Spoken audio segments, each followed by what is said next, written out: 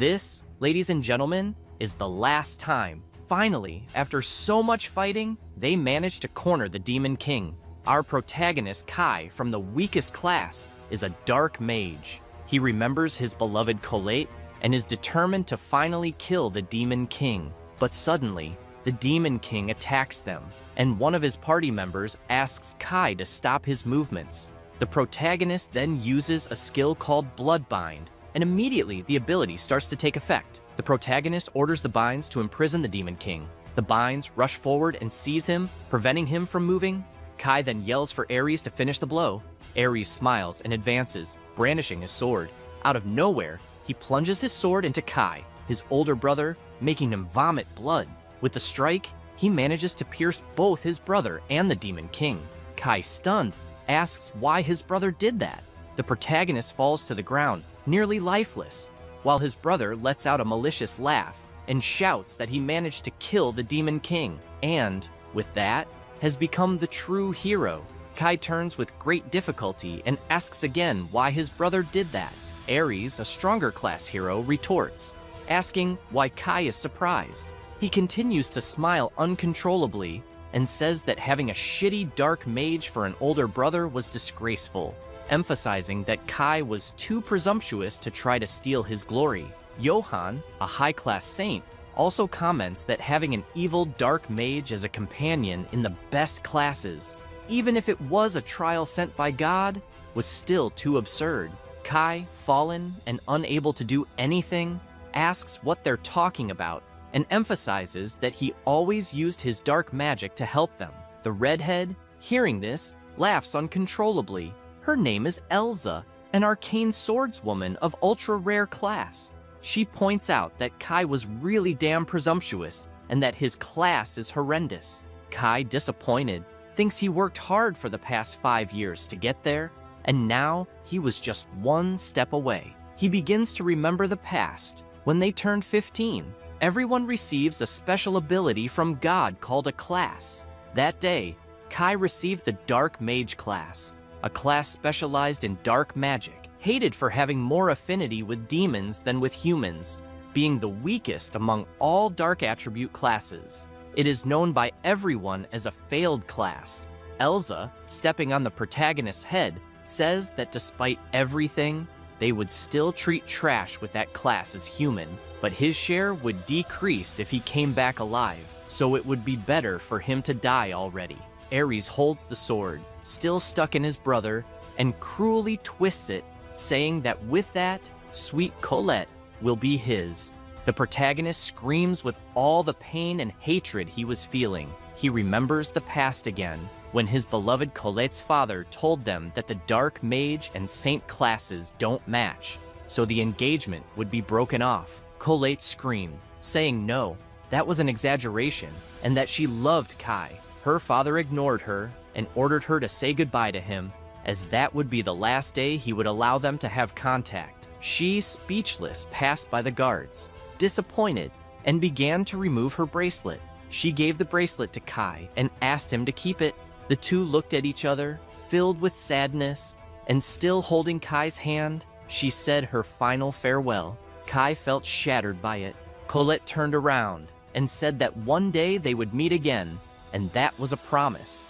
Returning to the present, Aries continued laughing compulsively. He approached the protagonist and said she asked him to kill him, and so did their father. Their father was the strongest knight of the Sacred Kingdom and trained several fearless heroes. He is the head of the prestigious Austin family. Kai remembered his father saying they didn't need a filthy dark mage in the family, but if he participated in the subjugation of the Demon King, he would allow him to return to the Austin family. Kai, confused, asks about subjugating the Demon King. His father also said he would ensure that Kai rekindled the engagement with his childhood friend, Colette. Shortly after that, Colette was confined to a room in the royal palace and used to cast a large barrier to protect the sacred city. If Kai defeated the Demon King, she would be freed and they would marry, living a happy and peaceful life together. Kai remembers all the effort he put in to restore his father's trust and win Colette back. Killing monsters and overcoming all challenges until he finally reached conjuring level 999. And yet, back to the present.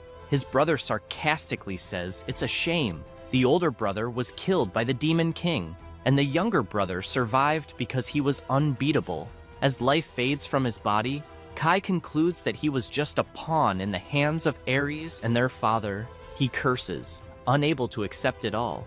Aries, holding the sword, says that finally, Kai won't be a bother anymore. He tells his brother to rest easy, as he will take good care of Colette, so he can die in peace. The protagonist, trembling, reflects that if he had known this would happen, he would have run away with his beloved far away, without caring about others or common sense. He would have just pursued happiness. Suddenly, he remembers the bracelet and hears his beloved's voice asking him not to die. Kai laments everything, wishing he could have seen Colette one last time. On a sunny day, birds are singing at the window, and a voice appears.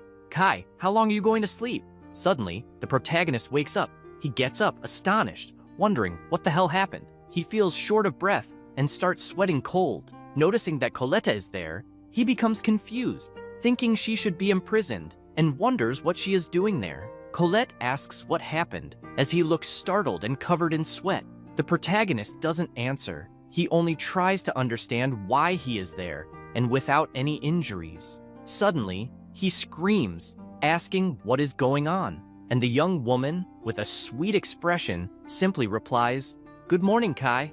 Completely confused and still sweating cold, Kai looks at his beloved, thinking that something is strange, as she should be in her 20s now, but she looks younger. Colette, with a concerned expression, comments that he's still half asleep and reminds him that today is an important day for them. She asks if he's okay. The protagonist, covering up, apologizes and says he's still a little drowsy. Suddenly, seeing his reflection in the mirror, he is shocked to realize that he too looks younger. The young woman asks him to wake up once and for all, saying with all the excitement that today is the day of the class revelation ceremony, and she's looking forward to it.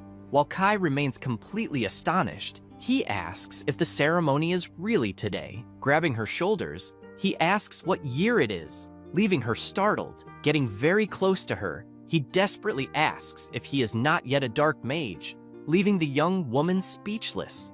The protagonist wonders if this is a dream when suddenly, Colette pushes him back and awkwardly says he was too close. Kai apologizes for that and continues pondering if this is a dream or if he has gone back in time. The protagonist raises his arm and is shocked to realize that he still has the heraldry. Colette is also astonished and asks if that is a heraldry and why he already has a class. Kai reflects that if he really went back to the past, he shouldn't have a heraldry yet, as it's only received after the class revelation ceremony. Out of nowhere, Kai asks to display status, and the status screens open, indicating Class, Dark Mage, Level 999, Skills, None.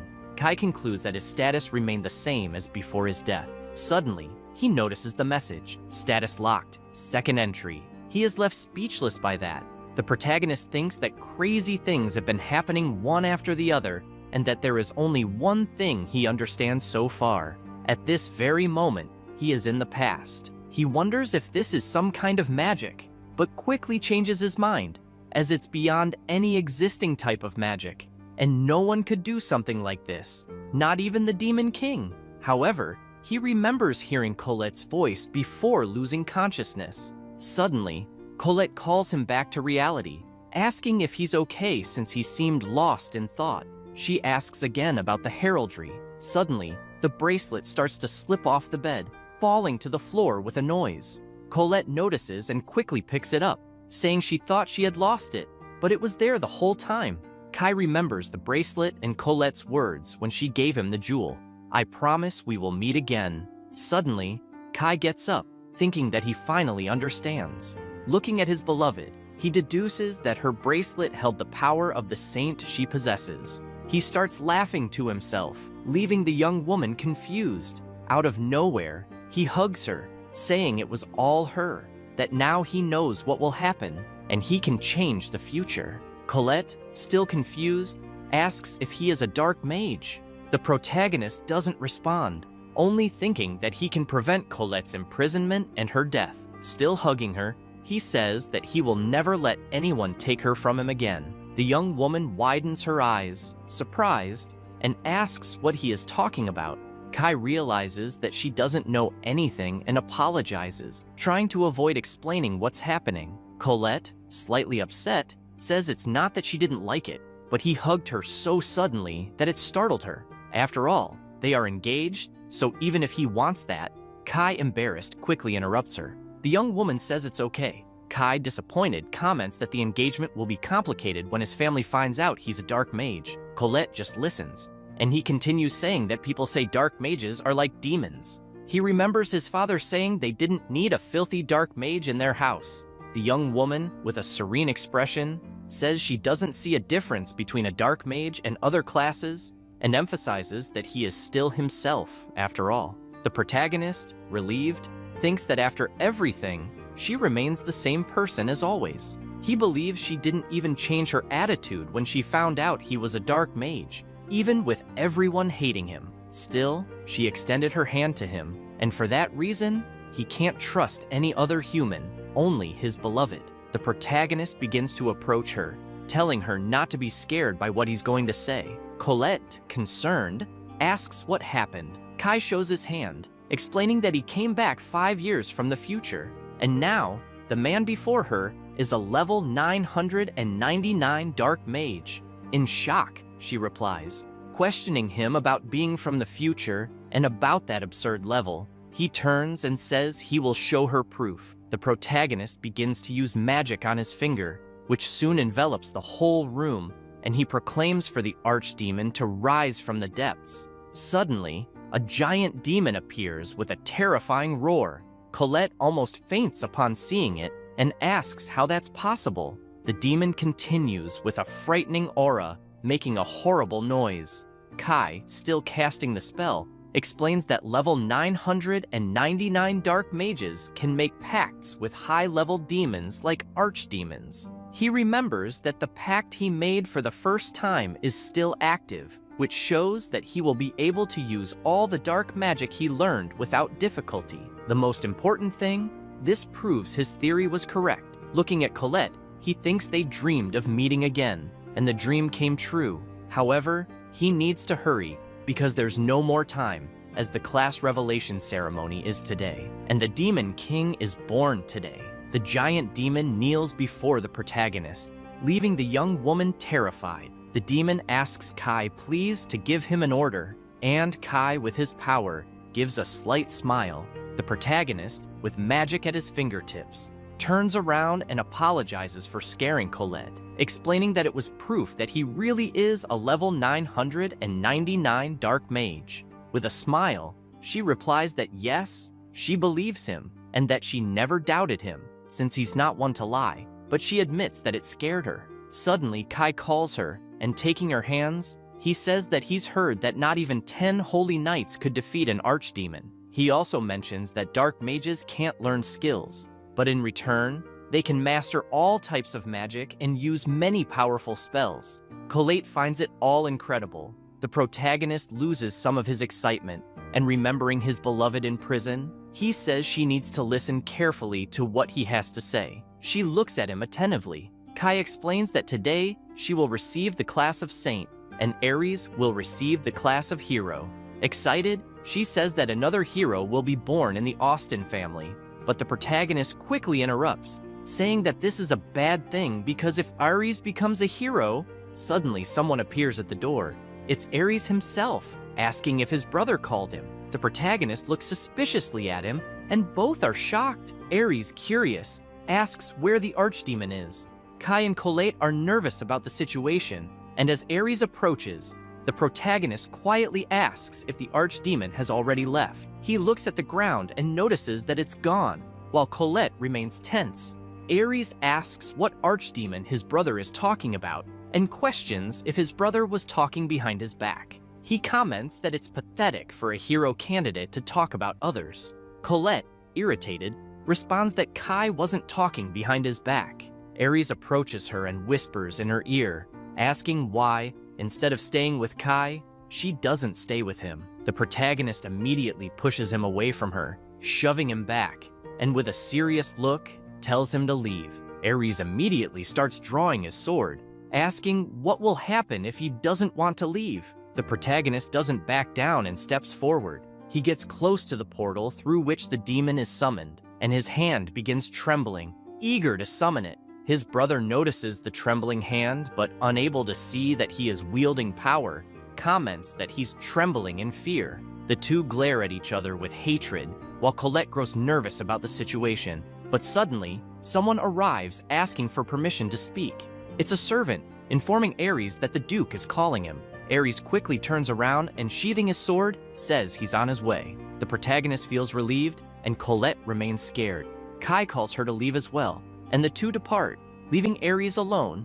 In another place, they feel calmer, and the young woman smiles, relieved. Meanwhile, Aries remains filled with anger. Walking through the city streets, the protagonist comments that going out into the city and seeing so many people makes him feel nostalgic. Colette responds that it must have been a long time for him. Suddenly, someone calls him Kai-sama, and he, confused, remembers that in the past, people used to respectfully address him that way. A cheerful merchant thanks him for dealing with Gorotsuki the other day. Walking through the market, Kai realizes that no one here knows he's a dark mage yet.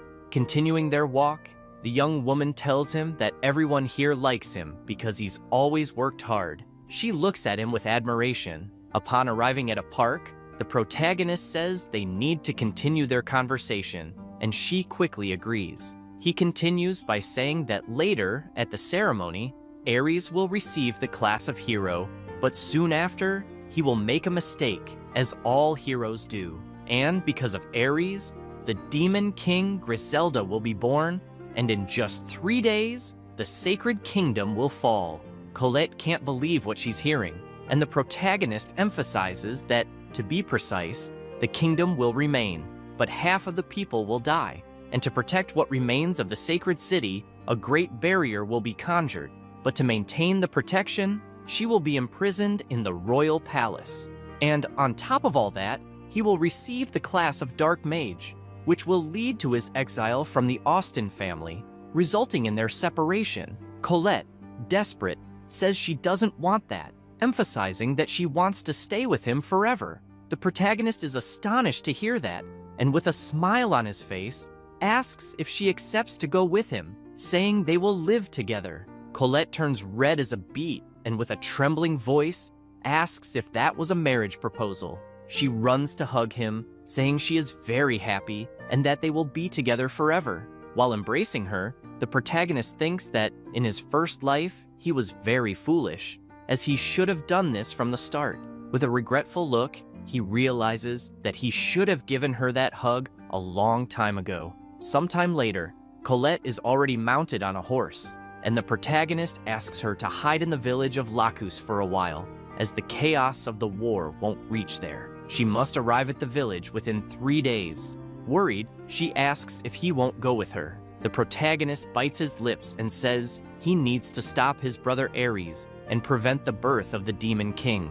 Colette says she understands because that's what is expected of her fiancé, always doing his best to protect others. She then departs, waving her hand and saying she'll be waiting for him. Kai, smiling, says he will resolve everything there and soon meet her, and closing his eyes, he says it's a promise. But he thinks that, in truth, his fiancé is wrong because he isn't doing it for the good of everyone, but for his own good. He will save Griselda from his brother Aries before she becomes the Demon King, and start a relationship with the demons, as their help will be essential to face his future pursuers. After all, he discovered that, in reality, the battle wasn't against the Demon King. He remembers Griselda, the Demon King, furious after finally finding the enemy of her friend Sasha, while the confused hero didn't even know what he had done, leaving Griselda even more enraged. The protagonist reflects that no one would have imagined that the bringer of peace, the hero,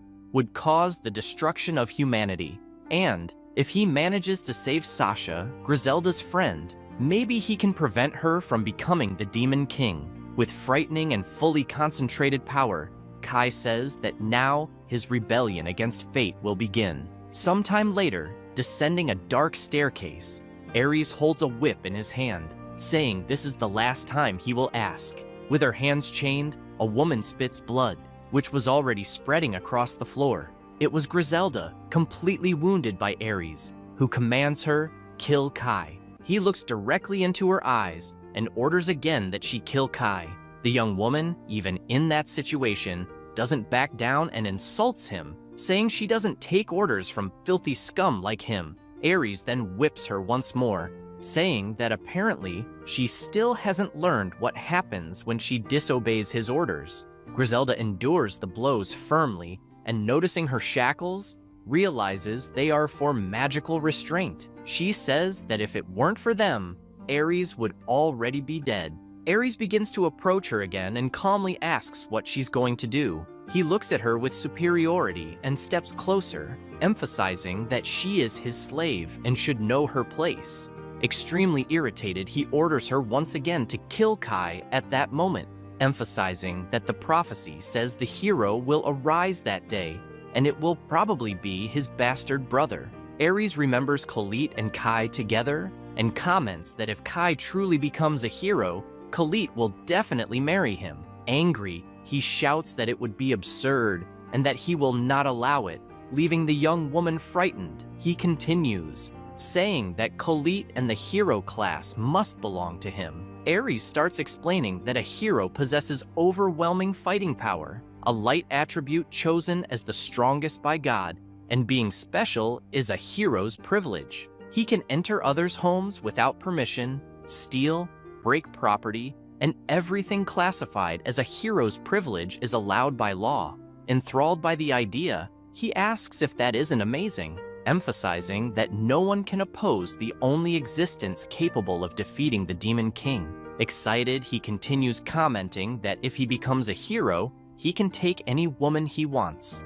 Imagining the women, he salivates, saying he really wants to be the hero. He remembers his brother and shouts that if he kills Kai, he will surely receive the hero class, and that was his last chance. Griselda listens to everything and responds that there is no honor in that, and calls him filthy for only thinking about the women he could get.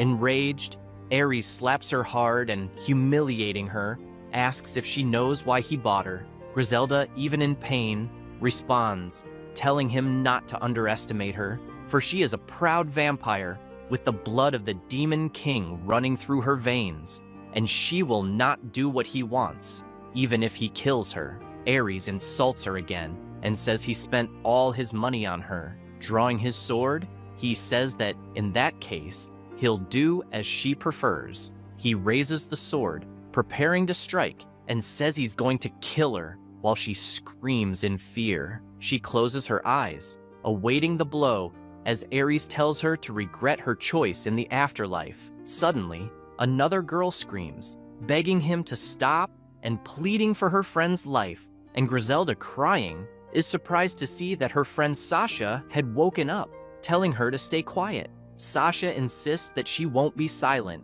even if it's an order from Griselda-sama. She continues, saying she'll kill Kai in Griselda's place, so Aries could free her friend. Suddenly, Aries kicks her in the head and, stepping on her, asks if she's sure she'll go in Griselda's place. Mockingly, he says she's just a low-level demon, and Kai is the prodigy of the Austin family. Sasha is terrified upon seeing the sword, and suddenly, he strikes Sasha swiftly, making her scream in pain. Griselda, desperate, cries out for her friend and calls Aries a scoundrel.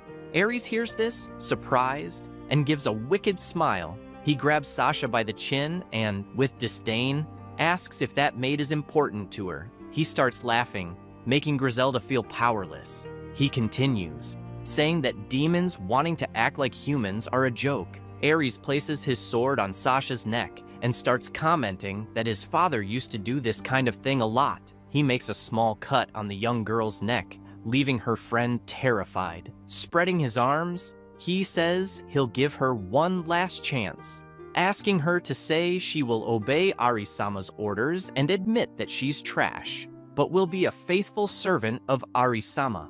Aries emphasizes that she only needs to repeat what he said and asks if, even as a dumb demon, she can manage that. Griselda says that it's too much humiliation, and Aries, still pointing his sword at Sasha's neck, threatens to kill her dear friend. Griselda grits her teeth in distress seeing that. Aries then raises his sword, preparing the blow, but suddenly Griselda begs him to stop, trembling with fear of losing her friend. Sasha, even in that situation, tells Griselda not to worry about her. Griselda, despite this, says she needs her friend and begins to cry. With a trembling, weak voice, she says she will obey Arisama. Sasha is shocked and says she can't humiliate herself like that she must keep her pride. Griselda is moved by hearing that and continues crying. Aries, confused by the dialogue, comments to himself that those two filthy beings are ignoring him. With his sword on his shoulder, he starts talking and, with a cold look, says, "Die!" He grabs his sword and strikes swiftly, but before the blow hits anyone, a loud noise comes from the cell bars.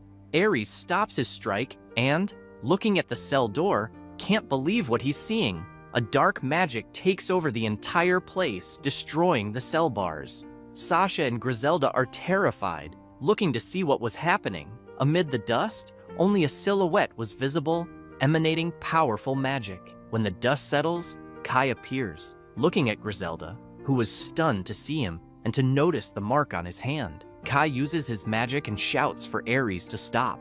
Aries, with his sword raised, is confused to see his brother there. Kai then prepares a powerful punch and, with dark magic in his fist, hits Aries violently, sending him flying against the wall and coughing up blood from the impact. Griselda and Sasha are impressed by the blow, while Kai remains serious. He begins to approach, and, when near the girls, says, "Thank God I arrived in time." Aries remains on the ground, almost unconscious from the force of the punch. Griselda, in shock, asks who he is.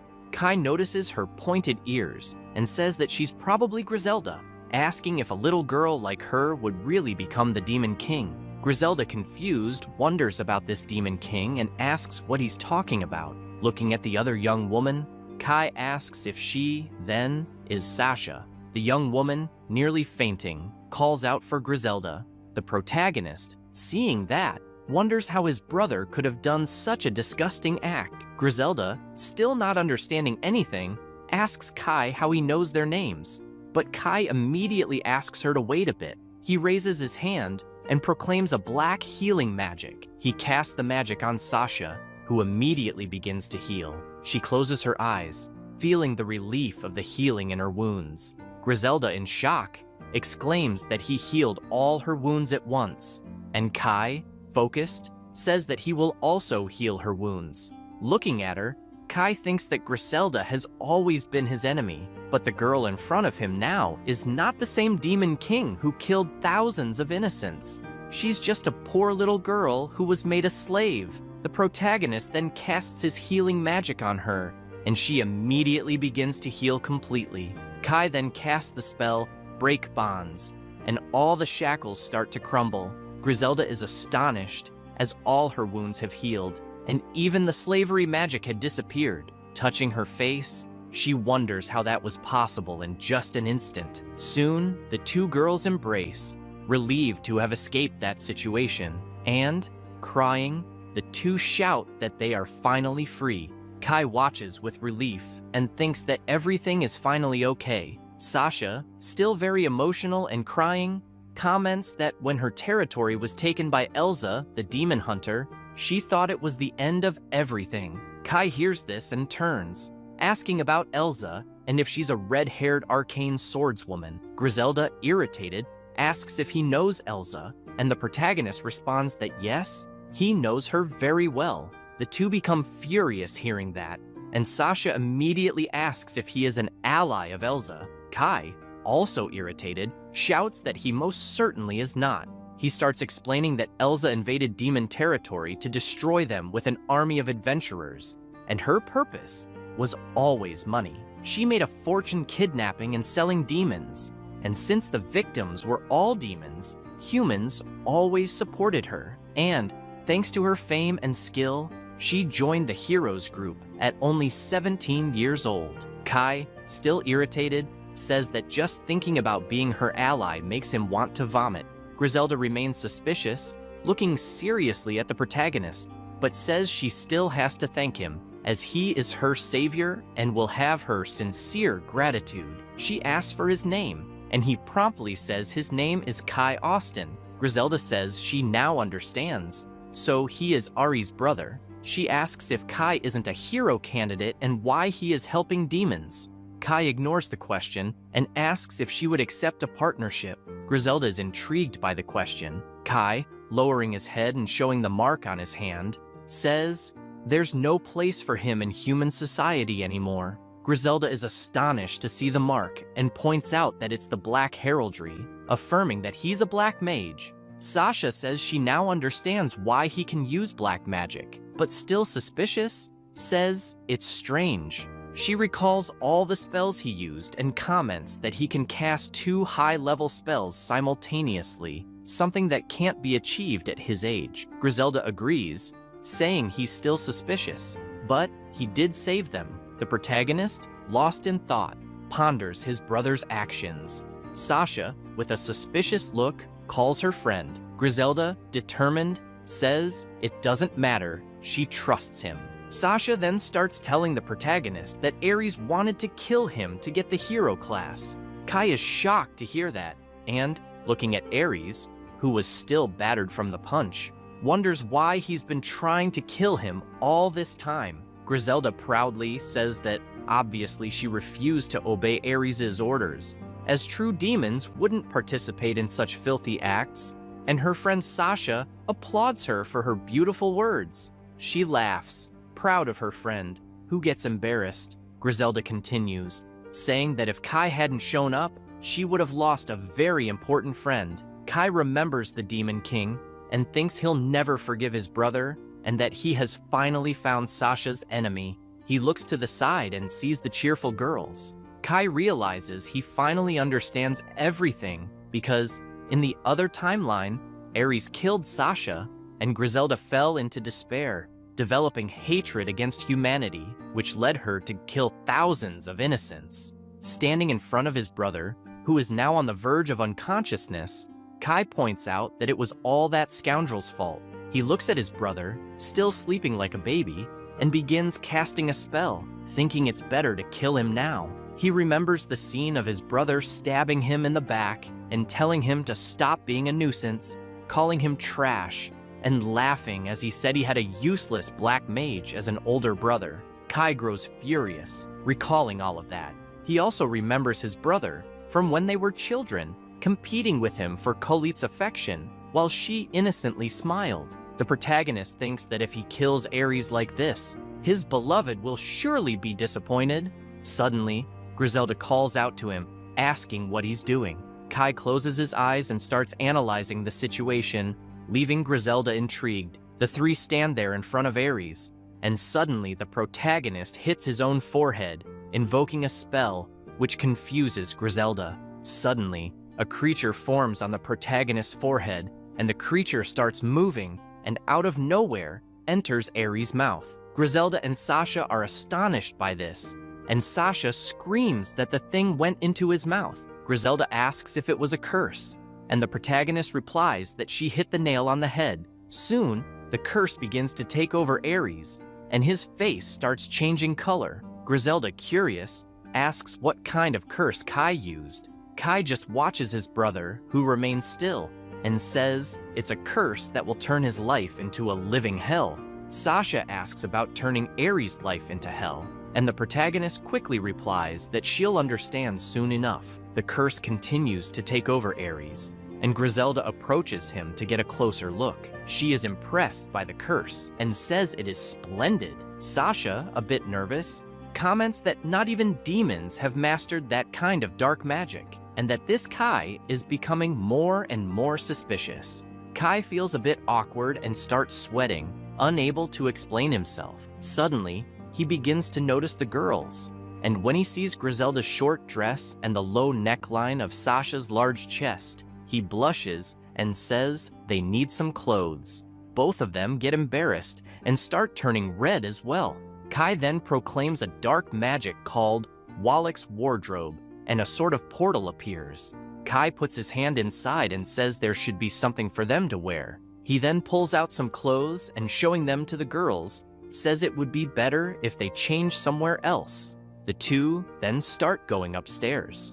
Once in a room, Griselda, with her arms raised, tells Sasha she can dress herself, and Sasha asks Kai to please wait in another room. The protagonist feels embarrassed and tells them to relax, as he won't look at anything. He turns his back and starts thinking that it's almost noon, and soon his brother will receive the hero class, and all the damage he's taken will be completely healed thanks to the hero class, except for the curse he cast. Kai begins to walk, thinking that the real problem will actually be the sacred sword. Soon, Griselda calls him, and he promptly looks. She is delighted with the dress and feels great wearing it. Gratefully, she says it's the first time she's worn something like that, and Kai, smiling, responds that she looks beautiful. She immediately blushes and shyly thanks him for the compliment. Sasha soon appears and, disappointed, says she can't believe Kai made Griselda wear a maid's outfit.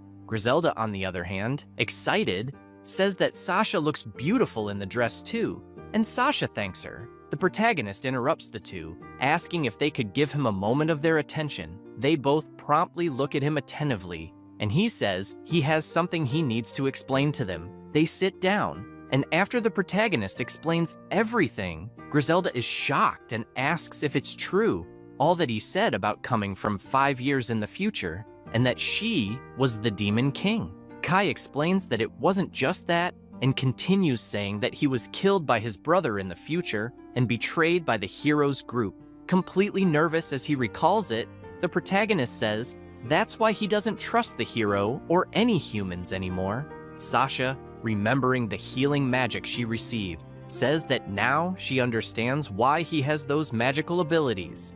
With a serious expression, she continues, saying that the fact that Griselda turned into the Demon King is quite credible. Griselda turns to her, surprised to hear that.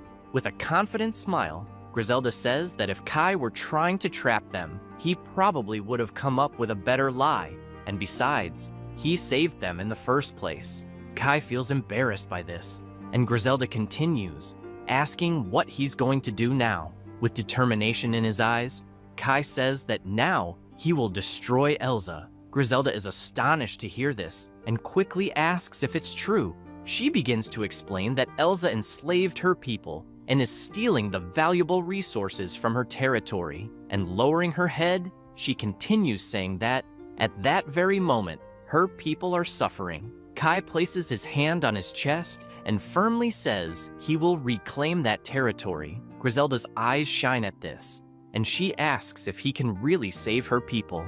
Kai simply nods in agreement. She starts crying with relief and, barely able to speak, says she's so happy because she will be able to honor her late father. Sasha, also crying, agrees with her friend. Kai, with clenched fists, asks if, in return, they can allow him and Colette to live there, explaining that Colette is his fiancée. Griselda appears somewhat disappointed and comments that now she understands what he meant when he asked for a partnership, adding that if it's just that, they can live there peacefully. Kai mentions that Colette will receive the Saint class today. Griselda can't believe what she hears and responds that if he runs off with the Saint, the Sacred Kingdom will send an army after him. Kai retorts that he will handle it alone, and, in the future, if the Sacred Kingdom attacks them, he will... Suddenly, the ground begins to shake intensely. Kai quickly realizes what's happening, and out of nowhere, the house they were in starts collapsing,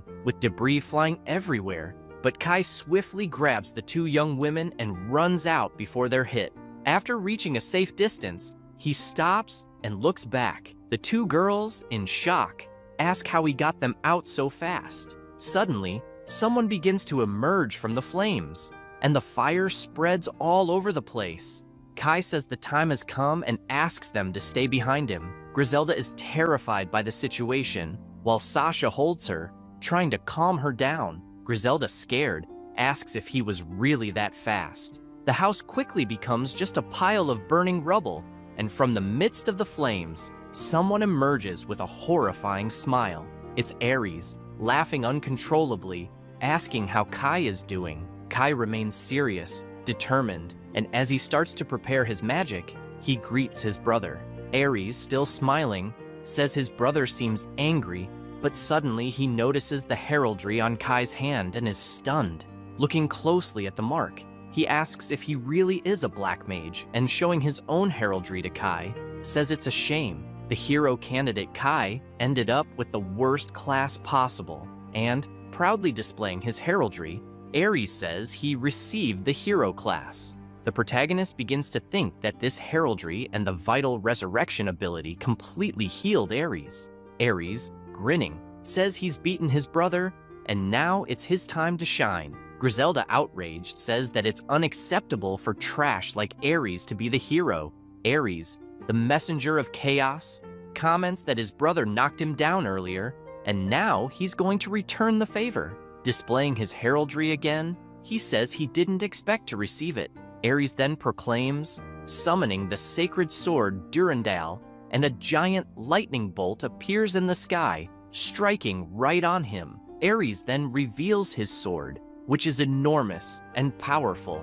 He says that it is the hero's sword, proof of his worthiness. The protagonist just watches silently. The girls are in shock at the sight of the sword, and Sasha comments that she can feel an overwhelming amount of magic emanating from it, while Griselda says that perhaps even Kai isn't a match for that sacred sword. The protagonist is furious upon realizing that the sword, Durandal, is the same sacred sword that killed him in his previous life. Aries, still laughing, says that Kai can start crying and begging for forgiveness, but Kai, calmly, points out that his brother is pointing a sword at him. Aries asks if he still hasn't realized the difference between them, a black mage and a hero, and, pointing his sword, he says that no one can defeat the all-powerful sacred sword. He tells Kai to repent for challenging the absolute representative of justice, the hero. The protagonist then begins to walk toward him, telling Aries to stop the nonsense and get ready for a fight. With a fiery look in his eyes, he exclaims that he's going to show Aries what hell really is. Aries is astonished to hear that from a mere dark mage. Kai then looks at him and nods, calling his brother to the fight. Confident, he says he will break that sacred sword that Aries is so proud of, and that when he loses to a dark mage, he won't even be able to show his face in public. Aries wastes no time and exclaims that his brother really wants to die. He advances quickly, sword in hand. He attempts a strike, which is easily dodged by Kai. As he dodges, the protagonist concludes that the sword indeed possesses a lot of magic. Aries continues to attack relentlessly, while the protagonist calmly dodges, thinking that despite all the power of the sword, it is a waste with Aries' weak fencing skills. Aries then stops attacking, exhausted, while the protagonist calmly approaches him. The hero wonders why Kai only dodges and does not counterattack. While reflecting, the protagonist realizes that even though his brother is the hero, in the end, he is still at level 1. Suddenly, the protagonist hears a notification sound, and while dodging another attack, a notification alerts him that he received a hidden class in his past life called Black Star. Kai is dumbfounded by this and wonders what that hidden class is. Suddenly, Aries comes flying to attack Kai, who is distracted reading about his hidden class. The notification says that this is a special class available only to those who mastered the Dark Mage class in a life, and the Black Star class allows him to learn all dark attribute skills. Kai continues to read calmly, while his brother persistently tries to strike. The system says that if Aries commits evil acts, he will earn evil points to exchange for skills. The protagonist then realizes that he needs to be evil to get the skills. Suddenly, another notification appears, congratulating him, which surprises Kai. The system says he committed a wonderful evil act and will receive 1,000 evil points. Kai doesn't understand why he received the points, as he doesn't remember doing anything malicious. The system explains that he helped demons and turned against the hero. Dodging another blow, Kai understands why he received the points and says he's okay with that. The system then announces that it will show the currently available skills to compare. In the skill menu, summoning the demonic sword costs 1,000 points, Deathbearer costs 500, Shadow Clone 300, Dark Mind 100, Wave of Darkness 100 points, Blood Violence also costs 100, and Life Absorption also 100. Kai is amazed at the options and doesn't think twice. He uses the summoning of the demonic sword. The system alerts him that he spent 1,000 points to acquire the skill. Throughout all this, Aries was still trying to hit Kai, and annoyed, he asked the protagonist to look at him. Kai replies that he is too slow, and thus it will be difficult to hit him. Aries, even more irritated, calls him cursed. Suddenly, the mark on Kai's hand begins to emit a dark energy, and he summons the demonic sword, Tilfing, causing the ground to tremble and begin to open. Out of nowhere, a sword emerges from the crack in the ground with an absurd dark energy, leaving Aries in shock. The protagonist picks up the sword and reflects that now he understands why that sword is the favorite of the Demon King Griselda. He remembers that that sword scales the user's attack based on his dark magic, being the perfect weapon for him, who is a dark mage at level 999. Aries, frightened by all that power in front of him, with a trembling voice, asks what evil sword that was.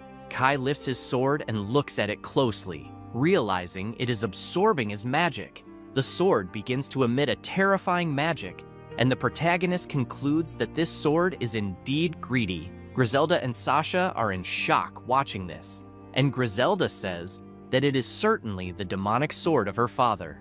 Aries, scared out of his wits, wonders about that demonic sword. Kai then moves his sword from side to side quickly, leaving Aries even more confused. He, smiling, asks what the protagonist is trying to attack. With just that movement, Kai cut absolutely everything in the path of his sword, and Aries, turning around, notices that everything behind him has been destroyed. Kai, looking at the sword, says he still doesn't know how to control all its strength. Aries, astonished by all that power, begins to scream, asking what that was and what ability it was. The protagonist, looking attentively at the sword, thinks that, in fact, the sword is converting his magic into destructive power. Out of nowhere, Aries, who is scared, begins to laugh, and chuckling, says that Kai had scared him for a moment. He asks if Kai had forgotten the strength of the attributes. He explains that the attribute of the sacred sword is light,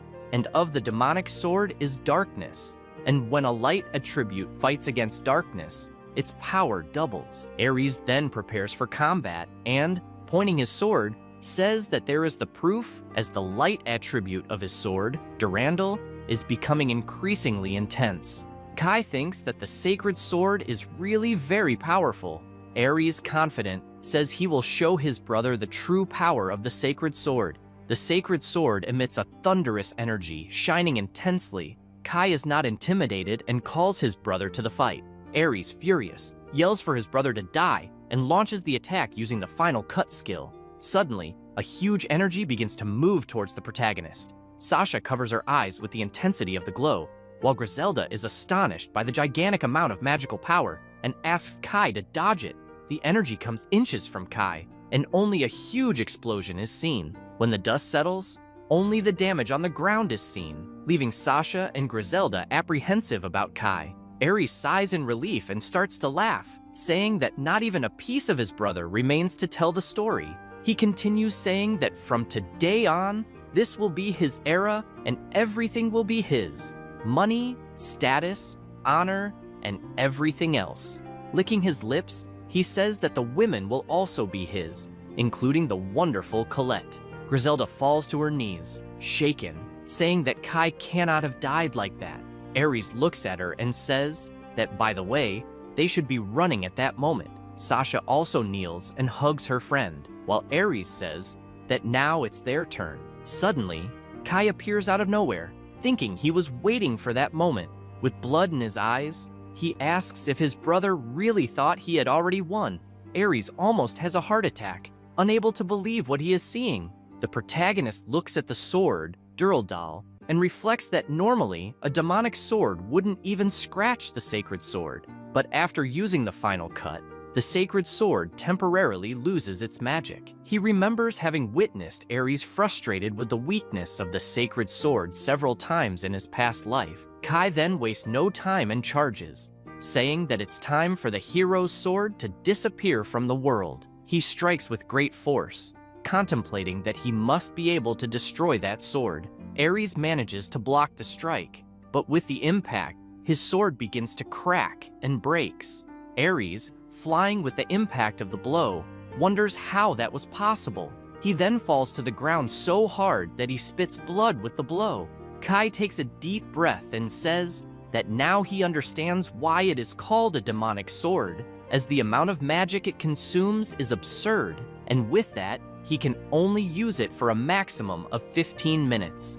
The protagonist reflects that if he had used it at level 1, he would have killed himself instantly. He realizes that the hidden class Black Star he gained in this second life will be quite problematic. Suddenly, a notification sounds, and the system congratulates him for having destroyed the sacred sword and defeated the hero. The system alerts that he will receive 3,000 evil points. The two girls feel relieved with Kai's victory. Griselda screams happily that he is alive and has managed to defeat that guy. The protagonist looks at them and smiles, picking up his sword. The three go to where Aries, who remains motionless lying on the ground, and Kai comments that he is still breathing. Griselda looks confused at the hero and asks if he will not wake up anytime soon. She thinks they don't need to worry, as his vital revitalization can only be used once a day. Suddenly, the curse that Kai had placed on his brother begins to activate.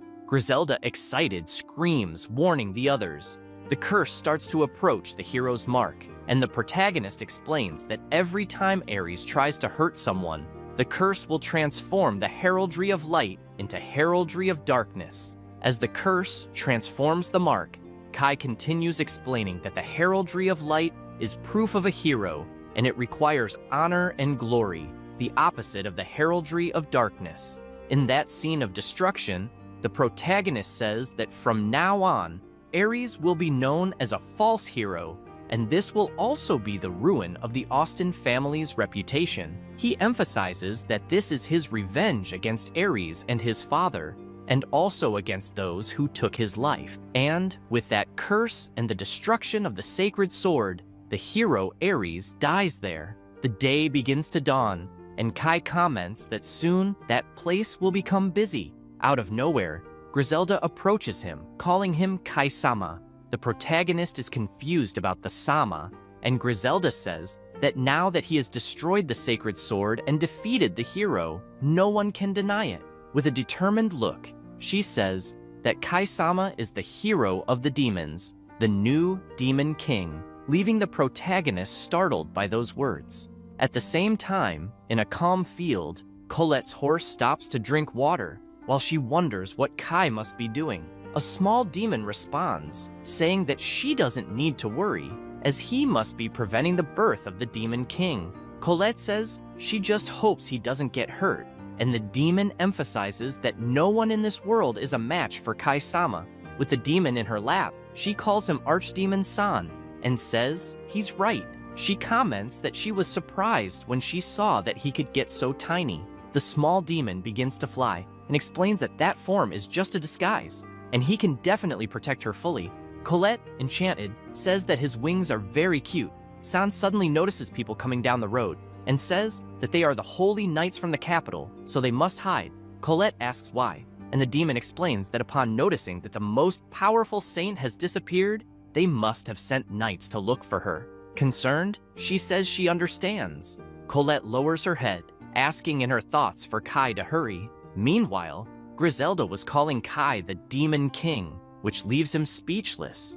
Astonished, Kai asks if he is the Demon King, which she promptly confirms. The protagonist pushes the young woman away, asking her to calm down, and explains that just because he can use the demonic sword doesn't mean he is the new Demon King. Griselda asks what he was talking about, and with eyes shining fascinated, She says that the invocation of the demonic sword is a skill reserved only for those with the class of Demon King, and that was proof that cannot be denied. Sasha, seriously, confirms and emphasizes that he was able to destroy the sacred sword and defeat the hero, which are feats that only the all-powerful Demon King can accomplish, and therefore, Kai-sama has earned the right to receive the title of the most powerful Demon King in history. Kai looks at the young women in front of him and reflects that now he has a problem, as apparently both think he is the Demon King. Kai starts to reflect on the matter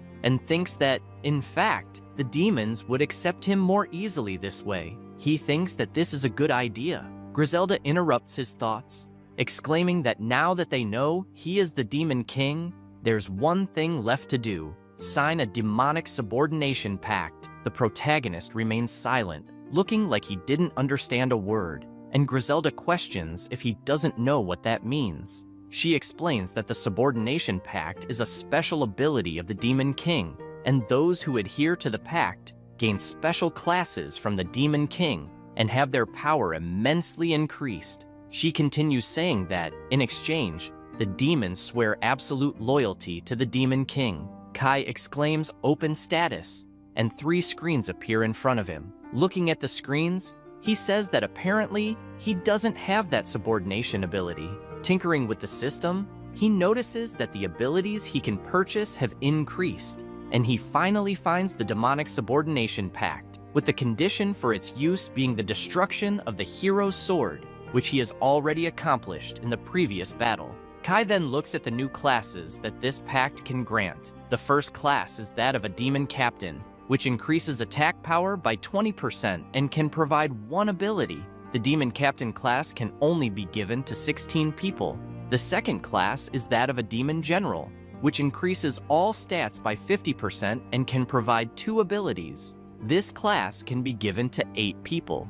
The third class is called 4 Celestial Kings. It increases all stats by 100% and can provide 3 abilities, but this class can only be given to 4 people. Kai thinks that he finally understood why the leader of the Demon King's army had such extraordinary strength. It was all because of the subordination pact. Other system screens appear, and one of them says that as a result of the signing of the subordination pact between the 2 parties, the class will be transferred. The class can also be removed if the pact is destroyed. The system also makes a note that death will come to those who rebel against the Demon King. Kai becomes apprehensive after reading about this death for traitors and asks if that pact is really serious. Griselda responds affirmatively and says she will swear loyalty to the new Demon King, as that was her father's will. She opens her arms, contemplating that Kai is a good person and that she has no doubts about it. Kai closes his eyes, saying he understands. Determined, he asks if they agree. The 2 young women kneel, saying it would be an honor. Kai then makes the pact and, showing the symbol of the general class, tells Sasha that he will give her that class. Sasha becomes apprehensive and asks if he is sure. Griselda promptly touches her shoulder, saying that this is good. She explains that demon generals are not chosen just for their battle power, but also for loyalty, making it perfect for her. Sasha, however, is unsure about this and remains tense. The protagonist then asks if she accepts. She closes her eyes and, firmly, pleads for Kai-sama to grant her the glory of being a demon general, and she will give him her absolute loyalty. Kai then says, so be it. He extends his hand, transferring the demon general class to her. Soon the mark begins to appear on her hand, and an immense power begins to take over her entire body, making her say she is overflowing. Griselda is impressed with so much power emanating from her friend. Kai is also amazed and thinks it's incredible that with that, she has become a demon general. Griselda, with a determined look, asks the protagonist to also give her strength to protect the demons and grant her the glorious Celestial King class, swearing loyalty to him. The protagonist looks at the young woman kneeling with that focused gaze and thinks that Griselda is different, for even if he does not give her a class, she certainly has the potential to become a demon king, and he can expect great deeds from her. Looking at his hand, he reflects that he never imagined that he would make a subordination pact with the Demon King one day. He then extends his hand over Griselda's head and proclaims that he gives her the Celestial King class. Suddenly, a terrifyingly huge dark energy forms, visible from afar. Kai and Sasha are stunned watching it, making Kai feel a chill. Griselda's entire body is taken over by an absurd magic, filling the environment with so much power, causing the young woman to tremble. Sasha then shouts for her friend, worried, but Griselda jumps for joy, saying they did it, and now part of the great power of Kai-sama is inside her, making her one of the 4 celestial kings. The protagonist just observes admiringly, thinking that this is expected of the Demon King Griselda. Sasha gets excited and congratulates her friend, who responds proudly that they managed to escape the hero and even became servants of Kai-sama. Sasha seems a bit upset and comments that she also hopes to be useful. Griselda promptly shouts that yes, and stresses that they will become even more powerful and will build a new world of demons with the protagonist. Kai watches the scene and concludes relieved that he managed to defeat Aries, and now the Demon King is his companion. Suddenly, he notices something. A troop was approaching in his direction, and at the forefront was his father with a furious look.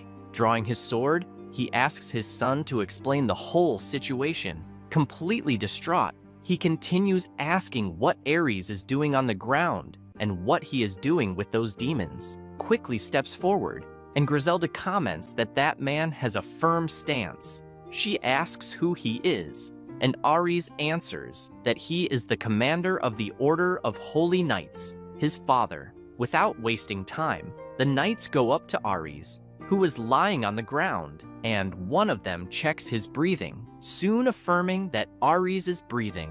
Kai's father, still maintaining a battle stance, points out that the protagonist did not appear at the class revelation ceremony and asks what he was doing. With a mocking smile, Kai replies that he became a dark mage. His father is taken aback by this and quickly retorts that he was supposed to be a hero. The protagonist shows the heraldry on his hand and declares that from now on, he will be striving to be a demon king. His father is terrified by those words and begins to shout, saying, "That is the black heraldry." He asks if he really became a dark mage. Astonished, he emphasizes to Kai not to joke about becoming a demon king.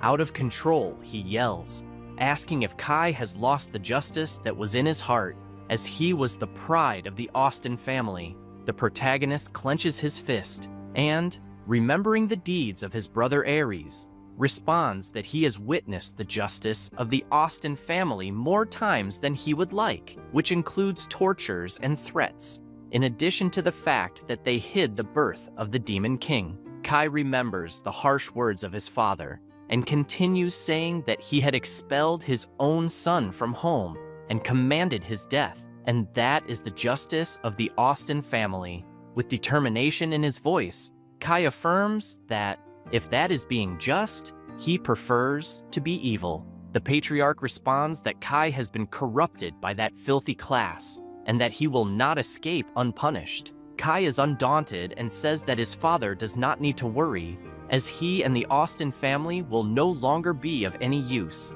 He then snaps his fingers and exclaims, "Expel." Suddenly, flames appear everywhere behind the knights, leaving them terrified. Geese quickly turns around and sees flames consuming everything around him. He asks what kind of magic this is, and his subordinates inform him that the situation is dire, as the area surrounding the mansion is being ravaged by fire. A citizen yells that the flames are spreading fast and begins to flee, warning that the stable is also ablaze. The man turns to the protagonist and demands to know what the hell he did. Griselda questions Kai about when he prepared all of this, and he explains that he did it while searching for them. He details that he made sure to prepare the fire, ensuring that no one would be trapped by the flames. Suddenly, the system congratulates him for setting his parents' house on fire, commenting that it was a magnificent evil act and rewards him with 500 points. Kai thinks he got lucky as he hadn't expected that, and concludes that the system aligns well with vengeance. The protagonist then acquires the skill Dark Attribute Reinforcement. With each level up, his dark power will increase by 1%. Kai's father, still furious, asks how he could have done such a thing. Kai promptly responds that the Austin family must be destroyed. With his gaze fixed on his father, he declares that this is his form of justice. Enraged, Geese calls him a bastard and orders his subordinates to kill Kai, saying that this monster is no longer his son. The soldiers, armed with spears, quickly surround Kai. They start attacking the protagonist, who cuts through them as if they were nothing, leaving only a trail behind. He looks back and orders the soldiers to sleep. Suddenly, his father charges at him with hatred in his eyes and sword in hand. He shouts at Kai not to get cocky, as those were just disposable pawns. Kai quickly summons his sword, Thilfing, and challenges his father to a fight. The sword materializes in the protagonist's hand, and the two clash their blades, bravely testing their strength. Geese is astonished by the power of his son's sword, while Kai remains steadfast. Suddenly, his father pulls his sword back, but as he prepares a new strike, he realizes Kai is already poised for another attack. Kai strikes fiercely with his sword, brutally severing his father's arm. The man, in disbelief, screams as he sees his arm fall to the ground. He collapses, while one of his knights runs to him, concerned, holding the commander's sword. Geese wonders if the sword wielded by his son is truly the demon sword, and contemplates that his son has abandoned any trace of humanity. The man then grabs the sword with his other hand and drives it into the ground, attempting to use knightly healing, claiming this skill would restore his arm. However, he soon realizes that the ability has no effect, leaving him terrified. Kai calmly explains that the Eternal Blood skill is a magic that prevents any form of healing. He recalls that it's a high-level magic that only level 850 black mages can learn, and that he cast it the moment he cut his father. He tells his father that not even a saint could heal him. The protagonist looks at his father kneeling on the ground and states that he stopped the bleeding as a final act of mercy. Furious, his father retorts that Kai had just received that class and questions how he could cast such magic. Kai ignores the question and says that a warrior who has lost his dominant arm is as useless as a $3 bill. With a hollow gaze, Kai declares that his father's justice has no more power. Writhing in pain, Geese asks how Kai could do this to his own father. The protagonist recalls when he was forcibly separated from his beloved, and the moment of his death in the future, when Aries revealed that his father had ordered his execution. Kai closes his eyes and exclaims that his father ordered his death in the past. Geese, confused, asks what his son is talking about. Suddenly, the system congratulates him again, explaining that Kai had left his father wounded beyond any healing, and for that, he received another 500 points. Meanwhile, Geese looks at his son Aries, who is still lying on the ground, and a wicked smile forms on his face as he thinks he finally understands. And, still gazing at Aries, he realizes that Aries is the hero, not Kai. The man shouts that Aries will surely be blessed with the hero title, as St. Johann's prophecy is absolute. The protagonist merely watches the scene in silence. His father starts to laugh and yells for them to heal Aries, as, together with the hero, they can surely defeat that evil dark mage. A soldier approaches Aries, but, terrified, points to his body. Geese turns around, asking what's wrong, and is completely paralyzed upon noticing that Aries also bears a dark heraldry. He cannot comprehend how this is possible since Johann's prophecy was supposed to be infallible. The protagonist, observing this, thinks that his father is partially correct, and that St. Johann's prophecy indeed did not fail, for Aries received the hero class. However, due to the curse Kai cast on his brother, the light heraldry is being masked by the dark one. The prota then reflects that Johann is the greatest threat to his plan. He remembers the prophet saying that having an evil dark mage among the best classes, even if it was a trial sent by God, was still an absurdity. Kai considers that Johan's unique prophecy skill allows him to see fragments of the future every 7 days. Thus, he needs to get rid of the prophet as soon as possible. Kai snaps back to reality and, looking at his father, asks if he will also cast Aries out. He points out that all his father's efforts resulted in demonic classes, and that this marks the end of the esteemed Austin family. Outraged, his father screams that this would never happen, that it could only be a nightmare. On his knees, head bowed, he wonders what will become of the glory of the Austin family now. One of his soldiers asks what they should do with Aries, inquiring if he should cast a recovery spell. Geese screams that it's not necessary and calls Aries filthy. He exclaims that the Austin family does not need dark classes and would rather see him dead. The protagonist looks at Aries and thinks his father is a fool, since Aries is, in fact, a hero of light who will now lose his noble status. Kai concludes that he has finally completed his first objective and that his mission here is over. He bids farewell to his father, turns his back, and starts to walk away. With a choked voice, the prota's father asks if Kai will really side with the demons, for he is the eldest of the Austin family. Kai immediately replies yes, leaving his father stunned. Remembering the moment of his death in the past, Kai concludes by stating that, indeed, he will join the demons. He recalls Colette and concludes that she is the only human he can trust. The prota then approaches Griselda and Sasha, calling them to leave. The two look at Kai with admiration, and he reflects that they have shown him that even demons have hearts. He considers them radiant, especially for someone like him who has experienced the worst side of humanity. Kai glances once more at his father, who remains on his knees, despairing, and says goodbye. Kai and the girls then leave the mansion, and as they pass through the gate, a guard asks Kai what happened inside. The protagonist tells the guard to inform his father that he doesn't need to watch him leave. The guard tries to ask what's going on, but before he can finish his sentence, Kai looks at him firmly and states that he will kill anyone his father sends after him. The guard is left in shock upon hearing this, while Kai says he's counting on him.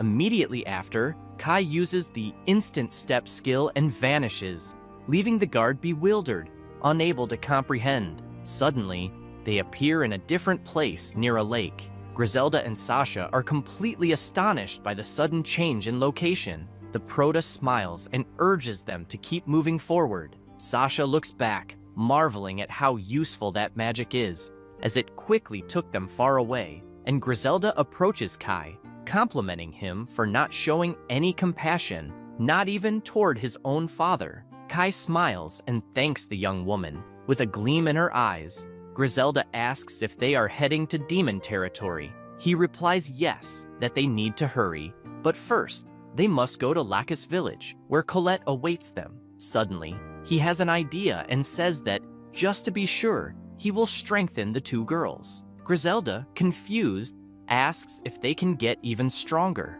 Kai then extends his hand and begins using his magic, saying he will lend them the level 10 dark attribute enhancement.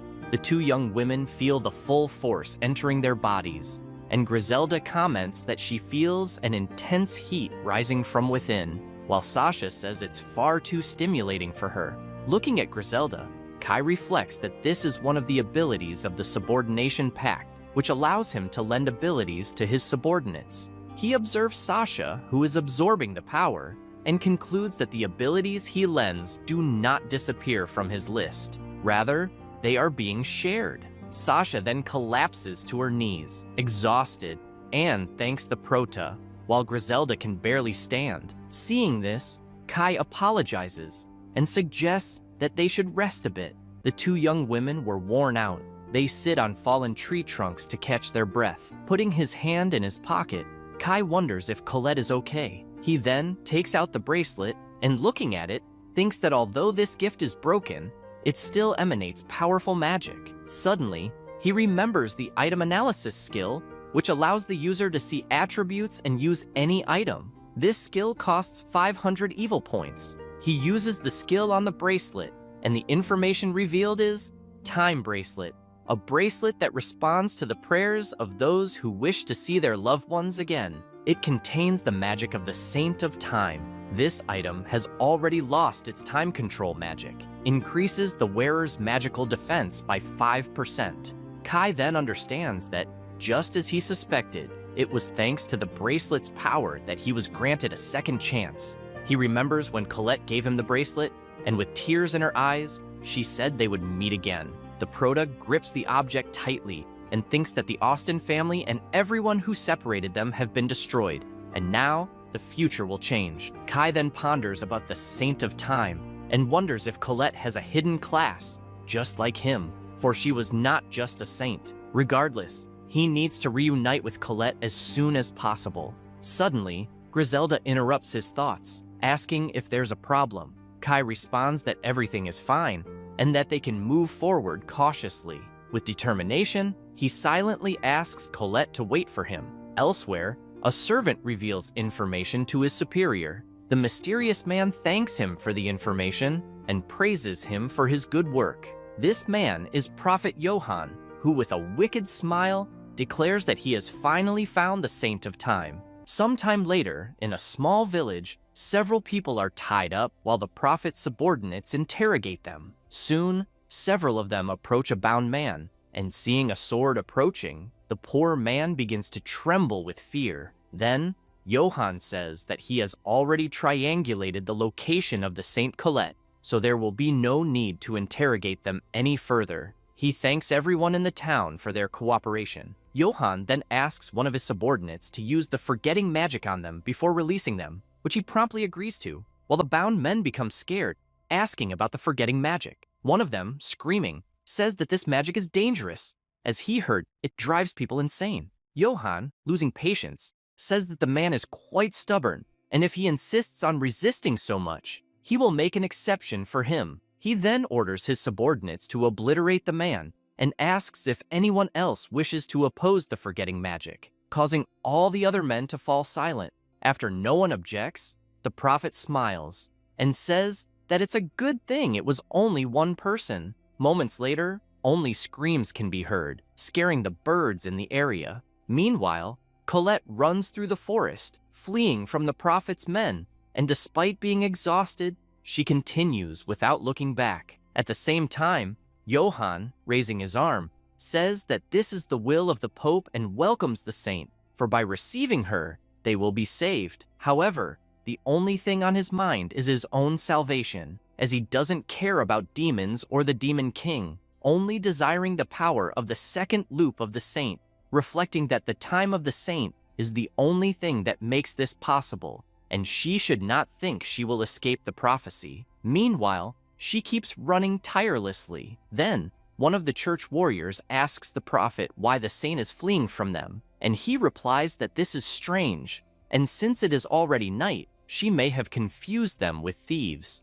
However, he knows that she probably sensed something with the power of the time of the saint. After a while, Colette stops, and looking back, says she won't be able to escape. She quickly sees the warriors approaching, and the archdemon laments not having noticed earlier. Realizing there is no other way out, Colette says it's fine, and she is sure he will understand if they talk. Not long after, the prophet approaches. Reverently, he says, "It's a pleasure to meet her." He then looks closely and notices the mark on the saint's hand, concluding that it is indeed true. The time of the saint is real. She then asks why he prepared such an extravagant reception, and he replies that, to be honest, a prophecy informed them that the demon king will be born, and they need to protect her because only she will be able to protect the royal capital with the barrier she has.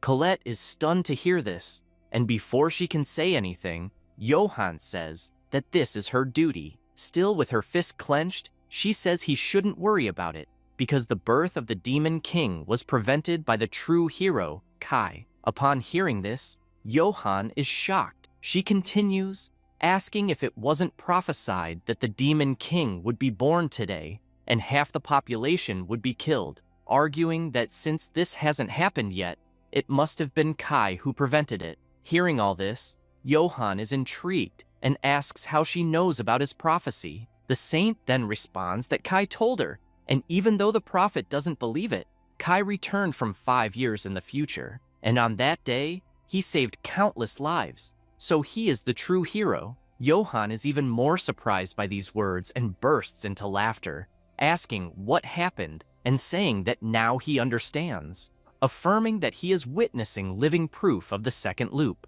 With a malicious look, he asks if the Kai she is talking about is the son of the Austin family, which she confirms.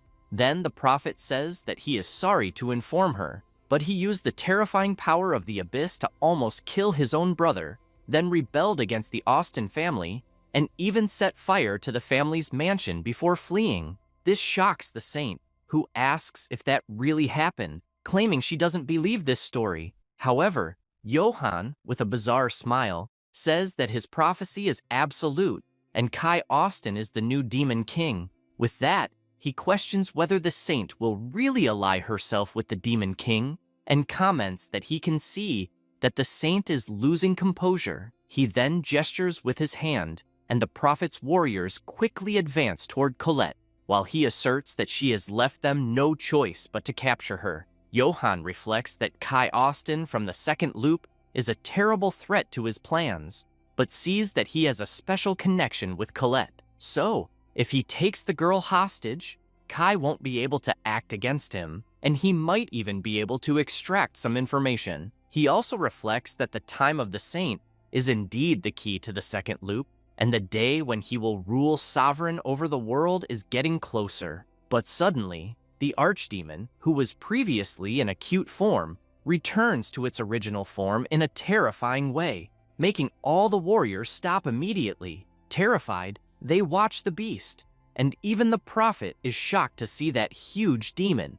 Without hesitation, the archdemon charges at the warriors, attacking one of them ferociously. Soon, one of the men sees Johann fall to the ground in terror and calls for him, but Colette, with the archdemon behind her, says that she had thought they could resolve this by talking, but now she realizes that everything Kai said was true. The prophet then calls her foolish and says that this is an archdemon. The saint, in a serious tone, tells him that he is the source of corruption and orders him to repent immediately. Seeing there was no escape, Johann says that he is sorry and that she is right, and from that moment on, he will be at her command. But the archdemon, furious, asks if he really thinks he can get away with such a shallow lie, and says he will make sure he never lies again. But before the archdemon could do anything, Colette asks him to wait. Then, the prophet, kneeling, says that the Pope forced him, and it wasn't his will to do this.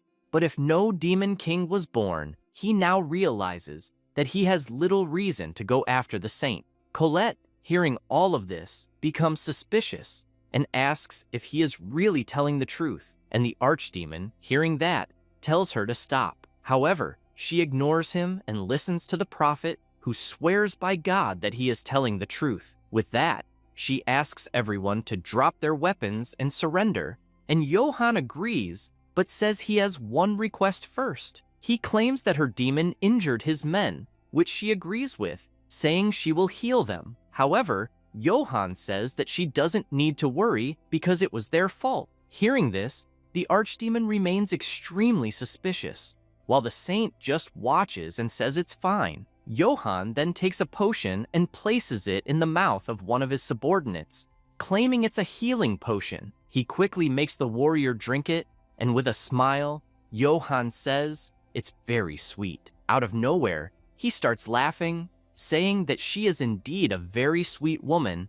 while the warrior falls to the ground feeling something strange and asks what is happening to him. Colette, seeing all of this, is confused. Then, the archdemon, noticing something wrong, prepares to attack and asks what the prophet is planning. Suddenly, the warrior of faith starts screaming in pain, and his clothes begin to tear, leaving the saint terrified. She sees that the man has transformed into a sort of white Hulk and blocked the archdemon's attack with just one hand. Also watching the scene, Johann smiles and asks if the warrior likes the level boost and how it feels to be at level 800, which the warrior, completely delirious and transformed into a beast, says is unbelievable, as he can even rival an archdemon. The beast, observing this, comments that he really had a card up his sleeve. Then, it starts preparing magic with its other hand, saying that he should not be underestimated. As the battle intensifies,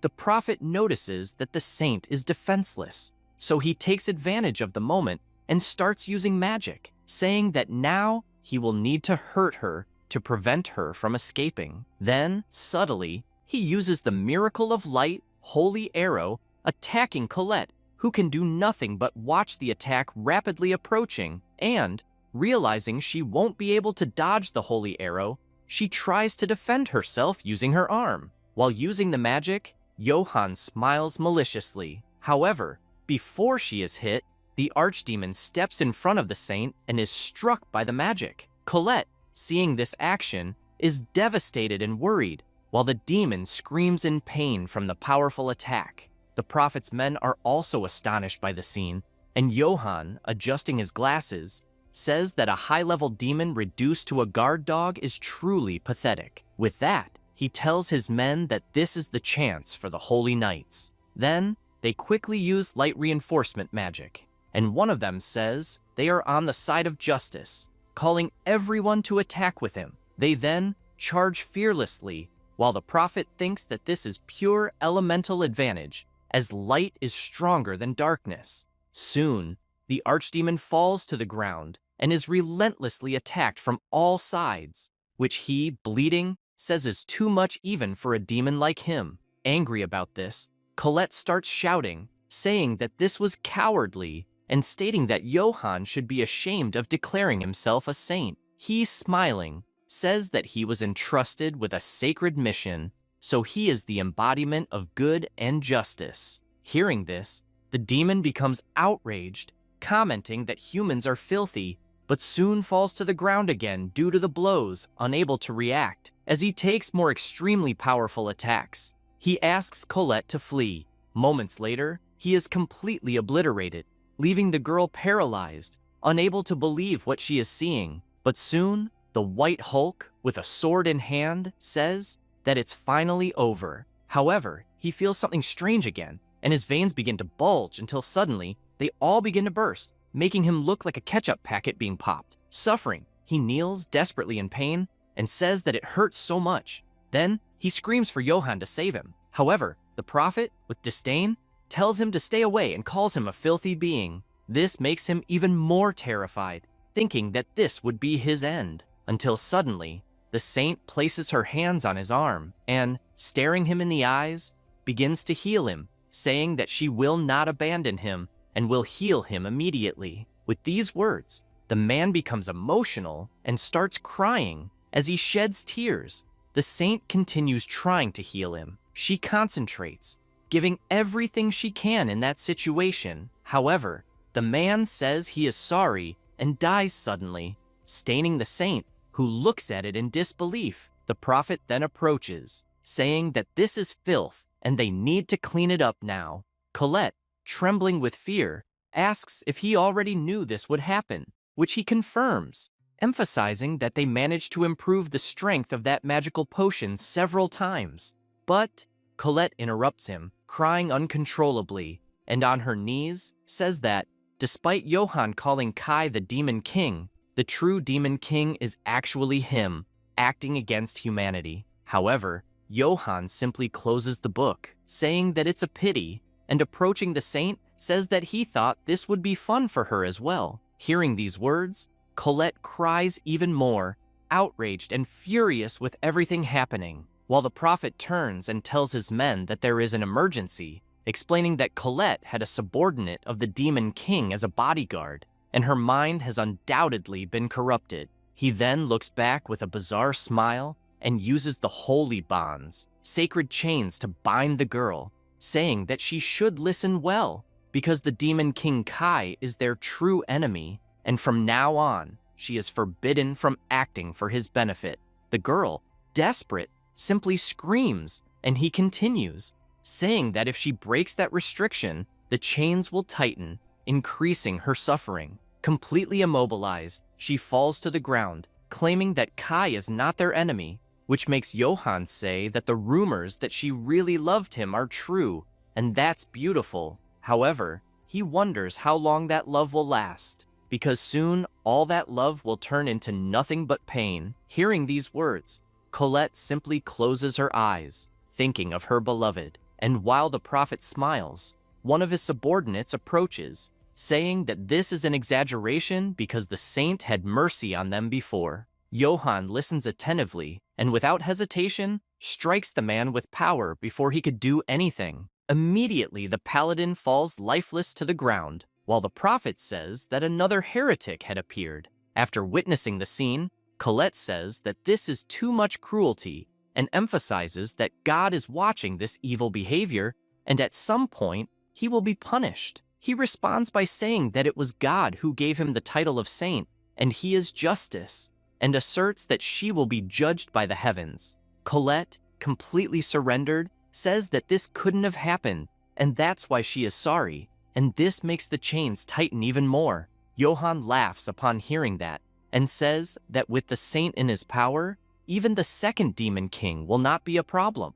Meanwhile, elsewhere, Kai wonders if his beloved has made it to the village safely. Watching the village still distant, he continues carrying firewood until he finally reaches a cabin. Upon entering, he is informed that dinner is ready, and while the girls serve the food, he says that this is amazing. With a smile, he comments that it looks delicious, and after using so much of the shadow step, he's starving. But suddenly, he feels something, and the heraldry on his hand begins emitting powerful energy, making him drop the firewood he was carrying. This leaves Griselda worried, and she asks if he is okay. Kai observes his hand and notices that this is actually the magic he had allocated for the archdemon, which has now returned. This makes him worried, wondering if the demon had been defeated. He then concentrates and telepathically calls for the archdemon, who soon responds, saying that he is there. Kai asks what happened to Colette, and to his surprise, the archdemon says he is sorry and informs him that she has been captured. Minutes earlier, Griselda was commenting to Sasha that Kai is a very skilled hunter and can catch food in the blink of an eye. Sasha then says that he mentioned having traveled alone for a long time, and Griselda responds that it really makes sense. With a sparkle in her eyes, she says that Kai even knows the habits of the forest rabbits by heart and remembers when he had taught her how to hunt. She comments that Kai is able to catch one of those rabbits with great ease.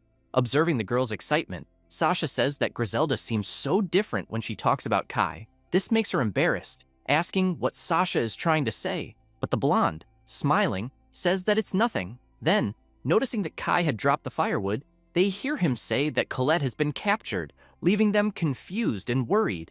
Immediately, Griselda asks if something happened, and he responds that the archdemon who was protecting her has been defeated, which the girl doubts, as he was a high-level demon and would only be defeated by an army. Intrigued by all this, Kai reflects that when a summon is defeated, it can only be summoned again after 24 hours, and that means his beloved is completely alone at that moment. He recalls the powerful demon apologizing and saying that it was the Saint Johann and his knights who attacked them and captured Colette, which intrigued the protagonist and made him question why Johann was after Colette. But the archdemon only said that the prophet had called Kai the traveler of the second loop. Remembering the entire conversation, the protagonist becomes even more confused, wondering how Johann knows about the second cycle, until Kai remembers that, in fact, Johann possesses the ability of prophecy. And if that's the case, then he was already after Colette in the first cycle, and with that, he wonders what the prophet's goal is. Maybe to go back to the past or something like that. But soon, the archdemon informs the protagonist that Johann said that Kai was the demon king, and then used, without hesitation, the divine chains to bind the saint and strip her of her free will, forcing her to become an enemy of Kai. Shocked by the information, the protagonist reflects on this so-called enslavement magic and tells the demon that he understands everything and now he can rest. He then looks outside, deep in thought, but soon Griselda approaches and asks if he is okay, pointing out that he suddenly became very serious. Meanwhile, trembling with rage, he says to himself that he will never forgive Johann or the damn church for all of that.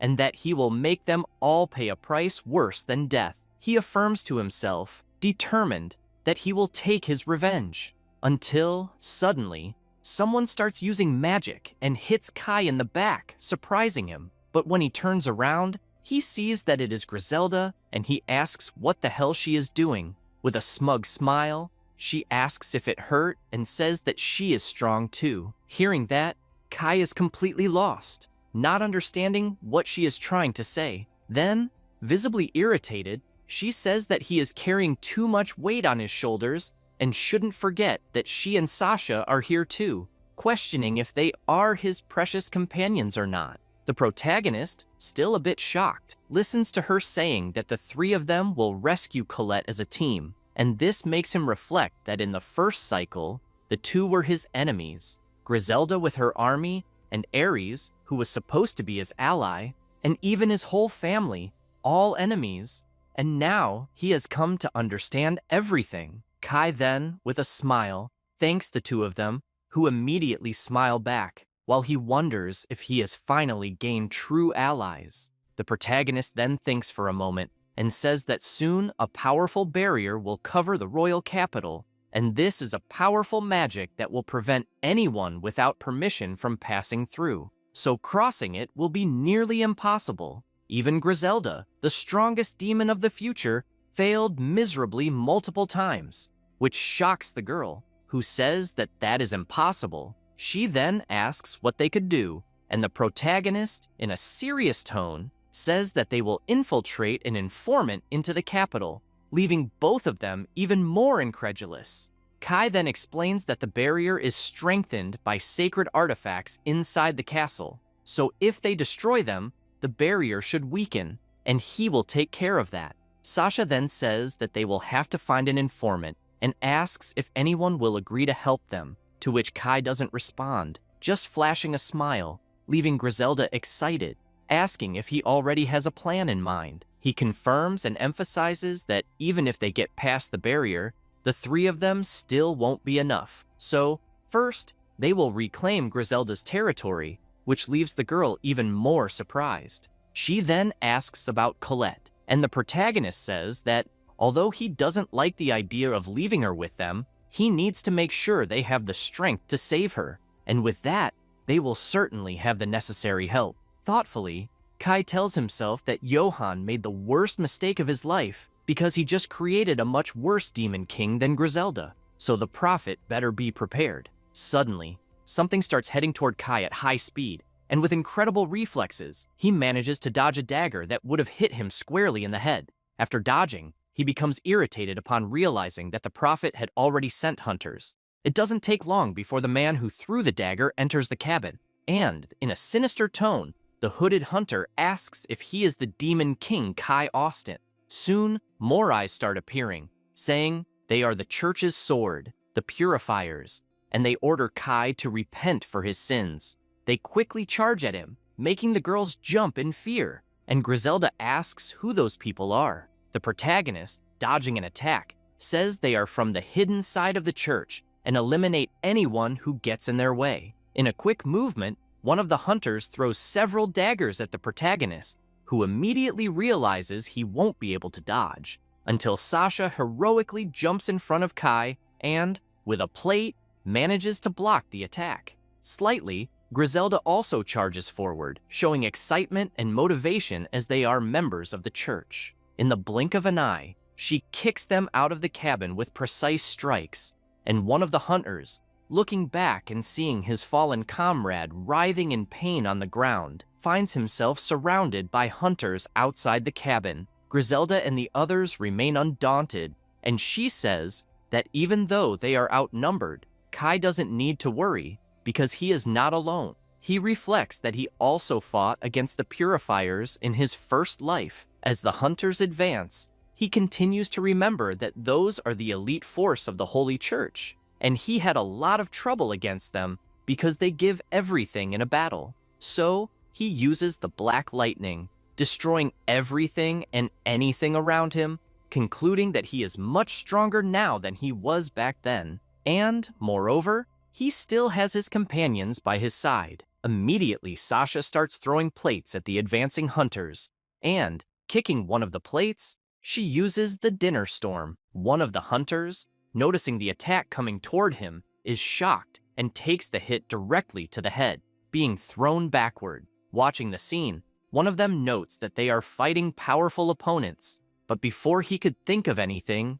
Griselda also starts using her powers and attacks with the blood whip, hitting precisely 3 of the hunters, who didn't even have time to think of a reaction. After the attack, she asks if that's all they can do and points out that she is just getting started. Observing the effect of Griselda's attacks, Kai is surprised that the church members aren't even able to react, and with that, he tells her not to let her guard down and comments that they are like forest rabbits. Hearing that, she gets confused and wonders about them being like rabbits, but soon remembers that days before, Kai had explained to her that when rabbits are cornered, they hide and usually use shadows to conceal themselves. After seeing that really happen, she understood what the protagonist meant. Returning to the present, with a smile, she stays alert with her powers ready, while the church knights hiding behind bushes don't realize that she is still on alert and wonder if she has run out of energy. They then prepare to ambush her. At the same time, Griselda lowers her head and, concentrating, manages to feel that their enemies are behind the trees. It doesn't take long before the hunters charge at high speed, but as they pass through an energy hole in the ground, one of them is surprised, and before they could do anything, all of them are caught by traps that cruelly impale them like meat skewers. Watching the scene, Griselda smiles, proud of her work, while Sasha congratulates Kai for his teachings and his companion for the execution. Then, Griselda affirms that it's all thanks to the pact of the Celestial Kings, which Sasha agrees with, also saying she feels much more capable than before. After all the hunters are completely obliterated without much difficulty, Kai tells himself that it helped a little and is surprised that they have come this far, as he apparently underestimated the potential of the girls. Sasha then approaches with one of the warriors and informs that they captured him, asking what they should do with him. The protagonist says that this is perfect. He tells the man that he was waiting for them to come after him, but didn't expect them to arrive so quickly, and the man, trembling, questions if Kai was already expecting them. The protagonist ignores the question and orders the man to make a pact with him, the new Demon King, and become his familiar. This leaves Griselda completely confused, remembering when Kai made the pact with Sasha. She then asks why Kai would make a pact with someone like him. The protagonist then makes a simple gesture for her to stop and tells the church member that he is not in a position to refuse, but he, reluctant, says he would never do that, asking why a devotee who has lived his whole life for the church would make a pact with the Demon King. The protagonist then turns to Griselda and asks her to transform the poor man into a zombie using her vampiric powers. This terrifies the man, imagining what that would be like and asking if Kai plans to turn him into an immortal monster, begging him not to do it. Kai then says that he already knew he would say that and asks what his name is. The man then closes his eyes, tense, and answers that his name is Mateo. The protagonist then warns that if Mateo betrays him, he will lose his life, which he responds by saying that he understands and that they should proceed with the pact. With that, Kai says it's fine and begins to make the pact, stating that he will give Mateo the class of Demon Commander. Moments later, the faithful man begins to feel something and says that he feels like he is overflowing with power. Watching the scene, Griselda gets irritated and asks Kai why he is doing this, pointing out that he is a human and, moreover, an enemy. He then, with a smile, says that Mateo has just become their spy and will be sent to the village to infiltrate. Hearing this,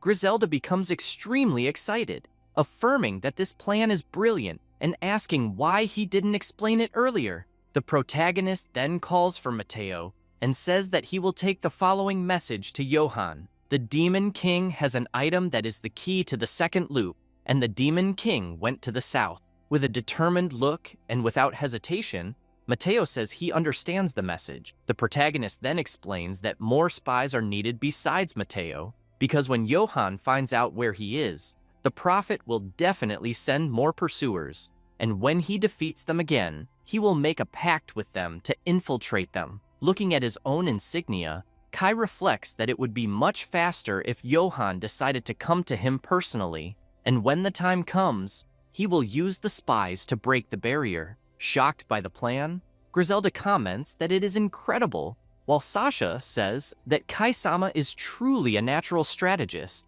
and has everything to be the strongest demon king of all, because he is both wise and bold. Hearing the praise, Kai becomes embarrassed and asks them to stop exaggerating. Then, suddenly, a notification arrives, congratulating him and informing that he defeated the purifiers and turned one of them into an informant, and for that, he received evil points. The protagonist, pleasantly surprised, asks if that also counted as an evil act, and reflects that if things continue like this, he will end up gaining more than just spies, and might even acquire resources to use in the future, but he needs to rescue Colette as soon as possible. Suddenly, Sasha calls for him, and he asks what's wrong. She then shows him a fallen, wounded being, and comments that a demon is hurt. Immediately, Griselda runs to the demon and asks what happened. Desperately, she screams for him to be healed immediately, and the demon, in his last moments, says that the demon territory is lost and they need to flee from them. Griselda then shouts for him to hold on and asks what he is talking about. Intrigued, Kai just watches, shocked, and the demon, almost passing away, says it was Elsa. Sometime later, elsewhere, the protagonist says that they are close to the former demon territory, and since the sun is already setting, they should rest in the village that night. However, he thinks to himself that he will definitely save his beloved and hopes she is okay at that moment.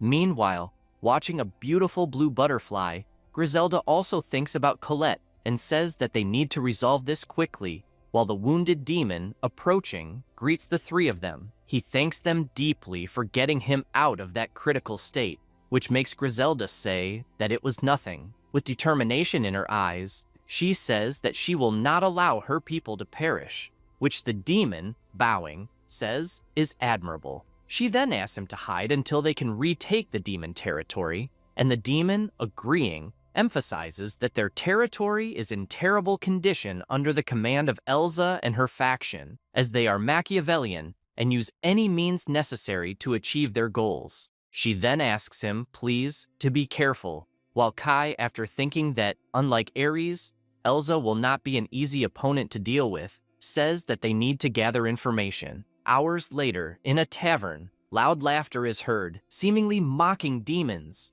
Hearing all of this, Kai remains silent, as does Griselda, while they hear someone saying they can crush demons with just one hand. The man, holding his beer mug, comments that invading that place was easy and fun. This catches Kai's attention, who hears the bald man saying that Elsa will finally gain the title of nobility, making the protagonist pay even more attention to the conversation. The scarred guy then comments that this makes them servants of a noble, which will be great. Griselda becomes extremely irritated hearing all of that, but Kai asks her to control herself. Then, everything continues normally in the tavern, and the protagonist says that she doesn't need to worry, because Elsa's reign will be short-lived, and soon they will crush them. He reflects that he needs more information about Elsa's faction, so if they can get a little more from her servants, that would be great. Suddenly, a plate arrives at their table, making Griselda's eyes light up, and she comments that she loves omelets.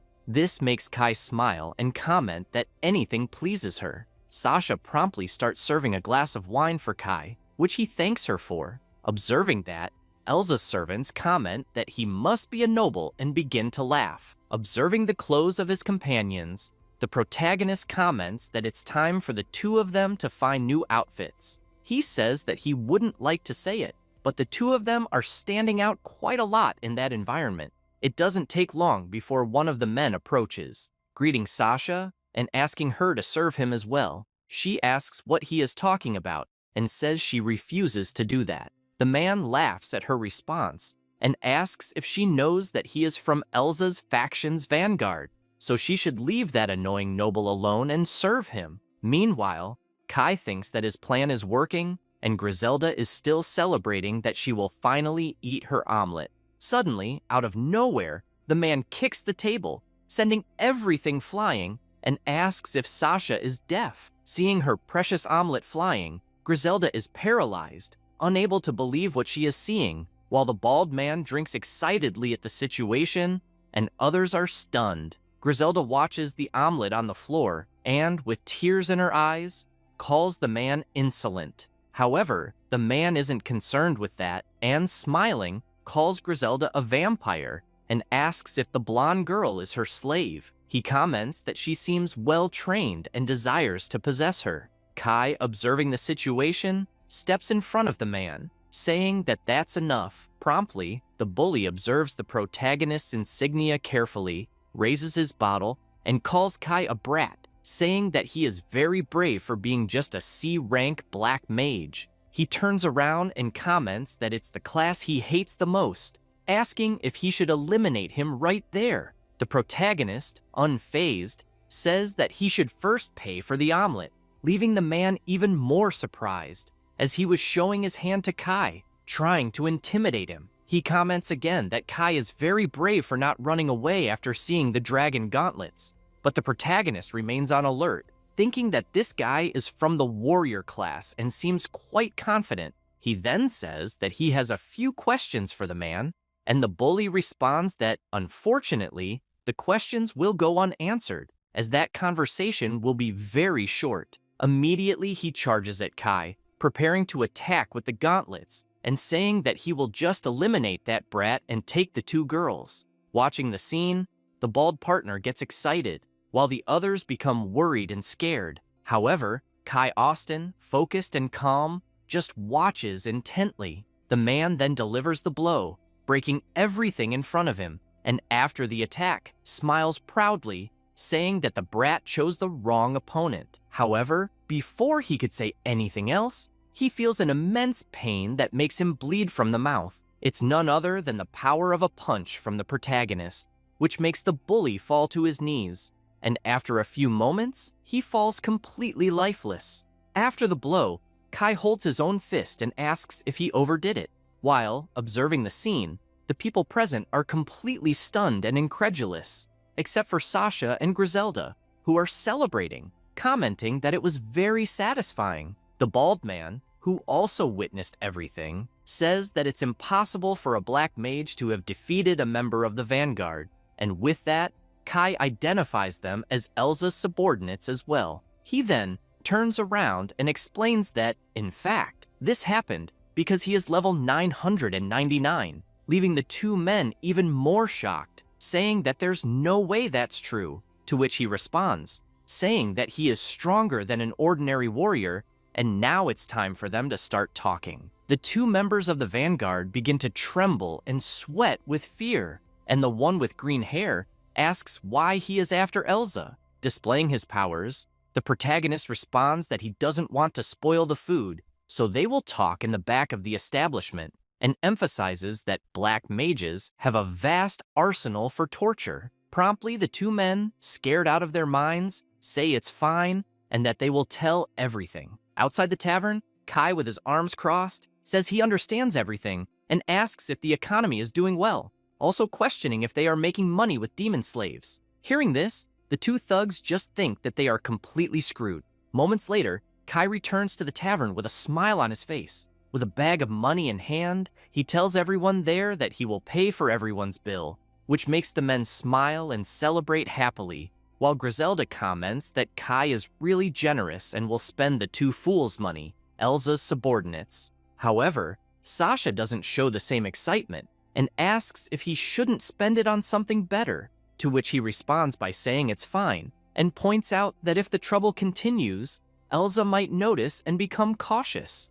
And after everyone eats and drinks, he will cast a forgetting spell on everyone there. He also notes that drunk people are more susceptible to that magic. After hearing all of that, Griselda becomes worried and informs the protagonist that the forgetting magic is usually dangerous. While casting the magic at the door, he again reassures her that everything will be fine, as it is a high-level magic and there is no risk, and when everyone sobers up, they will forget about them. Looking at the money on the floor, the vampire then asks what he will do with the leftover money, and he replies that after paying for the damages to the tavern, he thinks it's best to use it to cover the expenses they'll have on the trip. Meanwhile, outside, the bully continues to be oblivious, while the other two cry over the lost money. Inside, Sasha says that this will be fun, while Griselda, once again with her omelet, says that they will buy new clothes afterward. Kai says that's a good idea since they are entering enemy territory and can't look suspicious.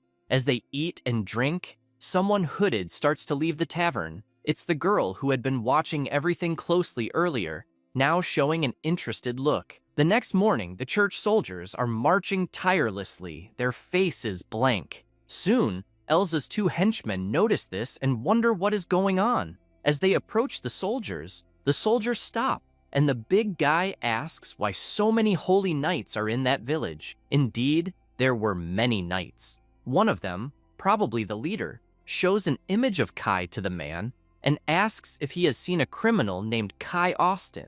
Immediately, Elsa's subordinate recognizes him and, shocked, recalls what happened the previous night. He responds to the soldier that he hasn't seen him and adds that, besides, he ran out of money the day before, but could provide information if he received some change. However, the leader tells his men that Kai wasn't in that village and asks if they should move further south, to which the warriors agree. He then says that the village will no longer be useful. From a distance, Kai watches everything unfold and signals that they have finally arrived. Sasha, also observing, points out that they came with many warriors, and that flag indicates they are holy warriors from the church, estimating that there must be about 300 of them. Watching closely, she states that they are the sacred elite. This makes the protagonist uneasy, commenting that it's exactly as the archdemon had said. He recalls when he instructed Matteo to send the message and notes how quickly they acted after Matteo delivered it. He had asked Matteo to notify Johann that the Demon King holds the key to the second loop, and also remembers the archdemon mentioning that after the hunters were sent, they would also send 300 holy knights. This makes him reflect that, with this many men, the entire church must be mobilized, not just Johann's personal desire. This leaves him even more thoughtful. Suddenly, Griselda tells Kai not to worry, as they will manage to drive them away. Kai is surprised by these words and thinks it's truly reassuring, agreeing with Griselda. However, to himself, he thinks that he has no intention of forgiving the Holy Knights and letting them go, as the moment they laid a finger on Colette, their fate was sealed in hell. Just recalling this makes him angry, but still, he controls himself and calls for the girls, telling them he has a request, to which they ask what it is. With a serious look and a dark tone, he asks them to completely annihilate all those knights. The girls listen attentively without saying a word. However, Kai asks them to do so without causing any damage to their bodies. Griselda is immediately surprised and asks why, while Sasha, on the other hand, says that if Master Kai is asking, there must be a reason, though, against such a number of elite soldiers, especially with the disadvantage of the light attribute. Kai interrupts her, saying it's fine because they've defeated purifiers under worse conditions in the past, and emphasizes that the two of them are extremely strong. This leaves both of them completely stunned, but soon, Sasha says that she trusts what he is saying, and Kai emphasizes that they should use the best of their attributes. With everything planned, he says they should begin. Focused, he notices the nearby bushes moving and making noise, thinking that those soldiers must be receiving supplements, but it shouldn't be anything serious. After some time, not far from there, the paladin leader comments that the two guys they found really didn't have a scent, and he hadn't thought that chasing the Demon King would be so difficult. However, if they consider the fools to be heretics of God, they can loot at will, which is a great deal. After looking at the two idiots on the ground, the leader notices something ahead, the silhouette of a man. Upon closer inspection, he recognizes Kai Austin. Promptly, he draws his sword and asks if Kai has stopped fleeing, saying that appearing like this in front of them is quite an arrogant gesture. The protagonist ignores him and simply asks if Colette is okay, which infuriates the old man, who starts to say that it's none of his business, and that Colette will live and die for the Holy Church. Hearing these words, Kai says that the old man is done for and that it's enough. Immediately, the church warriors are brutally attacked, many of them at once. The commander, turning around, notices that his men are being taken down without even having time to react. Attacking the men, Sasha moves like the wind, striking them with a smile on her face. She moves like a true ninja, leaving the men paralyzed. Watching the scene, the old man becomes irritated and asks what the hell is going on. The soldiers, terrified by the massacre, only hear the commander telling them to capture the enemies. However, one of them is completely immobilized and being suffocated by magic, leaving the others even more stunned. In the blink of an eye, Griselda eliminates him with a sudden and precise move. The leader can't believe that those men from the church's elite are being wiped out in such a manner, while Kai, mocking, says that apparently he won't need to interfere in this battle. Sasha continues defeating the soldiers, even using knee strikes like John Jones, while Griselda, with her powers, easily controls them, leaving only their bodies on the ground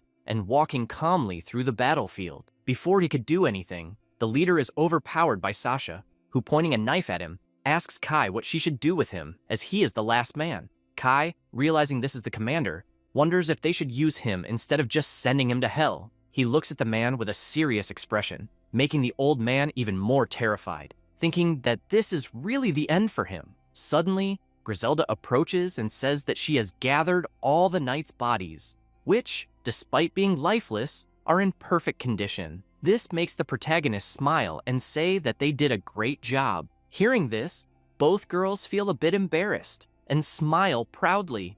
Moments later, while rummaging through the bodies, Griselda finds it strange that these men possess expensive belongings, and Sasha comments that the corruption of the Holy Church seems worse than she thought.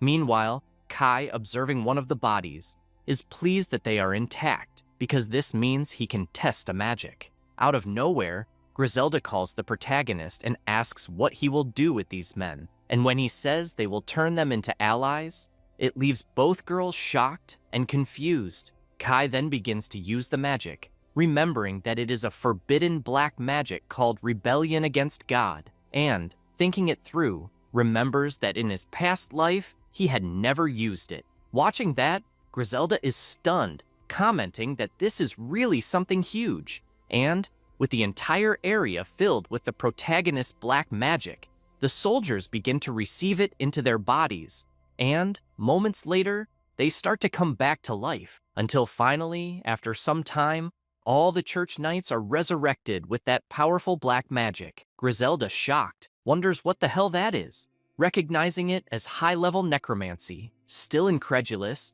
she says that Kai managed to use it on such an absurd scale, and now understands why the protagonist asked them not to damage the bodies. Among the soldiers, the commander, also present, is in shock. Then, Kai explains that they have perfectly synchronized command, with courage and bravery in battles, and with the original bodies of elite knights, equipped with high-level heavy armor, they form an unmatched battalion, a true zombie army. Shocked by all of this, the commander says that Kai will never be forgiven by God, which makes Kai reflect for a moment and ask if he is really referring to God, because remembering his beloved, who is trapped in the capital, he says that if God exists, there should be salvation, and if he chose not to extend his hand to a saint, then it is he who cannot be forgiven. These words leave the old man even more shocked, and Kai reflects that to rescue Colette, he will do whatever it takes.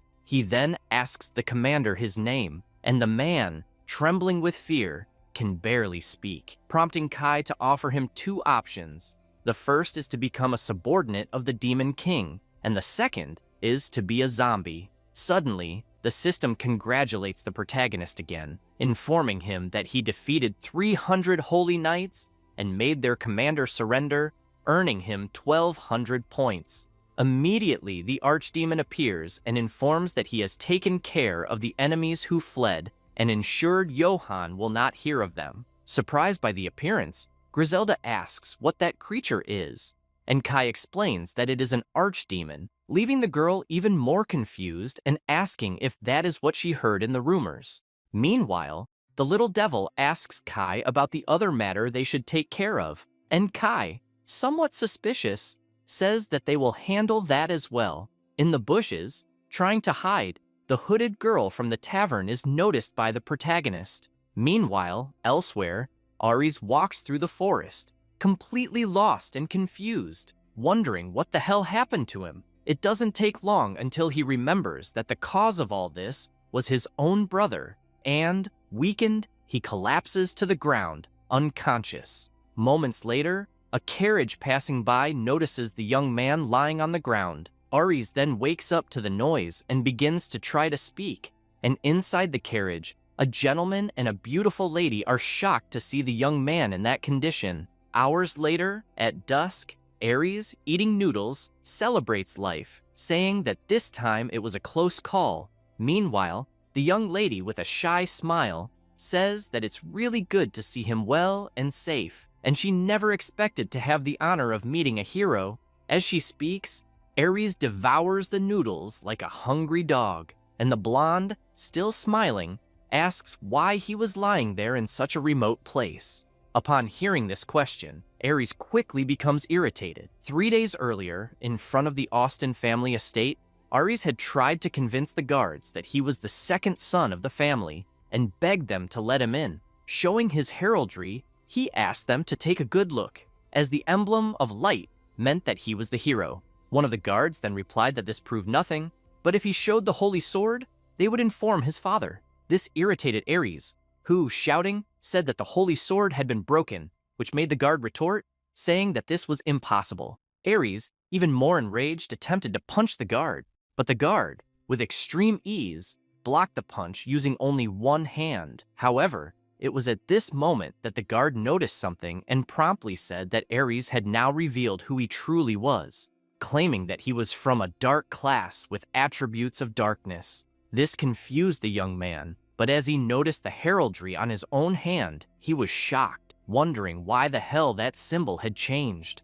The guard, doubting everything, said that he was actually pretending to be a hero and ordered the other guards to make sure that the kid never came back there and teach him a lesson. Immediately, the other guards began to approach Aries to beat him up, and he, frightened, begged them to wait a second. However, one of them, with an evil smile, said that he had a grudge with Aries for a long time, and now he would pay for everything he had done to him all this time. Hearing this, Aries became even more desperate, pleading not to be beaten and saying that it was all a misunderstanding. But without hesitation, the guards began to hit him. Moments later, they threw him to the ground, and one of them commented that it should be enough, to which another responded that they would never see that worm again. Returning to the present, Aries becomes irritated remembering all of that and thinks that he will never forgive them and that one day he will have his revenge.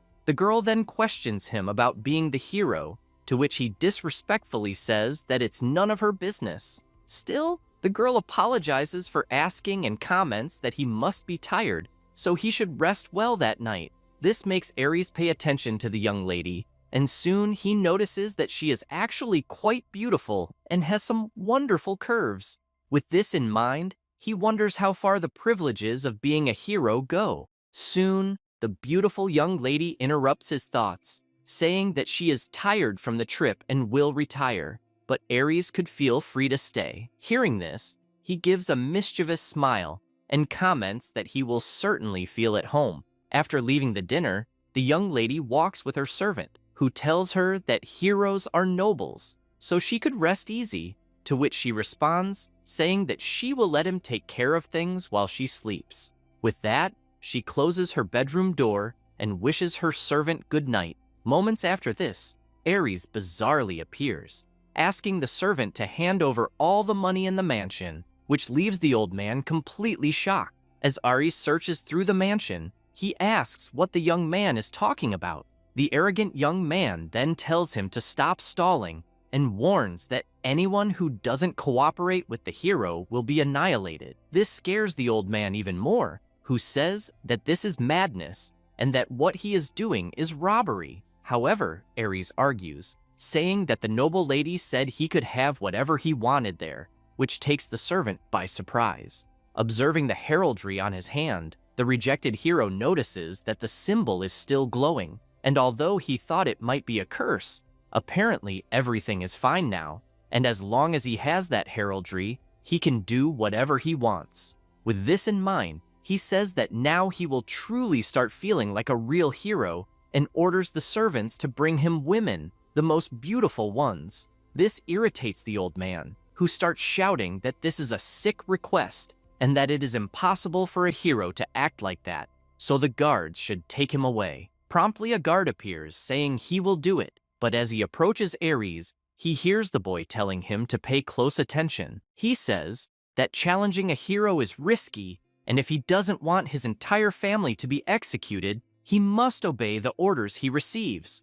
This makes the man anxious and unsure of what to do. Then, Aries starts laughing and orders those idiots to bring all the money and all the women available in the mansion. It doesn't take long for them to bring all the money to the ridiculous hero, but upon hearing all the noise, the young lady steps out of her room and asks what is going on. She quickly notices the bags of money on the floor and everyone present. Shocked, she can't believe what she is seeing, as she sees two of her beautiful servants and all the money offered to Aries. Immediately, the old man appears, asking her to please return to her room. However, Aries pushes him away and says that the lady herself is gracing him and that he would like to go to the bathroom with her. This infuriates the young lady, who asks what the hell he is talking about, and he, pointing to the mark on his hand, asks if she is contradicting the hero. However, upon seeing the symbol, the girl says that the symbol doesn't belong to a hero, neither here nor in China. Realizing something is wrong, Aries looks at his own hand, desperate and confused, wondering why the heraldry had transformed into the symbol of darkness again. While he tries to understand what's happening, everyone in the mansion glares at him, completely furious. Before Aries could do anything, the lady orders her guards to capture the idiot, which they promptly do, running after the false hero. Running as if there's no tomorrow, Aries can't understand what happened and keeps saying that he is the hero, the best of all time. Sometime later, in the middle of the night, Aries is again walking through the forest, wounded and with an arrow stuck in his back, commenting that those guards really tried to take his life. Irritated, he says he doesn't understand why that symbol is changing, as he thought it was supposed to be a permanent curse. Seeing a village ahead, he concludes that for now, he needs to leave the Austin territory and regroup, as there are still many people who probably don't know what's going on. Meanwhile, in the village, several people are looking at a poster pinned to the wall. Shocked, they wonder why the second son of the Austin family is being hunted. The poster reads, "Wanted criminal, Aries. A reward will be given for his capture, dead or alive." Meanwhile, elsewhere, Kai is talking to Sasha while the girl hides behind some bushes. Astonished, she comments that those people are very strong, as neither Elsa's subordinates nor the Holy Knights were a match for them. This makes her wonder who those people are, unaware of a magic approaching. She is taken by surprise by Griselda, who, standing next to her, asks what her objective is. Seeing the threatening magic close to her eye, the girl becomes even more frightened, and Griselda asks if she is an agent of the Holy Church, warning her to think carefully about what she will answer. The girl, completely terrified, just closes her eyes and begs Griselda to stop. Then, Kai also asks the vampire to stop, which makes her question him as to why. Kai then explains that apparently, this girl has no ill intentions, and that he had been observing her for some time. This leaves the young girl even more shocked, asking if he really noticed her nearby. The protagonist confirms again, saying he saw her leaving the tavern. He also claims to know that she is a demon. With this, the young girl removes her hood, revealing her rabbit ears, and still says she is shocked that Kai noticed all of that. Griselda is stunned by the whole situation, apologizes for scaring the girl, and takes the opportunity to ask why she was doing that. The purple-haired girl then introduces herself, saying her name is Merle, from the Cat Ear tribe, and asks if they are pursuing Elsa, which Griselda promptly confirms. Merle then lowers her head, and tears begin to fall. She says that she needs to ask them a favor, and Griselda asks what it is. Merle hesitates for a moment, but soon says that her sister and everyone else were captured by Elsa, and she would like them to save them. Kai listens silently as Griselda, intrigued, asks her to explain what happened.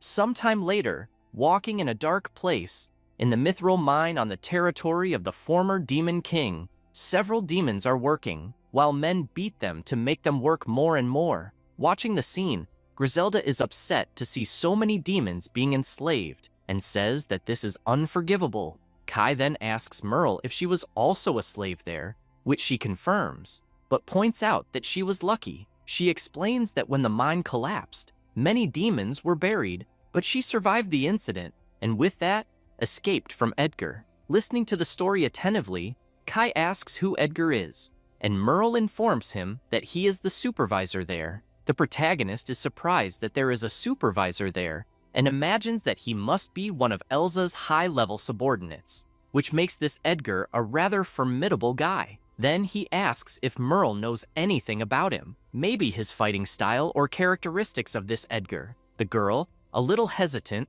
informs him that his class is Supreme Mage. This makes Kai nervous, as he knows that it could be a problem, just like Griselda, who also becomes anxious and asks if she really said Supreme Mage, because that will definitely be a problem. Merle just nods in confirmation. With that, Kai reflects that Griselda is right, as a Supreme Mage is one of the strongest of all mages, and underestimating him would be very dangerous, so they need to come up with a plan. Suddenly, Sasha calls out to Kai and informs him that she has returned from the patrol she was doing, and upon seeing her, the protagonist asks if something is wrong, as she looks pale. Indeed, Sasha, whiter than a palm tree, says that she was seen by the enemies and had to use magical energy to fight. The protagonist becomes even more worried upon hearing this, but says that at least she is safe, and remembers that he asked her to patrol because she knows that area well, but consecutive battles would drain anyone's magical power. He then starts interacting with the system, reflecting that he isn't carrying recovery potions because he trusts his own energy reserves too much, and wonders if he had an appropriate skill, it could help. Soon, he finds a skill in the system called Drain Magical Power,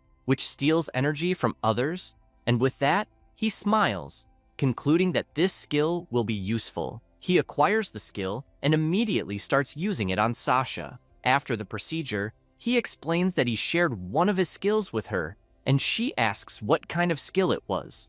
Kai then says that it's called Magic Power Drain, and with it, he can transfer magical energy to her. This leaves her shocked, upset that he is giving his power to her, but he explains that with this skill, she could drain magical energy, but it can also be used carefully on allies to only share a little, so they will use it to recover and use strategically, stressing that he trusts her to do this. However, to himself, he thinks there's another purpose behind this decision too. Sasha then takes a deep breath and soon starts draining the protagonist's energy. Quickly, she says that her magical energy is returning to normal and that she already feels completely recovered. While her energy is being drained, the protagonist notices that, at his level, it barely affects him and tells her that everything is fine now. He then asks how her patrol went. This grabs the attention of Griselda and Merle, who listen attentively as Sasha says that she found a caravan on the road near the mine, and in the caravan, there were many demons in cages. She says it seemed like they were being transported to be sold as slaves. Hearing this, Griselda becomes furious, saying that they need to rescue them immediately. But suddenly, Merle shouts for them to wait. She informs them that the caravan Sasha mentioned must be from Edgar, and taking action without a plan would be very risky. The vampire then places her hands on Merle's shoulders and calmly says that she doesn't need to worry because Kai is someone she can truly trust. And as a former demon lord, she guarantees that she will save her sister and everyone else. This excites Merle, and she asks if that is true. However, she soon stops to think better and wonders what Griselda meant by a former demon lord. Shocked, Merle asks if this is really Griselda, but the vampire ignores her and simply tells Kai that they need to rescue the demons quickly. He confirms, emphasizing that they will rescue all those who are imprisoned, and this is enough to calm Griselda and Merle. However, he says that before that, he starts using powers on Griselda, saying that he will share the skill with her as well. Griselda, receiving the skill, says that it will be really useful. After the procedure, Kai affirms to himself that they are finally ready to face the Supreme Mage. Observing the caravan, he reflects that to save Colette, he will need allies, and it will be good to help all those enslaved demons, as he can free the oppressed and make them strong allies. Meanwhile, pulling the caravan, a young demon is barely holding on, and one of the men orders her to speed up, smiling and belittling the poor slave who can barely stay on her feet. As the caravan continues its journey, the slave pulling it falls to the ground, exhausted. The slave is Merle's sister, who hears the Supreme Mage Edgar asking why she is so lazy, and she, almost at her limit, simply apologizes. The mage then prepares a spell and asks if she would like to receive a bit more of that magic, and with a smile, he shoots the spell at the girl, shouting for her to hurry, while the poor thing only screams in pain from the shock caused by the magic. With that, she collapses to the ground again, completely debilitated, and Edgar, with a bizarre smile, says that if they don't reach their destination by nightfall, he will sell her younger sister. This immediately motivates the girl, who says that she will make it and will hurry, begging him, please, to leave her little sister alone. Then, once again, she resumes pulling the caravan, which slowly begins to move again, causing Edgar to smile slightly. He thinks to himself that Merle has probably already lost her life when the mine collapsed, but this is serving to threaten the young demon, to make her obedient, and even if something happens to her, he can sell her for a good price. While he laughs to himself, someone inside the caravan asks him to be cautious. He then asks what he's talking about and calls him Walter. Walter then asks if his plan isn't to transport the slave demon safely, pointing out that Elsa is cautious about the supposed demon king, so it's possible they'll encounter him along the way. This irritates Edgar, who tells him to stop talking nonsense, as they are part of Elsa's group, and no one would be stupid enough to cause trouble with them. Edgar also takes the opportunity to mock at the fact that Walter mentioned the demon king. With that, Walter and the other two men remain silent, just listening, while Edgar continues, explaining that, in addition to everything, they are under the protection of his unbeatable magical barrier, so no one can get near them. Therefore, as guards, they are just backup for backup, and should stay quiet for the rest of the journey. Hearing all of this, Walter gets irritated but says nothing and simply closes his eyes. And so, the journey continues through the barren land, but it doesn't take long for Merle's sister to feel exhausted again and begin breathing heavily. With that, Edgar prepares another spell, threatening her, asking if she wants to be beaten again. However, her magic starts to dissipate slowly, leaving him completely confused. Intrigued, he wonders why the magic disappeared and starts shaking his arm in a pathetic attempt to activate it again. Suddenly, one of the guards inside the caravan calls him and, with his head sticking out, asks what happened to the magical barrier that disappeared. This leaves the Supreme Mage even more shocked, now sweating cold with fear. He asks if the magical barrier really disappeared. Quickly, he looks around, reflecting that this is a bad sign and that everyone should stay alert. However, Walter, kicking the caravan door, asks what's happening and, irritated, tries to figure out what's going on. The fat man is surprised to see Walter leave the caravan, and completely out of nowhere, he starts feeling the carriage shaking. He becomes completely paralyzed, and before he could do anything, he is thrown out of the vehicle and crashes into a tree. This leaves even Merle's sister completely terrified, and Edgar, feeling a terrible pain in his arm, screams, asking what the hell is happening. Immediately, Sasha appears and, lifting the caravan with just one hand, asks if he is the one called Edgar. Seeing the girl practically destroying the caravan with one hand, Edgar begins trembling with fear and asks what kind of absurd strength that is. Questioning if she was the one who attacked the caravan, he reflects that being attacked just when he can't use magic is really bad luck. Soon, one of the guards arrives, saying that something bad happened, warning that all of his magic has been completely drained. Hearing this, the fat man becomes even more terrified, thinking that he is really screwed. And while he says that this would be impossible, since he has a vast reserve of magic, something passes by him at an impressive speed, which almost makes him piss his pants. It's none other than Griselda, who passed by him carrying Merle's sister in her arms. With a smile, she says that apparently everything worked as planned. Seeing the entire scene, the poor demoness is speechless, while Edgar, irritated, wonders what else is coming and why the hell they are taking the slaves. Soon, Kai appears, and in a calm tone says that now they just need to finish this and leave. Meanwhile, Griselda tells Merle's sister that she is safe now. Not understanding any of this, Edgar is surprised to see a young man there as well, and tells the guards to stop them, as he hired them specifically for this. However, one of the guards hesitates and says that despite him saying that, Edgar is incapable of using magic, which makes the mage think that the only one who can fight without using magic is Walter. And so, it doesn't take long for Walter to begin approaching Sasha with a massive sword in hand. He then apologizes and says he will do this just for business.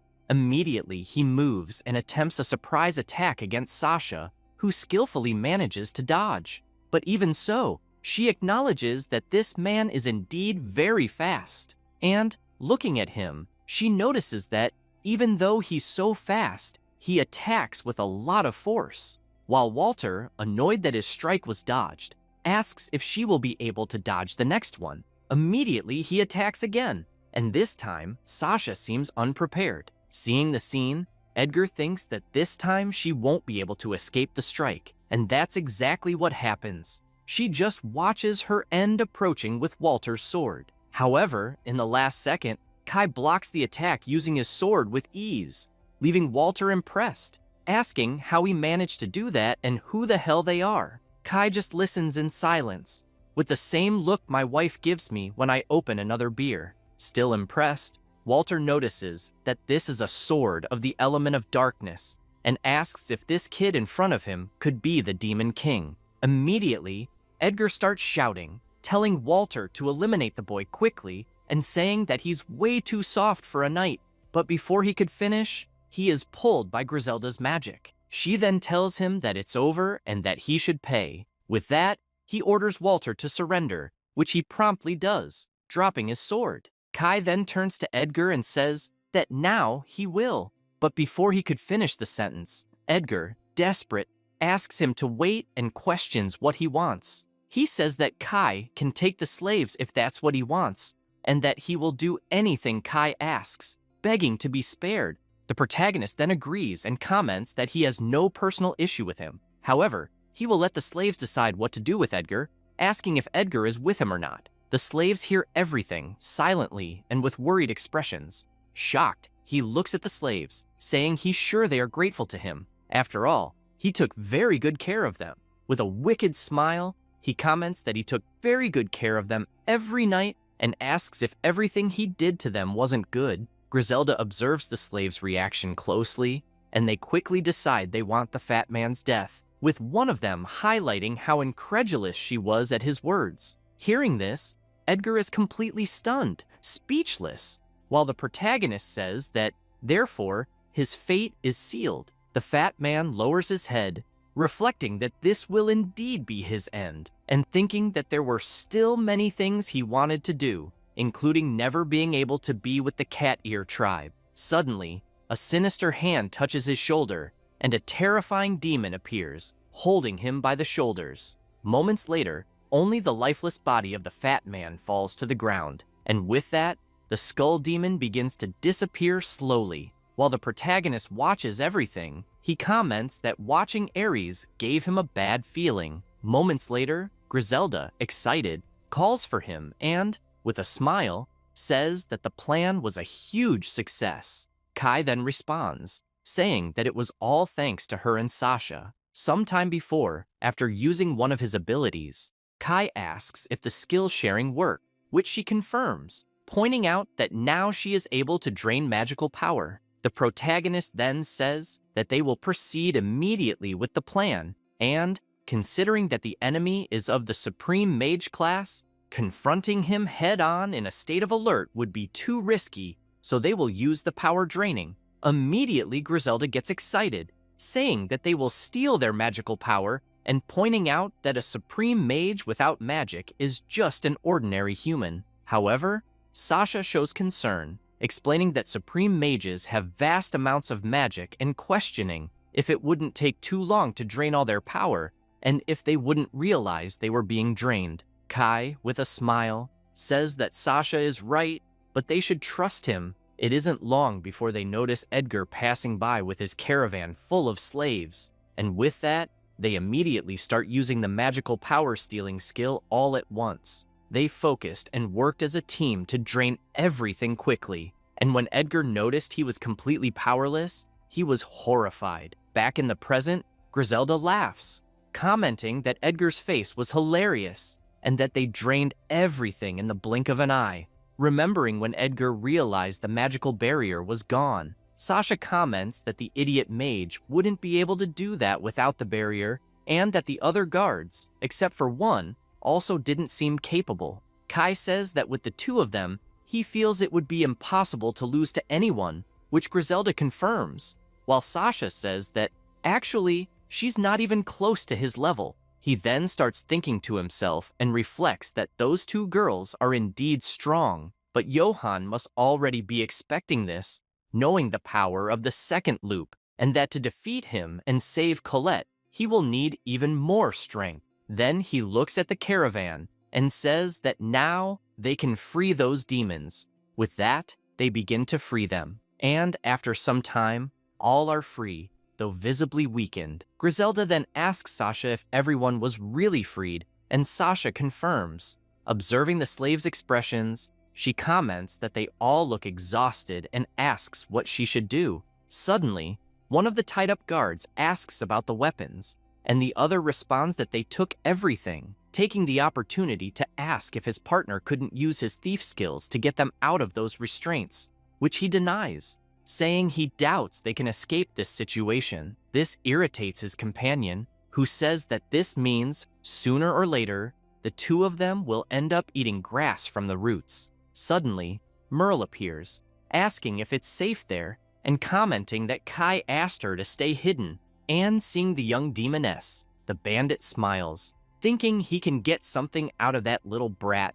Moments later, the protagonist begins to use his magic, saying that everyone there needs healing, and immediately starts healing the demons, making them feel the strong healing power taking over them. While using his magic, Kai thinks that he should look for stronger demons than those, but he needs them as allies to help him rescue Colette. Suddenly, Merle starts shouting, saying that she is happy that her three companions are safe, and upon hearing that, her sister quickly recognizes her and calls out, "Happy." However, the bandits, taking advantage of the opportunity, manage to free themselves from the restraints using skills, and promptly, one of them surprises Merle from behind, trying to silence her while she tells her sister that they will soon be together. She looks at the bandit, scared, and fears the worst, just like her sister, who starts sweating cold upon seeing the situation.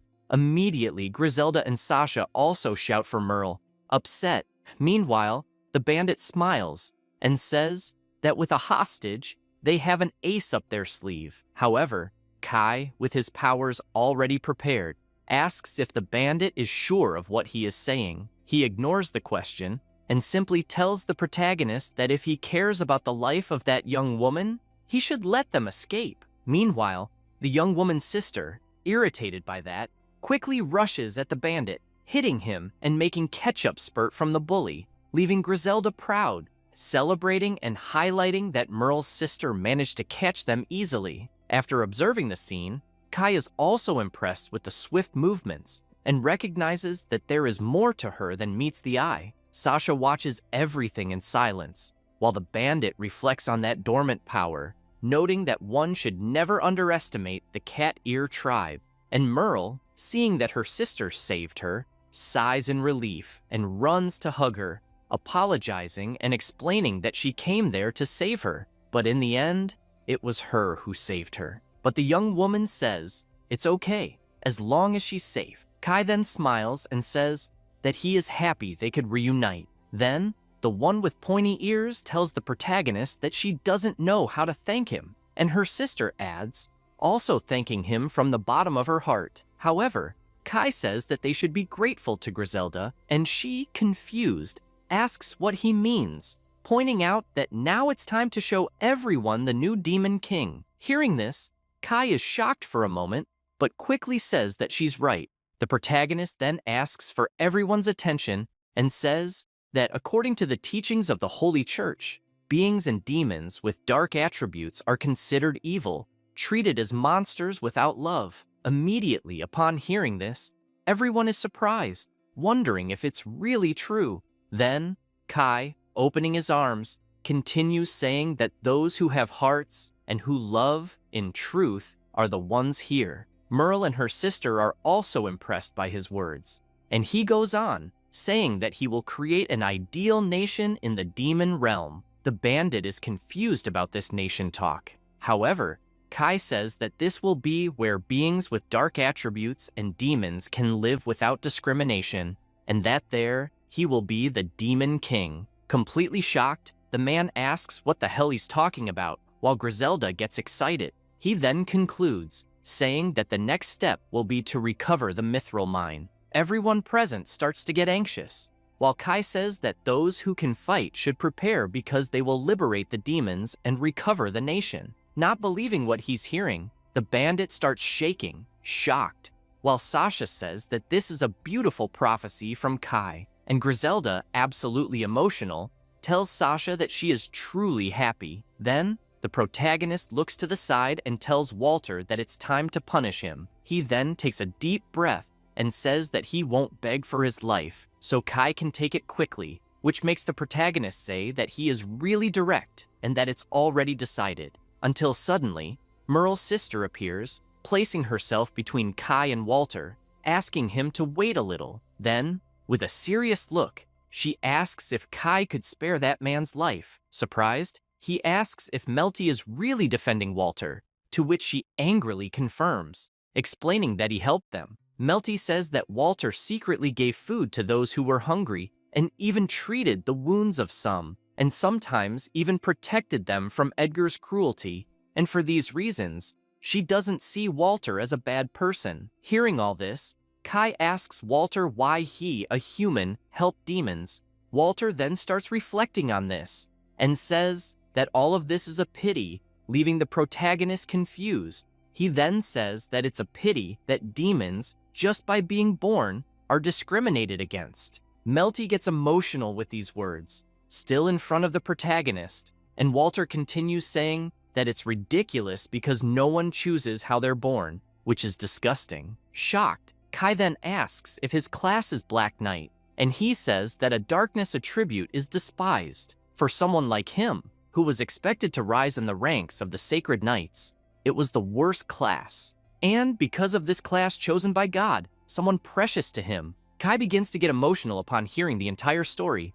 Walter continues, telling that once a visibly powerful man asked him if he really thought he could become a perfect knight just with skill, even possessing the darkness attribute, commenting that it was very presumptuous. Laughing mockingly, he said that if Walter just stayed quiet, that woman wouldn't need to die. Walter became extremely furious hearing this, and the bald man continues, asking if the blame for that death didn't fall on him, which made the knight even angrier. Back in the present, the protagonist asks who that woman was that he mentioned, and he, with his head lowered, answers that she was his fiancée. With that, Kai immediately remembers Colette, and now understands that Walter is exactly like him. He then asks if Walter would like to serve him, to which he, suspicious, questions if Kai is asking him to betray Elsa. However, the protagonist says that, in fact, he's asking him to betray the Holy Kingdom. Immediately, Walter begins to remember the protagonist's speech,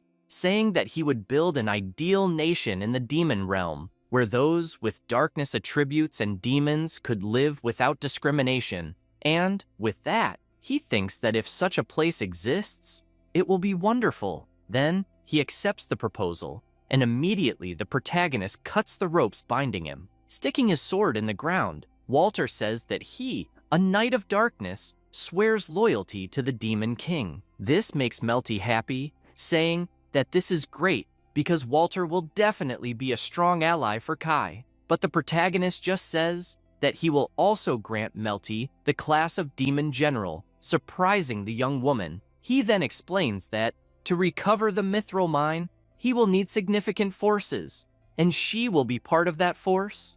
Observing the scene, Sasha begins to get excited, and the protagonist concludes by saying that he will use the subordinate demon contract to amplify Melty's strength. To himself, he thinks that, with the help of those people, the battles in the mine will be more favorable, and since he's already secured his trump card, everything is prepared. Meanwhile, a legion of warriors from the king's church begins to appear, and Melty, excited, says that for those who were rescued and to repay Kai's generosity, she will prove her worth. Kai then notices something that catches his attention, and after promoting Melty and Walter, he asks if they are both ready. Immediately, Melty says that for the lives he saved, they are ready, while Walter, with determination in his eyes, says that a soldier loses his life for those who recognize him, and that his sword belongs to the Demon King. With that, Kai concludes by saying that the contract is made. Sometime later,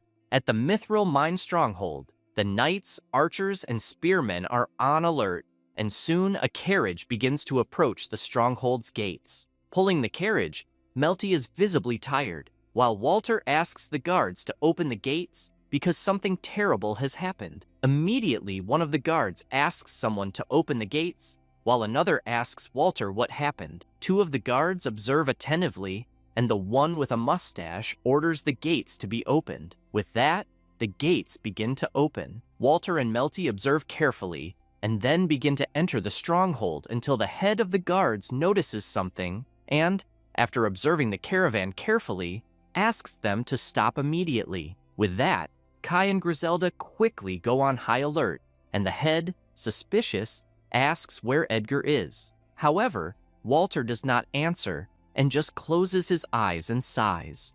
The head then says that this is rather suspicious and asks the guards to look inside the carriage. Immediately, one of them offers to do this and, somewhat afraid, begins to open the door slowly, commenting that everyone there is part of Elsa's faction, and, at this point, no one would dare mess with them. However, upon opening the door, he notices the three of them, which shocks him, and Kai, with a fixed gaze, says that the operation begins now. Immediately, the guard is thrown away by one of them, and as he passes by, spitting blood at the head, it leaves him incredulous. He quickly starts shouting, saying that Walter betrayed them and asks the troops to join forces and stabilize the barriers at key points. Thus, immediately the troops begin to approach, with spearmen and archers ready for battle, and the head, without thinking twice, orders them to eliminate all the traitors. However, Walter, in an absurdly fast movement,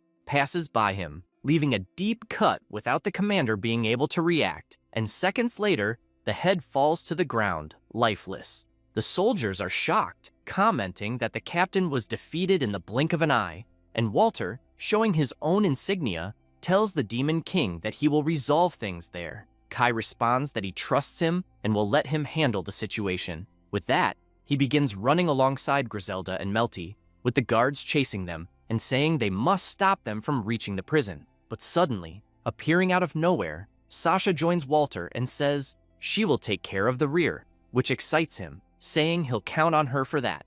Together, the two say that no enemy will be spared. Meanwhile, the three musketeers quickly begin approaching the prison and, upon arrival, notice something is wrong. Melty is surprised because the place is protected by a magical barrier, and brute force won't work in this case. However, drawing his sword, the protagonist delivers a powerful strike to the barrier, which immediately begins to completely dissipate. This leaves Melty impressed, unable to believe what she is seeing, while Griselda comments that this is to be expected from Kai, who is more than extraordinary. Kai then, in a serious tone, says that he and Melty will take care of the perimeter while Griselda advances to the prison. Hearing this, she feels hesitant but says nothing. The protagonist then turns to the soldiers, who, upon seeing him, are terrified. However, one of them, more courageous, tells Kai not to get cocky because even if he manages to free the slaves,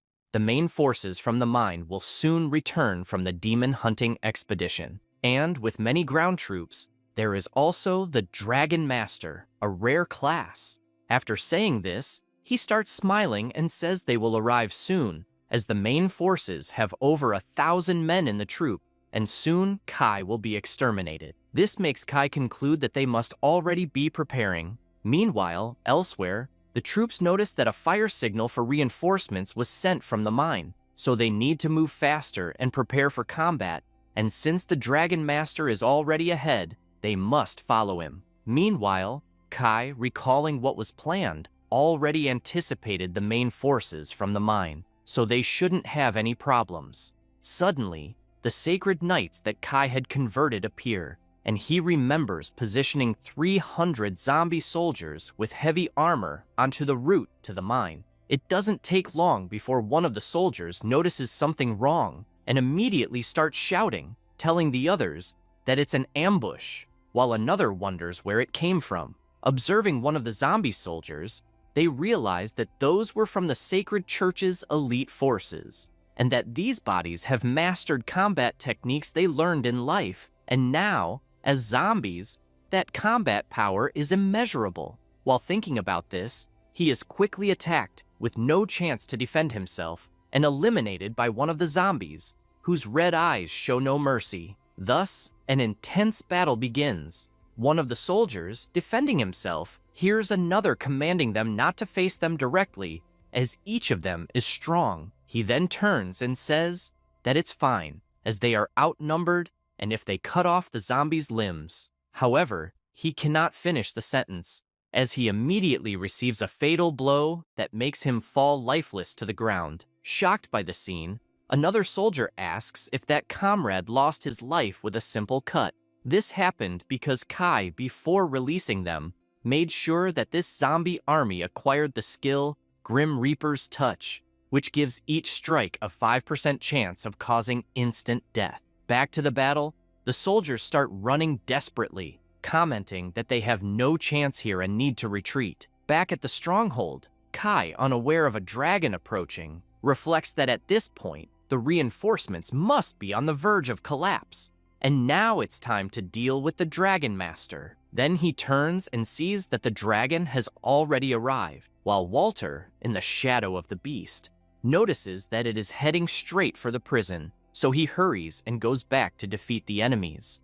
At the same time, Melty reflects that Griselda will do everything for the demon's liberation, and, looking at her own heraldry, she concludes that she is also stronger now because of Kai's contract, until suddenly, she is stunned as the Dragon Master is already on the roof of the prison, furious and ready for battle. The dragon begins to get more and more irritated, and the master, smiling, tells him to turn that young demoness into ashes, which he promptly does, spitting fire in her direction. However, Melty quickly manages to jump and dodge the attack, taking the chance to mock the dragon, asking if he is blind. But when looking at the destruction caused by that attack, she is shocked, wondering what kind of power that is. While the Dragon Master, smiling, says that slaves should know their place and stay quiet, he continues attacking, launching fireballs in all directions, and Melty, running, tries to dodge the attacks. Fearfully, she says that it's impossible to deal with that flying creature that spits fire. Then the protagonist calmly says, "Abyss of the endless depths, swallow my enemies." And with that, a black hole begins to form. Soon, another hole forms as Melty continues to flee from the attacks. Then she stops and looks back, startled, noticing that the black hole is swallowing the dragon's attacks. Also observing that, the master is shocked, trying to understand what is happening. Meanwhile, the protagonist continues to create an even bigger black hole, which makes the master quickly realize that it is Kai who is doing this. So, he promptly starts descending towards the protagonist, saying that he will exterminate him once and for all. Melty then calls out to Kai, saying that the dragon is very dangerous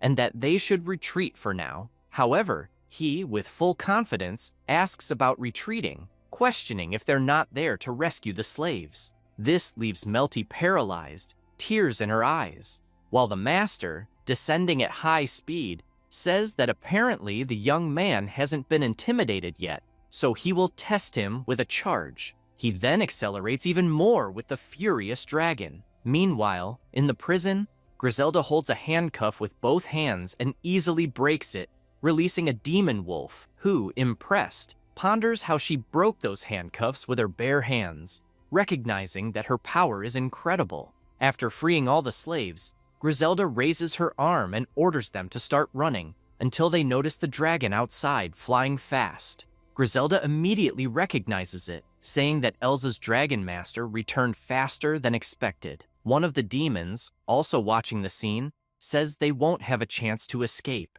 to which the others agree, saying they're doomed. However, Griselda demands silence, irritated, and says that they're there to reclaim the demon nation, leaving all the demons there completely shocked. She continues, saying that the time for submission is over, and it's time to reclaim the freedom that is rightfully theirs.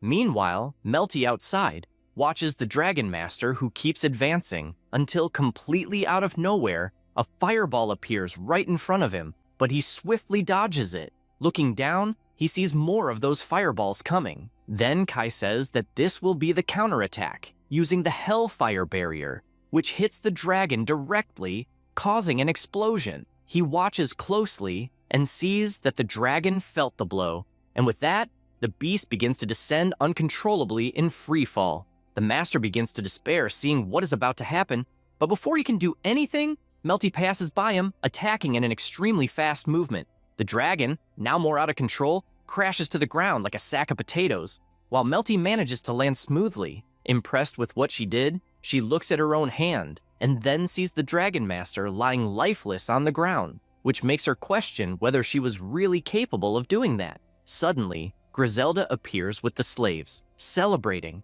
and her eyes shine when she sees what Melty did. The MC then starts walking toward the young woman and, with a smile, says that now everyone is free. Then she looks back and sees everyone together, including Griselda, who waves smiling, saying that she did a good job, which makes her extremely happy, commenting that everyone is safe. They get closer, and soon Kai receives a notification congratulating him. He looks around and is notified that for freeing the demons from Elsa's faction, he received 2,000 points. And, while the demons celebrate their freedom, and with the master and the dragon fallen on the ground, defeated, Melty feels grateful that all of this happened. Watching everything, Walter gives a slight smile and asks what Elsa would do if she found out about everything that happened, to which Kai replies saying that Elsa is definitely... Suddenly he stops and, looking closely at Walter, says that that is a great idea. Then he says they should provoke Elsa, leaving Walter surprised and confused. Sometime later, elsewhere, Elsa is taking a bath, and a soldier informs her that there is news. He says that the messenger from the Holy Kingdom reported that not only will her noble title be guaranteed, but she will also be recommended to join the hero squad to defeat the Demon King. Hearing this, Elsa smiles, and lying in a bathtub with a fortune in gold around her, says that everything is going as planned. Playing with the coins, Elsa, an ultra-rare class magic swordswoman, also says that she can't stop smiling. She also points out that she has developed a special fondness for that castle, which, by the way, is far too grand for Griselda. Then she gets out of the bath and asks a bunny girl what she thinks about it, making her uncomfortable. With a mischievous smile, she points out that even a useless demoness like the bunny girl must understand what that means. And, seeing that the young girl says nothing, she grabs her by the ears, demanding an answer. With that, the bunny says she agrees, stressing that the castle is perfect for Elsa. Then Elsa, still smiling, says she's glad she agrees and absolutely out of nowhere grabs her by the arm, activating a spell, making the poor bunny girl writhe in pain. However, Elsa tells her to be quiet and asks if she changed her mind, while the bunny begs her to please stop. Elsa, however, continues, laughing more and more. Looking at the bunny and seeing her suffering, Elsa concludes that it's very fun to torture little girls like her. After some time, the young slave collapses to the ground, and the Demon Queen says she feels very powerful, pointing out that since she obtained the rare class of Magic Swordswoman, everything has been going right. Moments later, she leaves and, with her sword in hand, says that with her noble status and being part of the hero's party, defeating the Demon King will bring her unimaginable rewards. And soon, she will have all the power and money the world can offer. Her servants celebrate upon hearing all this. Then she says they should throw a party to celebrate and get the finest wines. After grabbing one of the bottles, she says that a glass of that wine costs more than the salary of any of those animals she calls servants, so they should be grateful just for being able to look at it. Suddenly, a loud noise catches them by surprise, causing concern, leaving Elsa puzzled, asking what that is, until a guard appears saying they have a problem. Desperate, he says there are monsters there, but before he can do anything, something bursts through the castle wall, throwing the servants away. Immediately, Elsa grabs her sword, wondering what kind of monster it could be, until a colossal dragon appears in the hole left in the wall. This shocks Elsa, who wonders if that is really a zombie dragon, as she didn't know such a monster existed in that region. Then the dragon starts talking, introducing himself as Kai, the Demon King, and informing them that he has conquered the mithril mine. Hearing this, Elsa begins to panic, and Kai continues, saying the dragon, now without a master, serves him. At that, one of the servants promptly recognizes the dragon, while another, in shock, asks if the dragon rider master has been exterminated. Kai, controlling the dragon, doesn't respond, and simply says that Elsa stole his life and, moreover, the woman he loves, and for that reason, he will take everything she has. She then replies that she doesn't know what he is talking about, and irritated, claims that she loves taking things from others, but despises when something is taken from her, and she can't wait to see what will happen. Gripping her sword even tighter, she says Kai will regret making her angry. Immediately, Kai begins to use an ability that emanates from the dragon's mouth, saying he can't wait for this. Then, he attacks using a dark power, stating that Elsa will suffer endless pain. Quickly, the Cursed Breath ability heads toward Elsa, who, realizing the attack, notices she won't be able to dodge or defend, because if the attack hits her, she'll be cursed. With that in mind, she grabs one of the servants, who instantly panics, and cruelly uses him as a human shield. Taking advantage of the dragon still attacking, she flanks, and, increasing her sword's power, uses the Crimson Flame Slash, delivering an attack that destroys and burns everything in its path. With the dragon in flames, she watches closely and wonders if the Dragon Master and the mine really were taken. Remembering that the dragon said he was the Demon King, she decides she won't wait to join the hero's party because she'll eliminate him herself. Meanwhile, the servant who was attacked, lying on the ground, says it hurts a lot and asks why Elsa used him as a human shield, but she just tells him to shut up, saying he should be grateful to still be alive. Confident, she starts walking and orders all troops to be gathered. The men promptly start grabbing weapons from the arsenal. Hearing Elsa say they will head to the mine immediately because they can't let the enemies prepare, as the Demon King is certainly celebrating victory. And looking at the man on the ground, she also comments that Kai must be thinking he cursed her. Outside the castle, they notice that during the dragon's attack, all the wines that were there were stolen, and she, thinking about it, starts trembling with rage, commenting that that bastard is taking everything that belongs to her, and for that reason, she will never forgive him. Sometime later, galloping at high speed, Elsa keeps saying to herself that she will not forgive that. With her subordinates, she advances quickly, passing by the bodies of her fallen servants on the ground, She continues until she reaches the gate of the mine. Furious, she rears the horse, wondering how that bastard dares to take the mine from her hands. She thinks she will annihilate that so-called demon king, Kai Austin. Suddenly, a noise is heard coming from inside the gates, and one of the subordinates, startled, asks what that noise is. He turns to Elsa and asks if they are really having a party in there. That makes Elsa even angrier, questioning how long those idiots will keep mocking her. Then, she draws her sword engulfed in flames and orders her troops to exterminate everyone inside. Immediately, they break down the gates. Advancing to attack, she orders them to spare neither women nor children and to make those wretches pay with blood. However, to her surprise, only 2 young demons are there, playing instruments. That leaves her paralyzed for a moment, not understanding anything. Before she could say anything, the demons start running desperately, leaving the instruments behind, which confuses Elsa even more, until out of nowhere, Walter attempts a surprise attack, jumping with his sword and commenting that Elsa really had the guts to come there. While he was still in the air, inches from landing the attack, Elsa realizes it's a trap and manages to defend herself effortlessly. Intrigued, she turns to see who attacked her and quickly recognizes Walter, while he, smiling, says he already expected her to defend the attack. With a quick movement, she throws Walter back, catching him by surprise. With several skills activated, she reflects that she is always underestimated and,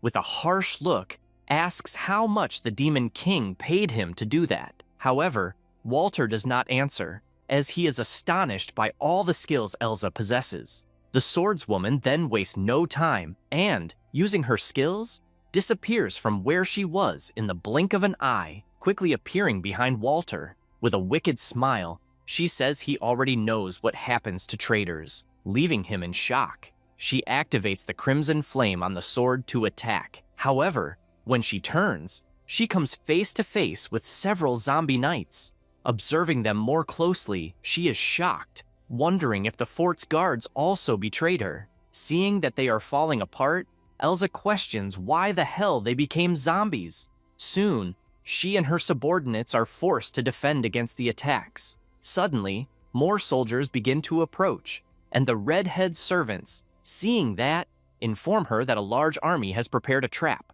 Also observing the zombies, Elsa's subordinates quickly recognize them as former allies.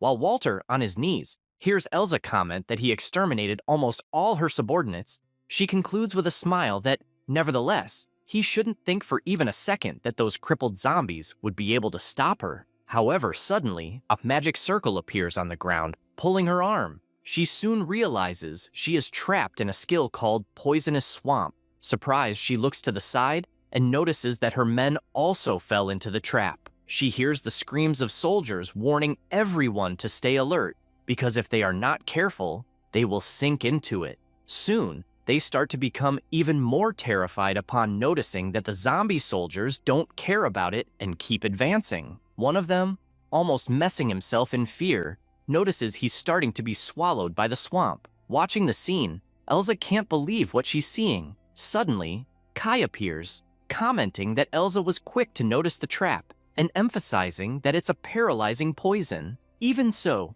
she is undeterred and angrily asks if he's the Demon King, saying she's surprised he's a demon. Confused, she wonders if it was really him who created the poisonous swamp and concludes that his class is probably that of Supreme Mage. Meanwhile, her men start getting massacred by Kai's army and the soldiers scream, asking for permission to retreat. However, the swordswoman remains firm and orders them to shut up and deal with it like men. Still, thinking to herself, she gets irritated by the zombies getting in the way and considers that maybe she'll have to turn everything into a sea of fire, including her own subordinates. Determined, she tries to use her powers but quickly realizes that nothing happens, which makes her even more irritated, wondering why she can't use magic. Shocked, she ponders if it's because of the poisonous swamp, but soon changes her mind and thinks it must be something else. Then, she manages to see Sasha using a skill, and even from afar, she understands that the blonde is draining the magic points from the entire area. More and more nervous, Elsa comments that one problem after another keeps coming up, but she will end everything all at once. Then, noticing the soldiers being massacred and sinking in the poisonous swamp, she realizes she'll have another problem, because now all the zombie soldiers are heading toward her. Even so, she grips her sword tightly, and her heraldry begins to shine.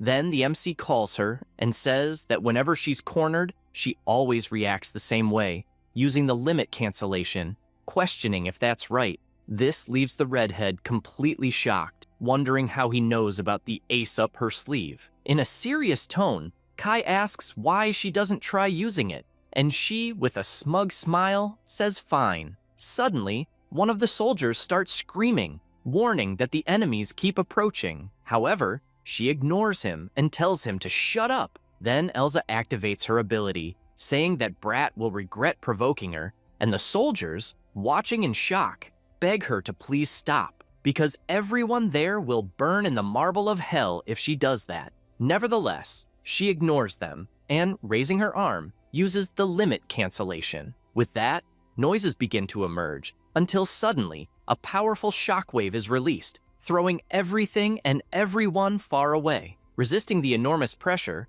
Walter asks what the hell is happening, and Elsa, with a determined look, faces Kai and continues to emanate an increasingly strong power. Kai watches the scene closely and notes that Elsa's highest level enhancement skill triples all attributes for 5 minutes.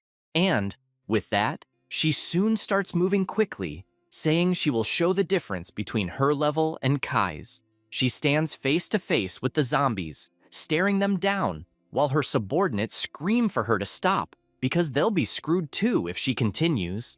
Even so, she coldly says she doesn't care, and with a single sword strike begins cutting everything in her path, including her own servants, without mercy. Even from afar, it's possible to see the powerful blow delivered by the redhead, and the MC, analyzing the scene, concludes that the new magic attack was completed. He fixes his eyes on that powerful attack, impressed and paralyzed, until an explosion hits the place where he is, leaving Walter and Sasha worried, shouting for him. It doesn't take long for the dust to begin to settle, and to their surprise, Kai remains intact even after the attack. This leaves Elsa equally impressed, wondering how he was able to remain standing after that powerful blow. But the MC just looks at her as if nothing had happened. Incredulous at it all, Walter asks Elsa if she really landed that strike, and Kai, still with his hand extended after defending himself, comments that apparently the redhead is still in her growth phase.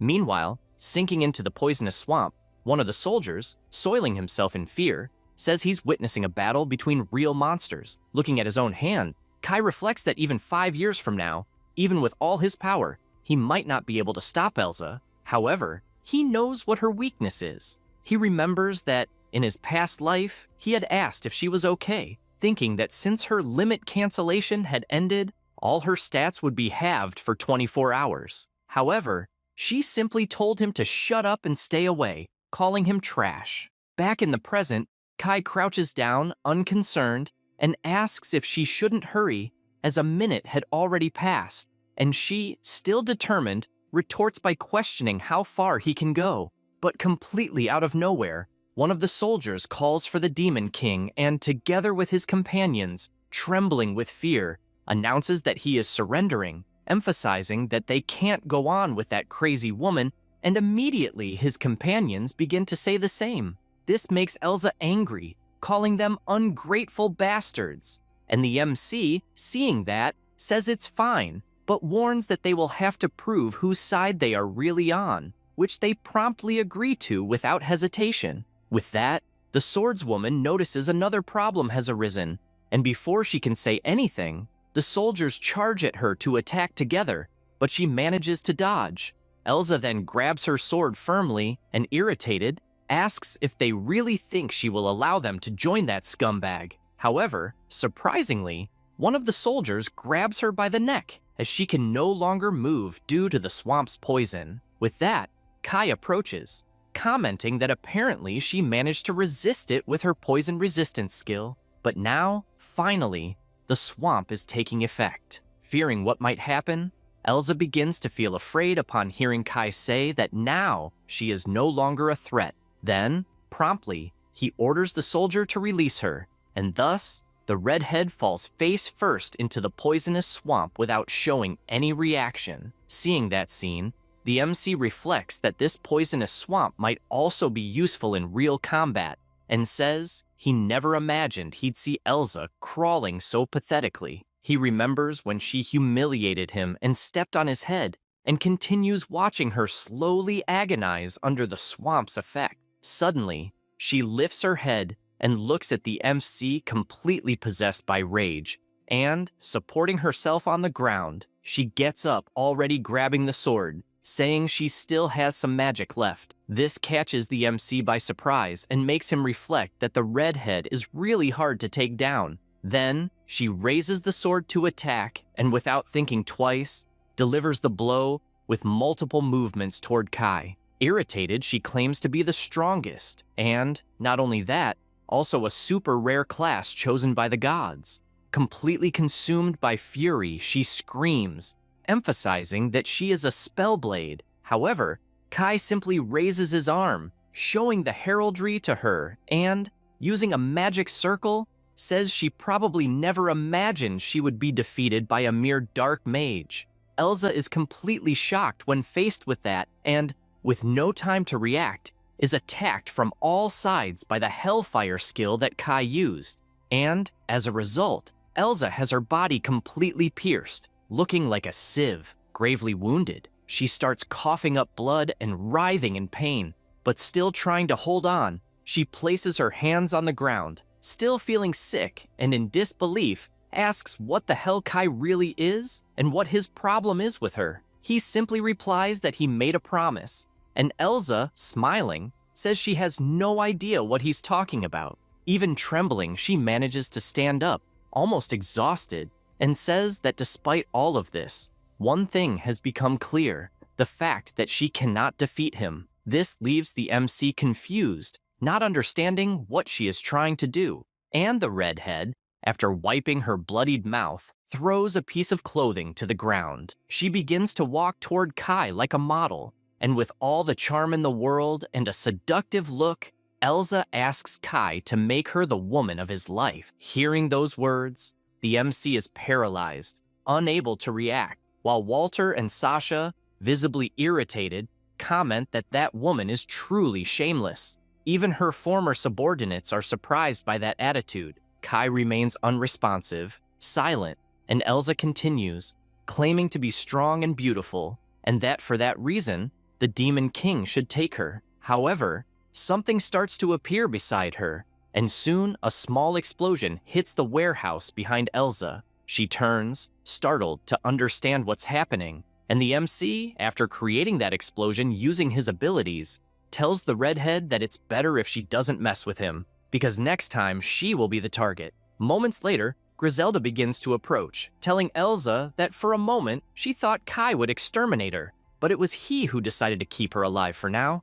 Immediately, Elsa recognizes Griselda, and she, with her arms crossed, says she's surprised Elsa remembered her, because she thought it would be easy to forget the face of a slave. However, the swordswoman smiles, saying she remembers Griselda because she was sold for a good price, and, provoking, asks if she's there to be sold again. But Griselda just stands with her arms crossed beside Kai, and with that, Elsa is shocked, asking why she is there, and if she is really working with the Demon King. Griselda says nothing, and just watches coldly. Then the redhead gets even more irritated, saying that now she realizes that it was Griselda who planned everything. Immediately, she grips her sword tightly, preparing herself, and charges at Griselda, saying she will annihilate that slave. Watching the scene, Walter and Sasha become worried, shouting for Griselda and asking how that demoness is still able to move. Also watching the dust rise from their fight, Kai reflects that even wounded Elsa in limit cancellation mode is a formidable opponent, but Griselda is no longer the same as when she was captured by her. After all, Now she is one of his 4 celestial queens. The redhead is completely astonished by Griselda's current powers, and soon hears her saying that normally she would like to take Elsa's life with her own hands. But suddenly, a spell appears at a terrifying speed. It is none other than Griselda, restraining Elsa with her powers, while Elsa, completely bound, asks how that slave got so strong, to which Griselda responds that she merely swore loyalty to Lord Kai. Shocked by this information, Elsa can't understand what it means. Then she begins trying to break free but fails miserably and concludes that her limit cancellation is wearing off. With that, Griselda makes a simple gesture, closing her hand, and the magic she is using begins to strangle the redhead, who can't react and starts to panic. Distressed, she begins to say that she swears loyalty. Then MC tells her that he will give her all the fortune he possesses, asking if she understands. And she, being strangled and angry at the same time, surrenders and says it's fine. A few hours later, that same night, Griselda celebrates by shouting, saying they really made it. With a glass of wine in her hand and sitting on the throne next to Sasha, who is crying with emotion, she says she never imagined she would sit on that throne again. Walter then approaches and asks if it's really right for someone so short to act like the Demon King, which makes Griselda irritated, and she asks him to repeat what he said. Sasha, also drinking wine, says it's okay because if Griselda is there, she will serve as Lord Kai's representative splendidly. Meanwhile, a little farther away, Elsa arrives startling Merle and, calling her Kitty, asks her to explain what needs to be done to break the contract she made with the Demon King. However, to her despair, Merle only replies that she doesn't know. Then Kai approaches,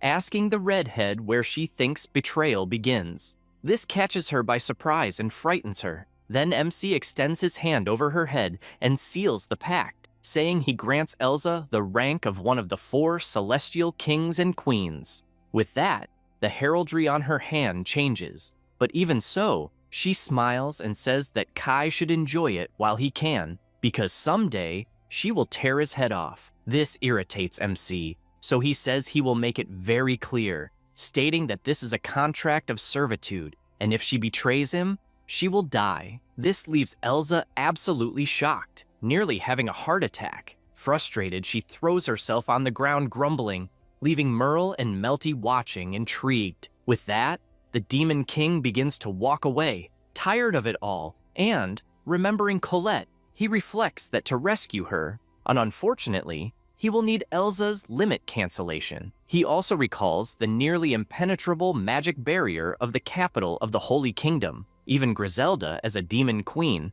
won't be able to break it, and if she manages to destroy just that, he can handle the rest himself. Shedding a tear of longing, Kai thinks to himself that the time is almost near. Suddenly, Griselda appears, interrupting his thoughts, informing him that the envoys from the Red Scorpion's mercenary group have just arrived. This surprises MC, who says he didn't expect it to be so soon, and commenting that it's a negotiation with demons, takes the opportunity to ask if she would also like to join. Griselda is moved by the invitation and says it would be an honor if he doesn't mind, but asks if, once the talks are concluded, he will leave immediately, which he confirms without hesitation, pointing out that he must depart as quickly as possible.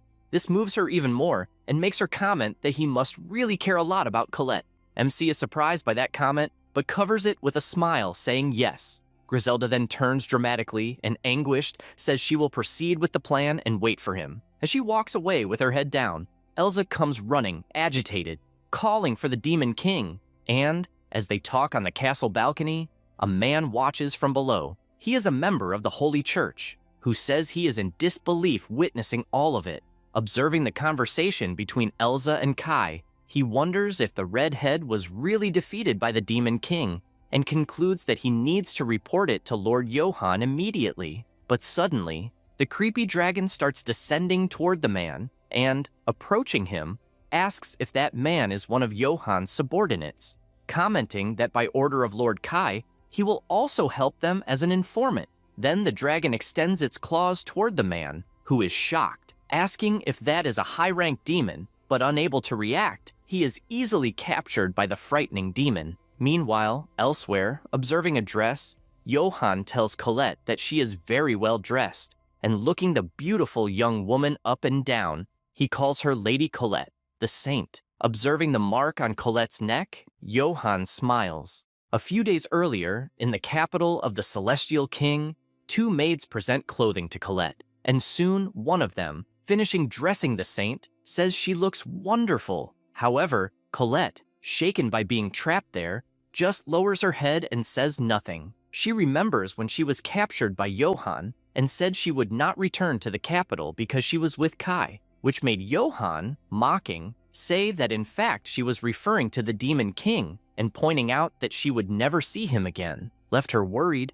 Sometime later, in the capital, on a quiet night, Johann observes the saint attentively, smiling while the maids continue adjusting her clothes, adjusting his glasses, and with that evil smile, Johann says that she is truly beautiful, worthy of a saint and a perfect match for him. This immediately catches Colette's attention and makes her ask what he means by that. Suddenly, a blonde young woman appears, opening the door and calling for Colette. She approaches the saint and says she was very worried about her because she heard she was kidnapped by the Demon King. Colette is equally surprised to see that young woman and calls her Princess Angelica. Angelica then says that must have been terrifying and asks if the Demon King did anything to her, and Colette responds that it wasn't like that and that she must have misunderstood things. Meanwhile, Johann just observes the interaction, and soon a man appears,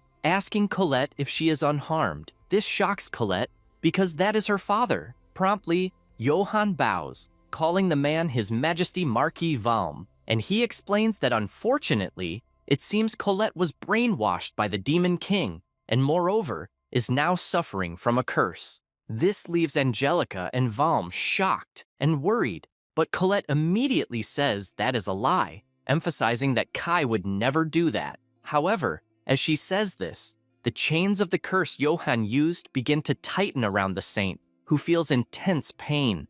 Johann, observing the scene, merely smiles faintly while Angelica is shocked, commenting that this is the curse. However, even while suffering, Colette, with a trembling voice, says that Kai is a hero who saved everyone. Immediately, Angelica approaches her and hears her saying Johann's name. Widening her eyes, the princess asks what she is trying to say about Johann, and, absolutely tense, seems to have realized what Colette meant. However, the prophet interrupts, saying that Angelica shouldn't listen to what the saint is saying, as it is the effect of the curse of the Demon King Kai. Even gasping for breath and in pain, Colette does not lower her guard and looks angrily at the prophet, and he says it's better to leave her there for a while until she calms down, asking Angelica to return to her chambers. With a threatening look, he affirms that he will take care of Lady Colette and ensure that she rests. Then the princess says it's okay,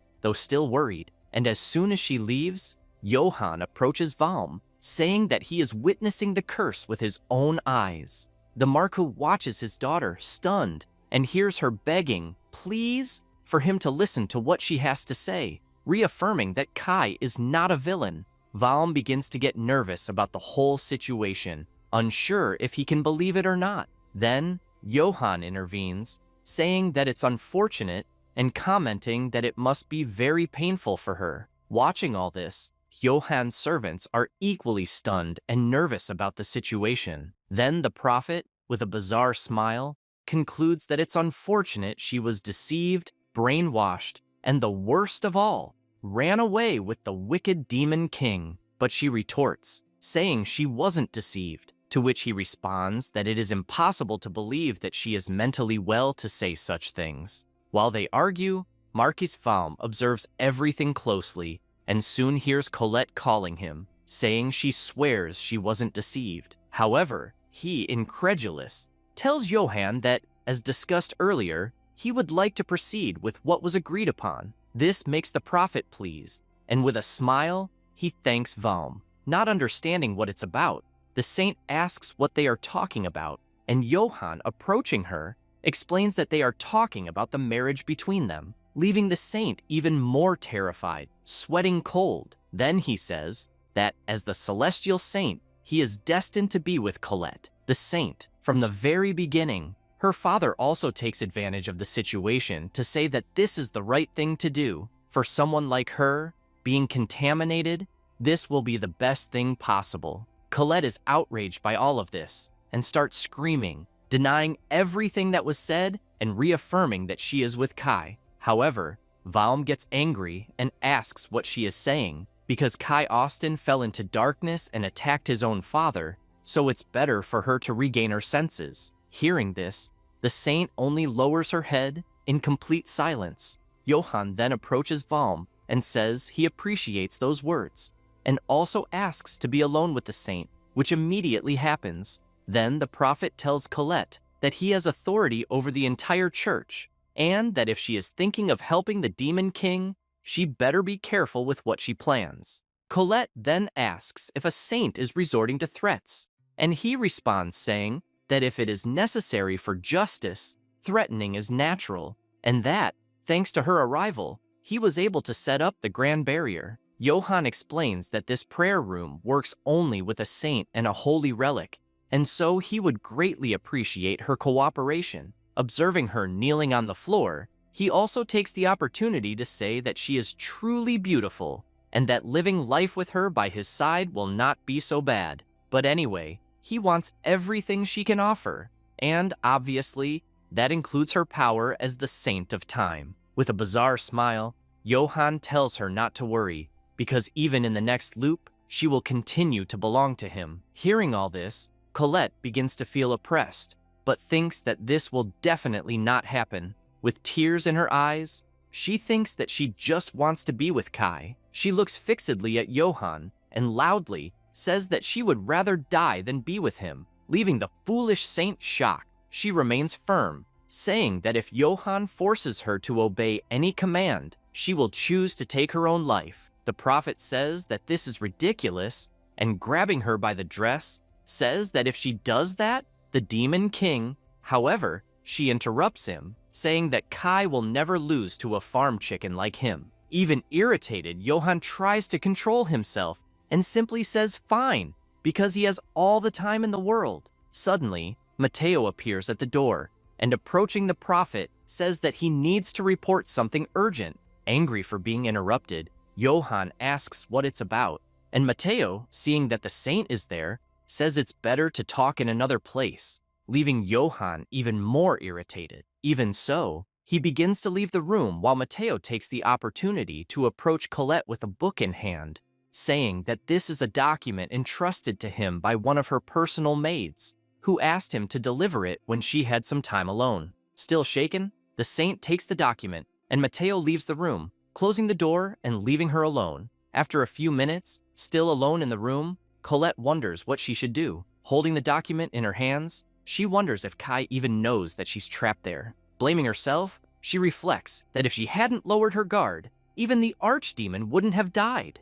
Then she decides to read the document and soon finds a note between the pages. Immediately she picks it up, and after smelling the note, she immediately recognizes that it came from Kai. She begins to read the note, which says, "I know about your situation through what the archdemon informed me, and I am gathering our allies right now. I apologize for leaving you alone, but I will be there to help soon. Signed, Kai." Colette closes her eyes after reading and, with a hint of hope, says that she will be waiting. Meanwhile, elsewhere, Matteo bows before Johann, who, angry, asks what Matteo is thinking, as the purifiers are from the darkness, and he should refrain from such actions. He asks if this is about the Demon King subjugation mission, and comments that, this time, he just wanted to see how the other side would respond to this. The prophet also says that the enemy is in the second round, and even if they escape, he was expecting it. However, Matteo says no and claims to be the only survivor, stating that the mission was a complete massacre. Hearing this, Johann is absolutely shocked, wondering if those purifiers were defeated, which makes him think that this so-called Demon King will truly not be an easy enemy to face. With this in mind, he asks Mateo to increase the alert level and reorganize the purifiers, which Mateo promptly acknowledges. Thus, Johann leaves the room and heads to another place. In a sacred temple with several men apparently important to the church, the man seated on the throne tells the prophet that he did well in reporting all that. Johann simply lowers his head in respect, and the old man asks for the candidates for the heroes group, including Johann, to be gathered and assigned to the protection of the Holy King's capital. With a serious tone, he affirms that the Demon King will be dealt with by the Holy Church. After hearing the orders, Johann says he will do as commanded and reflects to himself that this will be a colossal battle, definitely the end of the Demon King. Meanwhile, in the Demon King's castle, Mateo enters a room and greets the protagonist, who responds saying he is glad to see him again. Mateo then informs him that he delivered the letter to Colette, and worried the protagonist asks about his beloved. Mateo responds that she is safe, but with the tight security she is under, escaping will be impossible. Kai replies that he had imagined this, and thanks Mateo for his work. Clenching his fist, he thinks that he needs to hurry up. Then Mateo shows him some documents, asking Kai to take a look. He explains that these are good pieces of information about the defense of the capital. Surprised by this, the protagonist says that, apparently, besides the barrier, there are also powerful magical weapons, which makes him wonder if they also have equipment that forcibly drains magical power, which is bizarre. Observing the weapons drawing, he notices that they've placed it around the entire capital wall. Kai reflects that, just as they managed to create this tactic to drain magical power, the enemies also succeeded, and even if they break the barrier, they will be forced into a fight without magical power. Pondering the matter, Kai deduces that this will definitely be a problem. He then tells Mateo that he can go back and continue with the preparations, and returns to thinking about what he could do, but quickly has an idea. Meanwhile, elsewhere, an axe nearly hits Elsa, who, holding a bottle of wine, asks what the hell that is among the smoke. A colossal figure appears, asking if she is Elsa. He places the axe on the ground, which immediately starts to break, and Elsa, shocked, looks to the side and realizes that the tower behind her is also splitting in half. Moments later, the tower begins to collapse. Watching the scene, the redhead comments that this power is truly incredible, and while the tower falls, the giant says that he is there to take the Demon King's territory. Elsa then leans on her sword and, rising, smiles, and informs him that the territory has already been taken. The giant is shocked by the information and asks if it was the demons who were responsible for it. The redhead, incredulous about that question, replies that in fact it was the humans. This enrages the being, shouting that now he realizes nothing has changed, and he will first exterminate that idiot and then deal with those humans. However, Elsa, with a smile, simply says that he is a very big guy. Suddenly, Walter appears, accompanied by Sasha and Griselda, asking if that is an enemy attack and if that is a demon. The giant then looks back, and Griselda is astonished by the scene in front of her. She sees Elsa using her full skill improvement and asking why the monster is looking away, stating that she will charge forward. Her sword starts to catch fire, and she quickly attacks using the flame slash.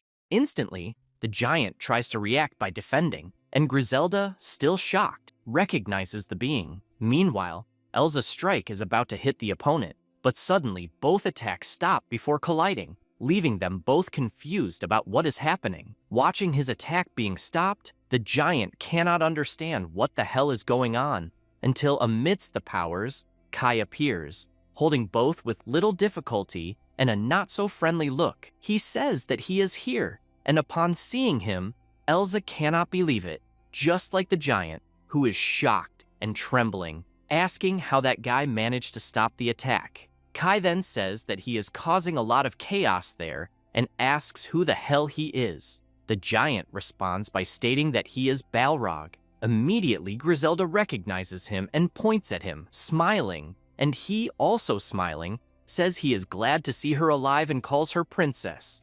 Watching the scene, everyone is absolutely confused, including the protagonist, who doesn't understand why he called Griselda princess.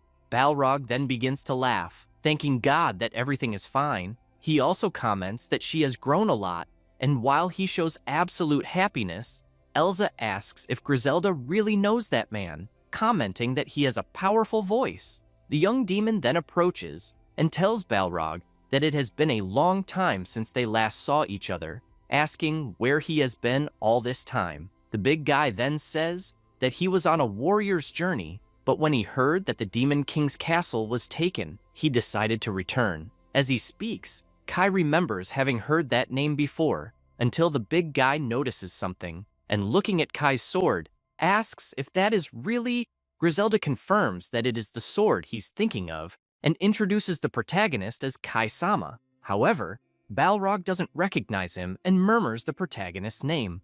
Everyone watches in silence, still stunned, and with that, Griselda says that apparently she will have to explain everything that has happened so far. Sometime later, inside the castle, Kai and Balrog face each other, and the protagonist, observing him closely, reflects on the fact that he is an ogre and remembers that ogres are the strongest race among demons, possessing insane power. He observes Balrog's muscles and veins. However, Walter interrupts him and informs him that the preparations for the operation are almost ready, and Kai responds that he will join them soon. Intrigued by all this, Balrog asks the protagonist what he is planning. Suddenly, Griselda appears, and seeing the big guy angry, she tries to disguise it, telling the protagonist that she will introduce the strong man again. She explains that he was one of the 4 sacred kings, according to the prophecy of the former demon king,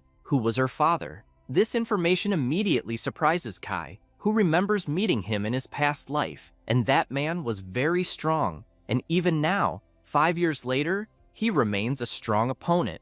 Balrog then comments that he doesn't understand what is happening, and asks if humans and demons are joining forces. However, everyone remains silent, not saying a word. Then, Balrog lowers himself, calling for the protagonist, and asks why he has that sword, which belongs to the Demon King. The protagonist then remains silent for a brief moment, and soon affirms that it is because he himself is the Demon King, leaving the big guy absolutely shocked and asking him to repeat what he just said. At that moment, the protagonist reflects that it's natural that Balrog doesn't accept this, as it's hard for him to understand that a mere human is suddenly declaring himself as the Demon King. Griselda then calls the big guy's attention, asking him to stay calm, as they owe their lives to Kai, who saved them, and Sasha adds that not only that, but he also fought for the liberation of the demons, and they all swore their loyalty to Kai-sama from the bottom of their hearts. Balrog then looks at everyone present, still suspicious, asking if they are really loyal to a human. With just one hand, he crushes one of the castle's pillars, and with a vacant look, he asks Sasha if she has forgotten the Demon King's last words. The blonde gets uneasy at that, and Balrog concludes, telling everyone there to pay attention because he doesn't know any of the nonsense they are talking about. And now that the Demon King is gone, his daughter, Princess Griselda, needs to exercise her right to the throne. She only hears all of that, and the big guy continues, saying that a human being the Demon King is impossible. However, Griselda intervenes, saying that she understands what he is saying, but Kai has the qualities and strength of a true Demon King. Still irritated, Balrog grits his teeth in anger. Then the protagonist calls him and says that they are about to launch an attack on the Holy King's capital, so Balrog can decide whether to recognize him as the Demon King or not. Hearing these words, the big guy is astonished, and lowering himself, he asks if Kai is really serious. He highlights that this place has been resisting demons for centuries, and that's why he is questioning if Kai really believes that a mere human will be capable of such a feat. The protagonist responds that it's not just humans, but humans and demons together. Again, Balrog says that this is ridiculous and nothing but a fantasy. However, Kai, irritated, says that, anyway, this is not the time to be discussing this, and asks Merle to start preparing for the journey ahead. He asks her to inform everyone that they will be leaving the next morning. Suddenly, Balrog grabs his axe, irritated. But when he looks at Griselda, he immediately becomes paralyzed and listens to her asking him not to stand in Kai's way. Still, Balrog remains unwavering and asks why she is allying herself with a human. Griselda then says that he can ask anyone there, as the vast majority of them were saved by Kai-sama. The big guy then looks at everyone there, the cat-eared sisters and the various demons, and says that it cannot be true. Frustrated, he cannot understand all of this. He then goes to the palace door and, outside, wonders who the hell that human is, as the late Demon King's wish was for his daughter to take the throne. But then he notices something, and looking ahead, he sees two other demons. One of them asks if Balrog is running away alone again. Balrog then says that they are late and asks where the others are, and the chubby one answers that the rest are still at the fortress. Moments after saying that, some nearby bushes begin to move, making noise. Realizing this, Balrog says that they have apparently been followed. The two other demons are shocked by these words, and even without looking, Balrog notices that the holy knights are behind the bushes. He comments that there must be about 10 of them there, and asks them to stop hiding immediately. One of them calls the big guy an idiot, and without hesitation, charges at him with his spear to attack. However, Balrog easily dodges the attack. The knight then prepares to attack again, frustrated, but immediately the big guy grabs the knight's spear and breaks it as if it were a child's toy, making the knight nearly wet himself, incredulous at the scene. Without thinking twice, Balrog then charges at the knight, grabbing him and saying that to him, those spears are just toothpicks. The big guy then crushes the knight cruelly in front of all the other knights, leaving them absolutely terrified and shaking with fear. Balrog warns that he won't leave any of them alive. Sometime later, at the Ogre tribe's forward base, a man sitting on the ground tells Balrog that he has already investigated the human named Kai Austin. Excited, the big guy asks what kind of evil deeds his companion discovered that Kai has done, and he, a bit nervous, reports that everyone he asked said that Kai was a noble human acting for the good of the demon tribe. Hearing this, Balrog says that he doubts this is true. However, he begins to question whether a human is really helping the demons, pondering that there might be some kind of scheme behind all of this. He then asks his companion what's going on there, and so the companion continues reporting everything. Sometime later, Balrog goes to another room with a man held hostage and another ogre wearing a mask. He looks at his companion, who gives him a thumbs up. Then Balrog takes the man's hood off and asks if he is ready to speak now. The man says yes, and begins to say that the role of that man is to lure the demon tribe to the Holy King's capital. Pretending to know nothing, Balrog asks which man and what he is talking about. The man continues, saying that he is the son of a captain of the Holy Knights, and that it's impossible that he is an ally of the demons. The ogre is shocked hearing all this, and the man, desperate, screams that Kai is a traitor among humans, as he was one of them, the knights. Immediately, Balrog grabs the man by the head, making him even more terrified, and in the blink of an eye, ends the man's life. Stunned, he says he understands everything and asks the ogres to join him immediately. Sometime later, elsewhere, Griselda informs that with the zombie army of the Holy Knights and the demons that were enslaved in the mines and in the Demon King's castle, they have about 1,000 warriors. She says that the Holy King's capital has many more, maybe even 10 times that number of soldiers. And in addition, they have the powerful magical barrier and weapons. Uncertain, she says that this will be... Suddenly, Kai interrupts her, saying that the difference seems colossal, and because of that, the invasion seems impossible. Confused, Griselda asks what he means by seems to be, and he, with a smile, says it's fine. After all, they are all here, just like he is, and the individual quality of each of them will be the differential. Observing the capital, the protagonist says that they will destroy it all and save Colette. With this, Griselda gets excited and says she is ready for action, but suddenly, one of the demons approaches them, saying to Kai that a messenger from Balrog is here. and that is enough to make the protagonist worried. Moments later, Kai hears the messenger apologizing profusely. Observing the ogre's expression, Kai reflects that this is not the right way to apologize, and the ogre, kneeling, says that Balrog wants to apologize for the previous day and asks Kai to accompany him to the ogre village as they have prepared a feast for him. The protagonist then says that inviting him to apologize is somewhat selfish. Intrigued, he wonders what's behind this sudden change of behavior, since Balrog doesn't seem like the type to change his mind overnight,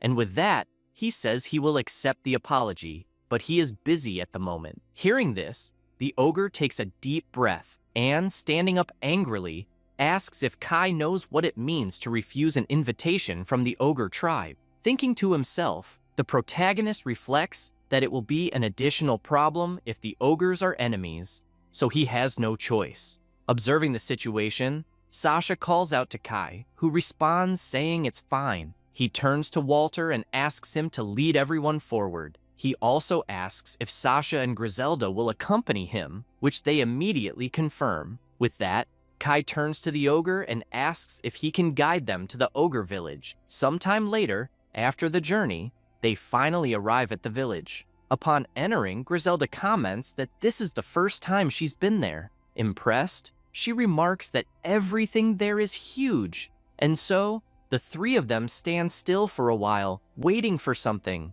Then Kai asks if there is nothing there that resembles a house. The ogre, confused by the question, says that they don't need such things, as they have no enemies to challenge them. Kai, looking discreetly, notices the giant's heavy armor and asks why he wears that armor if there are no enemies. The big guy then stands up and says that actually it's a coincidence, as they are returning from a battle. Hearing this, the protagonist remains suspicious, realizing that something is wrong. Moments later, feeling an aura, Sasha, frightened, calls Kai telepathically, and he responds that he understands that something is wrong there. The ogre then asks if the protagonist has more questions, and he, observing, reflects that ogres shouldn't possess magical power and wonders why he is sensing such power there. The big guy then says they must hurry as Balrog is waiting for them. Moments later, they arrive at a grotesquely large cave, and the ogre immediately says they can enter.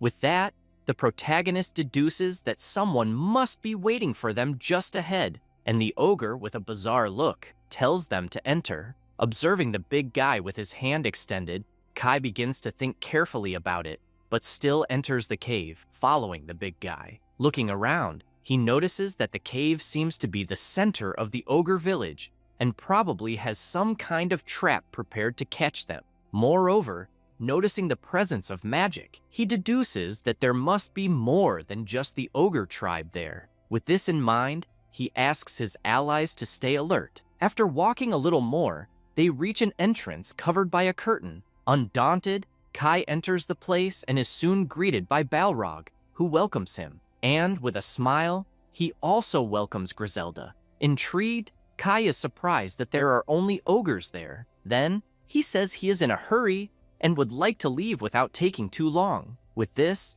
the big guy comments that Kai is being a bit cold. However, he says that it's fine, and they will have another meeting in the future, and Kai can enjoy the feast. Thus, the protagonist sits at the table, accompanied by Sasha and Griselda, who asks if it's okay if she also enjoys herself. With the food set, apparently delicious, Kai remains suspicious, while Griselda, excited, says that it is delicious. Immediately, the two begin to indulge in the dishes, saying that this banquet has several delicacies, and that each dish is better than the other, while Kai remains silent, not eating anything. Balrog then says that he is happy they liked it, but asks if Kai isn't going to eat. Looking at Kai with a plate in hand, still without tasting it, the big guy asks what the problem is, to which he responds saying it's nothing. Then, he takes a bit of food on the spoon and slowly puts it in his mouth.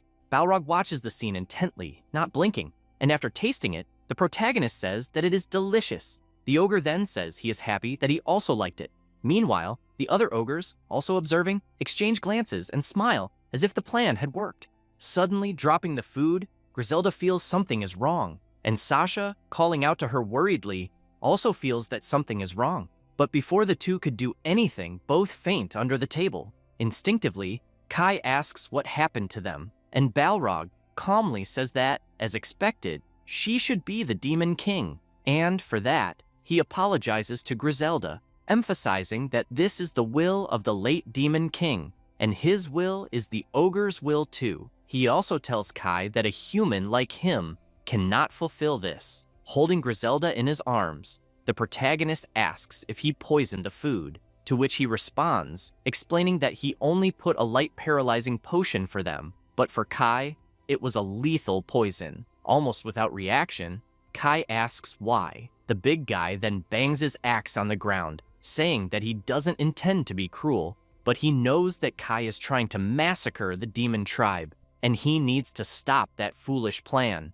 Surprised, the protagonist asks who told him that, and Balrog replies that it was one of Kai's allies, and he also takes the opportunity to ask why he is so calm. Really calm? The protagonist just smiles and tells his companions that everything is already over. Immediately they get up, saying that it was quite a performance. Seeing this, Balrog's two subordinates are incredulous, asking if they pretended to be poisoned. Kai then says that dealing with poisons is the specialty of a black mage. Moments earlier, looking discreetly at Griselda, he had used a detoxifying magic hidden. Stunned by all of this, Balrog asks if they already knew about the plan, which Griselda confirms. And, after reminding them of everything they had planned, she says that she is surprised they thought it would work, as it was a very obvious trap. Hearing this, Balrog looks at his subordinate, almost killing him with just a look. Then, Griselda says that just by the way he spoke earlier, it was clear that something was being plotted. Suddenly, the big guy starts shouting, furious, and with the axe in hand, says that if the poison didn't work, he will face Kai mano a mano. Overcome with anger, he says that he will make the protagonist understand what he is trying to say by pounding him. Immediately, Kai draws his sword, saying that he can feel free to try. Seeing the sword, Balrog promptly recognizes that it is the magical sword Trifing. Immediately, the two also prepare for combat, alert. However, the protagonist asks them not to interfere in the fight. Thus, Balrog doesn't waste time and soon tries to land a blow with the axe, but it is easily blocked by the protagonist, who still notices that, as expected, the impact was very strong. Astonished, Balrog asks how he managed to stop that attack and comments that he isn't the son of the Knight Commander for nothing. Surprised by those words, the protagonist asks why he is saying that, but Balrog ignores him and just claims that he won't be influenced by the Holy Knight's plan for Kai. Completely shocked, the protagonist realizes that Balrog is thinking something completely wrong about him, but with no time to retort, he just dodges another powerful blow from the ogre, who, impressed, asks how he is managing to dodge like that. However, Kai also doesn't waste time and uses the ability to walk in shadows, and with that, he begins to move quickly. Balrog is impressed with that ability, and Kai, after noticing this, immediately uses a magic circle above the ogre's head, catching him by surprise. He then extends his hand in the center of the circle and begins to use Black Thunder magic, leaving the ogre without any reaction. Moments later, Balrog becomes completely unconscious, his body smoking from all sides. Taking advantage of the moment, Kai returns to the ground while his opponent suffers the consequences of the ability that was used. Watching the fight, Sasha and Griselda are impressed by everything that has happened, while Balrog's subordinates grow worried, calling out to him. Kai then says that this should be enough, and the big guy, after regaining consciousness, can barely speak. Suddenly, the protagonist notices something strange, and moments later, the big guy's body begins to be pierced from the inside out, emitting lightning in all directions. As a result, the other ogres there are decimated by the powerful lightning, which pierces them easily. However, the protagonist reacts quickly, using the wall of darkness to protect himself and also shield the girls. Impressed, he asks what the hell that is. Meanwhile, Balrog's subordinates continue being massacred by the lightning, and they wonder where it came from. Seeing this, the big guy worries about his allies. But when struck, Balrog doesn't even suffer a scratch. He then turns around and hears the protagonist saying that now he understands where the magical presence he felt earlier is coming from, and asks what he is feeding the ogres, questioning his father. To everyone's surprise, Kai's father, along with his subordinates, greets his son by pointing his sword with his new cyborg-style arm. Smiling, he comments that the fact that Kai survived a fight against Balrog was expected from someone who managed to sever his arm. While the ogres agonize from the attacks they suffered, Kai's father's soldiers take over the entire area. The captain of the knights then starts to speak, saying that he expected Balrog to be destroyed after the fight. But in the end, demons really have a poor intelligence, and it's pathetic that he couldn't eliminate even a single black mage.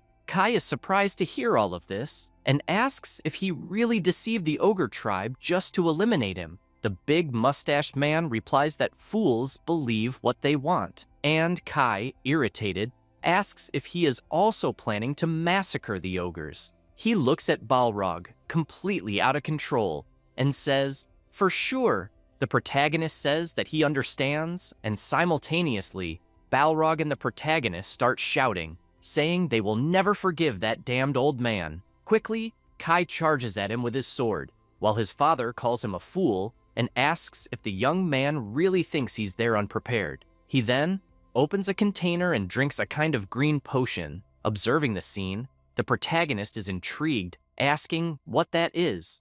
And soon the old man, feeling the potion taking effect, says that it's a secret elixir that guarantees power equivalent to that of a hero. And, while his body starts to transform, becoming more muscular than Ronnie Coleman, he concludes by saying that it was Johann who gave him that. The protagonist can't believe it and is completely paralyzed in shock. Facing his father, who has transformed into a muscular monster, Kai wonders if he really has the power of a hero. Still shocked, he reflects that he thought it was impossible for a potion to do that. Suddenly, Griselda says to the protagonist that the ogre tribe can't fight after the last attacks they suffered. Then, she says that Sasha and she will take care of the Holy Knights. Suddenly, Balrog leaps to attack Kai's father, and while still in the air, grits his teeth in hatred for the old man. Kai watches the scene, as does the old man, who prepares for the fight. And with the strike, Balrog destroys everything in front of him, throwing rocks in all directions. The ogre messenger then tells the other ogres to run from there, as in their current state, they will just be a burden to Balrog. The Holy Knights also begin to act, using the holy barrier to protect themselves from the flying debris. One of the men says that, for now, they should protect themselves with the barriers and then exterminate the weakened ogres. But observing everything, he wonders why Kai allied himself with the demon tribe. Meanwhile, in the fight, Kai defends himself using a magical shield, while Griselda approaches the soldiers protected by the barrier, and one of the men, upon seeing her, almost soils himself, as the princess used the blood lance to break the barrier and, moreover, also managed to annihilate the men who were protecting themselves. Manipulating her powers, she comments that the cave will collapse soon, so it's better for Sasha to evacuate the ogre tribe quickly. Meanwhile, Sasha uses martial arts to also avoid being hit by the debris, but informs that she understands her friend's request. At the same time, Kai's father charges at Balrog. Overcome by the mutation, he comments that the rocks there will turn to sand, and this is the power of a hero he always dreamed of having. However, Balrog manages to defend the attack skillfully and tells the old man to stop talking nonsense. Nevertheless, feeling the pressure from the big mustached man, he wonders what kind of colossal power that is. The old man, attempting to penetrate the ogre's defense, asks him what the problem is, and if his face is contracting. Taking advantage of the moment, he manages to land a sword strike, piercing and severely wounding Balrog, who immediately starts feeling excruciating pain. However, as the old man drives the sword into the big guy's chest, the protagonist appears, flying using the blood bond ability. He uses the bond with Balrog, who quickly realizes Kai is helping him. However, the protagonist's father manages to dodge the magic, moving slightly to the side. Irritated, he asks if Kai really thought he would be hit by that, calling him a tired black mage, and says that he will exterminate him too.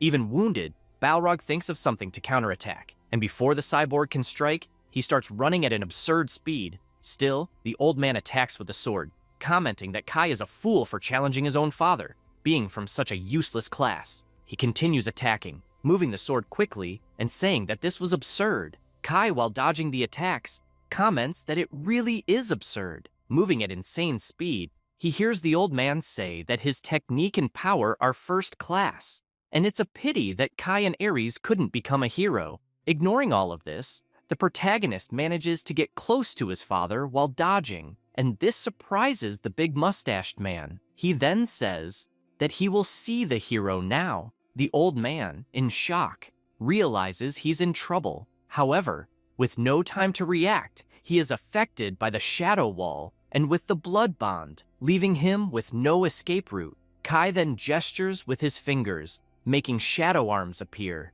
and without hesitation, he completely restrains his father using powerful magic. Immediately, the old man starts screaming and coughing up blood, suffering from pain. Watching it all, Balrog remains silent with a serious expression. Then the protagonist tells his father that apparently he was also deceived, so he will clarify that this isn't a secret elixir, but rather a battle booster, where the user dies in a few minutes. The old man becomes even more terrified hearing these words, and tears begin to flow. And Kai, staying calm, continues saying that the old man was just a disposable pawn for Johann, and he truly regrets that this happened. Desperate, the old man feels the agony of knowing that the end is seconds away and can do nothing, until he finally collapses to the ground, his body collapsing from the inside out. Moments later, his body explodes, spraying ketchup everywhere.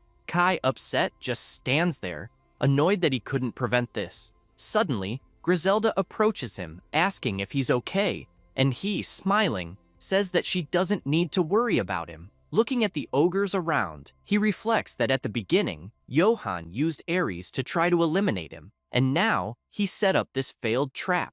Noticing his deceased father's mechanical arm on the ground, he thinks to himself that all of this is his fault. Observing that war-torn scene, Griselda becomes scared and asks Kai why his father exploded out of nowhere, and he responds by explaining that Johann made a level booster that can make a person stronger, but the side effect is that death occurs in a few minutes.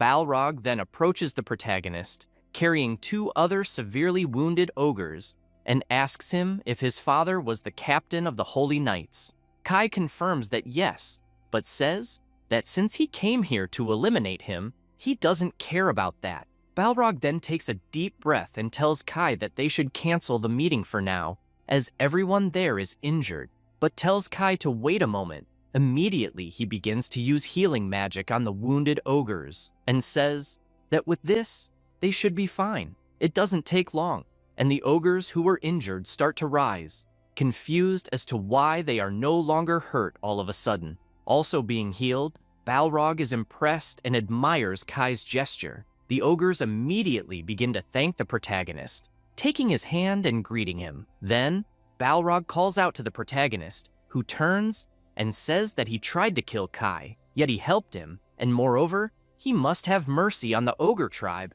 and wants to know why. The protagonist stares at him and, in a serious tone, says that saving his tribe was a promise he made to Griselda. Balrog listens attentively and smiles, saying that now he understands why the princess cares so much about Kai. He also says that he will leave the princess with him for now, so Kai should protect her well. The protagonist nods, replying that he will, and Griselda asks Balrog if he will not accompany them, as it would be important for them to be together from now on. However, the big guy says that he cannot go, as his lord is alone. Hearing this, Kai is intrigued and asks Balrog if they will be able to meet again after he attacks and conquers the sacred capital. The ogre is surprised by the question, and before he can answer, Kai concludes by telling him not to worry, as he, Kai Austin, as the Demon King, will take care of the demon tribe, and that is a promise. Impressed, Balrog simply listens in silence, and the protagonist finishes by saying that when they meet again, he will prove that everything is fine, and they will talk until the ogre is convinced of everything he is saying. Balrog says that he is an interesting guy, and will arrange another meeting between them so he can sincerely apologize next time. Hearing the whole conversation, Griselda gives a contented smile, as do the other ogres. Then, Balrog, excited, says they will certainly meet again, which Kai confirms by nodding. Thus, he continues his journey with Sasha and the princess. Along the way, Griselda comments that she wishes the ogres could come with them, but Kai says that unfortunately, that won't be possible, and they must hurry to find Walter and the others as quickly as possible. Suddenly, a knight appears, visibly wounded, calling for Kai. This startles the protagonist and Griselda, and she asks if that holy knight followed them there. Noticing that she is about to attack the knight, Kai asks her to wait a bit. He then asks who that man is, and the knight responds that he can't accept that someone as intelligent as Kai Austin would betray humans and demands an explanation for that. Upon hearing this, Griselda recognizes the knight, as does Kai, who says that this is Vice Captain Gallard, his former sword instructor, and comments that it's been a long time since they last met.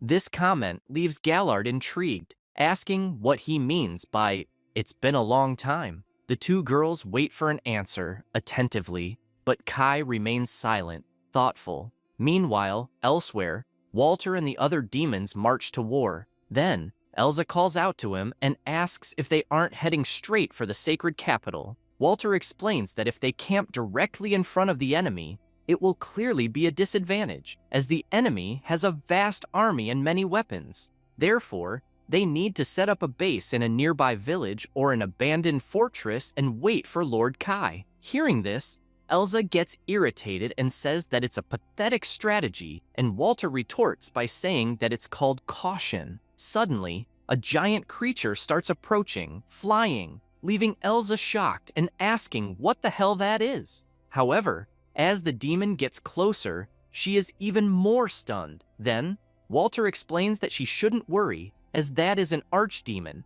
a messenger of the Demon King. The archdemon then informs them that he received a message from the Lord, and he said that the direction is changing. Walter then asks where they should go, and the small demon responds that they should head to the Guardian's fortress near the sacred capital, the Austin Fortress. Hearing this, Elsa's eyes widen and she starts screaming, saying she is sure Austin is the name of the Demon King, which Walter confirms. She says that if they attack the Demon King's family, it will be an act of rebellion, and asks if he has forgotten the contract they have with Kai. Hearing the redhead scream, Walter simply lowers his head, confused and irritated, but the archdemon says that they don't need to worry and should go quickly. Thus, they continue their journey, quickly arriving at the Austin Fortress. Still in front of the gates, Walter asks if this might be a plan from the Austin family,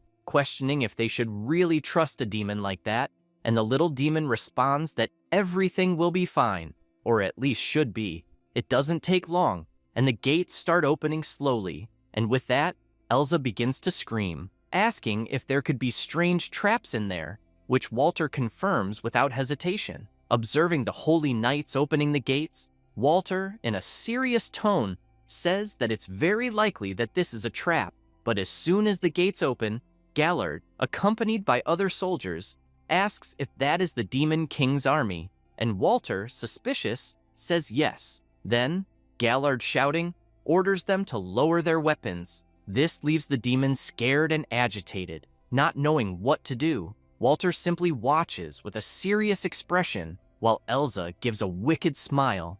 Promptly, the two get ready, with the redhead shouting and asking what they should do now, and Walter ordering everyone to form a battle formation. However, surprisingly, the weapons are lowered, catching them both off guard. The commander says they shouldn't misunderstand the act of lowering their weapons, as they truly were supposed to be there. With conviction, he states that he is surrendering. Leaving the redhead absolutely confused, Walter begins to put away his sword, saying he doesn't understand, while Elsa asks what the hell is going on. Someone starts approaching, and the captain promptly looks. The MC, with a smile, says they're late. He claims to be just joking, explaining that he used magic to get there first. Walter is surprised to see him, as is Elsa, who asks why and if that isn't betrayal.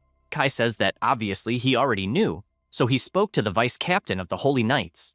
And since Gisi is already dead, that man is probably the commander now. The man says that as a Holy Knight, he cannot cooperate. However, they are prisoners now. All of the MC's allies are completely shocked. The commander informs them that they will now follow Lord Kai, which he promptly thanks him for. The commander then kneels, showing respect. Kai remembers to explain to the commander that Johann was using him and asked him to cooperate with his army in exchange for saving the survivors of the battles. The MC also took the opportunity to talk about the first cycle, but is not sure if he believed it. Elsa then says she heard rumors that the Demon King set fire to the commander's family home, questioning how he could forgive that. However, the commander says he did not forgive and explains that aside from Lord Aries and the late commander, there were almost no casualties at that time, and only a few houses were destroyed. With that, he asks Kai not to make him regret trusting him. The MC looks at him and, taking his hands, says that he can trust him. The commander then closes his eyes. While Griselda, observing the scene, finds all of it strange, she simply asks if the food is ready. Immediately, the others also say they are hungry, and the MC, smiling, says they can take a break and calls for Sasha. She promptly responds, saying to leave it to her. Moments later, elsewhere, the demons eat and drink cheerfully. Griselda, making a toast, says that tomorrow it will all be over, so they should enjoy eating a lot. With that, everyone raises their glasses to toast, celebrating happily. The young demon girl says it's quite exciting, and Sasha agrees, saying that seeing smiles like that is increasingly rare. Griselda also says that it's all thanks to Lord Kai. Elsa soon notices her expression, as does Walter, who shows concern and asks what's wrong with her. Smiling, he says she doesn't need to worry, as things will get easier now, and thanks to Kai, they're even well equipped. However, Griselda says she's not worried, surprising the big guy. Suddenly, Elsa shows up hugging him and, with a mischievous smile, says that the Demon King is going to help another woman. With that, Sasha, bothered, asks what she's talking about, leaving the redhead flustered. Even so, she starts to speak and says that Griselda is in love with Kai. This immediately irritates Sasha, who starts shouting, while the little demon girl just watches until Sasha calls her attention, ordering her to do something about it. Then Griselda promptly curses Elsa, who quickly runs away. Holding her drink, she thinks she shouldn't care about that, until suddenly, the blonde asks if she's really in love with Kai. That leaves the small one completely embarrassed, and, looking at Kai, she starts to get even more nervous, breaking into a cold sweat. Then suddenly, one of the cat ears calls her, saying the Lord is calling for her. Still flustered, she asks if it's true and starts walking, saying she's already on her way. As she walks, the others just watch her in silence, and Walter asks if she's really okay. Moments later, in another place, Griselda arrives at the door and says she's coming in. She approaches with her head down, and Kai promptly notices her arrival. A demon who is also in the room asks if the mission was a tactical distraction against the Holy Kingdom's army, which Kai promptly confirms. Surprised, Zelda asks who that is over there, and the MC introduces him as Gale. Gale takes the opportunity to introduce himself as the leader of the Red Scorpion mercenaries. Griselda says she understands and asks if he is a... However, the big guy doesn't let her finish the sentence and simply confirms that he is. Kai then says they'll now talk about the plan. He reflects that those guys are a group of humans and demons, and he heard they accept any job as long as they're well paid. However, Gale says they don't need to talk about the plan, leaving Kai surprised. He states that he'll use the connections he has with the Paldea Empire, and that he already understood almost everything Kai is aiming for. He says that if the Paldea Empire, an enemy nation, has troops on the borders of the Holy Kingdom, the capital will have no choice but to send the army there. Then they, the mercenaries, will pretend to be Paldea troops, and with that, they'll be able to draw the attention away from the Holy Kingdom's capital. Intrigued, Kai asks if they'll really be able to advance that quickly, which Gale confirms, saying they're always prepared. However, out of nowhere, Walter appears in the room calling for Kai. he informs that a massive enemy army is approaching, which catches the MC completely off guard, while Gale, calm, says they finally moved. Walter and Griselda become tense with the situation, just like Kai. However, Gale confidently tells Kai that the negotiation will now begin while the enemy army is on the move. Gale comments on the tens of thousands of troops from the capital and says that they, the Red Scorpions, lured them out right after their messenger arrived. Not understanding what's happening, Kai asks what he's trying to do, but the mercenary tells him not to worry too much, since he already said this is a negotiation. He also questions such a large army going there without properly preparing. Gale asks if they'd really go toward the Paldea Empire's border for a war that doesn't even exist. With that, he explains that they are the ones who can change the course of the battle, asking what Kai prefers. After hearing all that, Kai, irritated, asks if that's a threat, to which Gale responds by saying that those who hire his services are always in a weaker position, and he'll use that to gain a slight advantage. Reflecting on the situation, the MC thinks Gale is really clever, since he managed to execute the bait plan successfully and took them down, so he has good skills. However, he wonders what Gale will ask for now. The big guy then raises his fingers and asks what Kai thinks about paying 30 million in gold. That makes Griselda furious, saying that not even selling that mansion would get them that amount. And Gale, smiling, asks what's more important, life or money. Also irritated, Walter says that if such a large army surrounds that place, they'll be wiped out in an instant. However, Griselda insists, saying they can't afford 30 million. Paying attention to the conversation, Kai smiles, while Gale tells him to act carefully, as he probably won't have much time to think. Then, suddenly, Kai raises his index finger, leaving Gale surprised. Then, the MC, with his finger raised, smiles and asks what the big guy thinks about receiving 100 million. This leaves Gale completely astonished, and, watching the MC smiling, he asks if he misheard or if he really offered that. Kai then asks if that's not enough, which Gale denies, but questions if Kai can really pay all that amount. Griselda then approaches the MC, whispering in his ear that not even the National Treasury can cover that amount. However, he tells her not to worry. He explains that Elsa has an absurd fortune with hundreds of millions, so it's all good.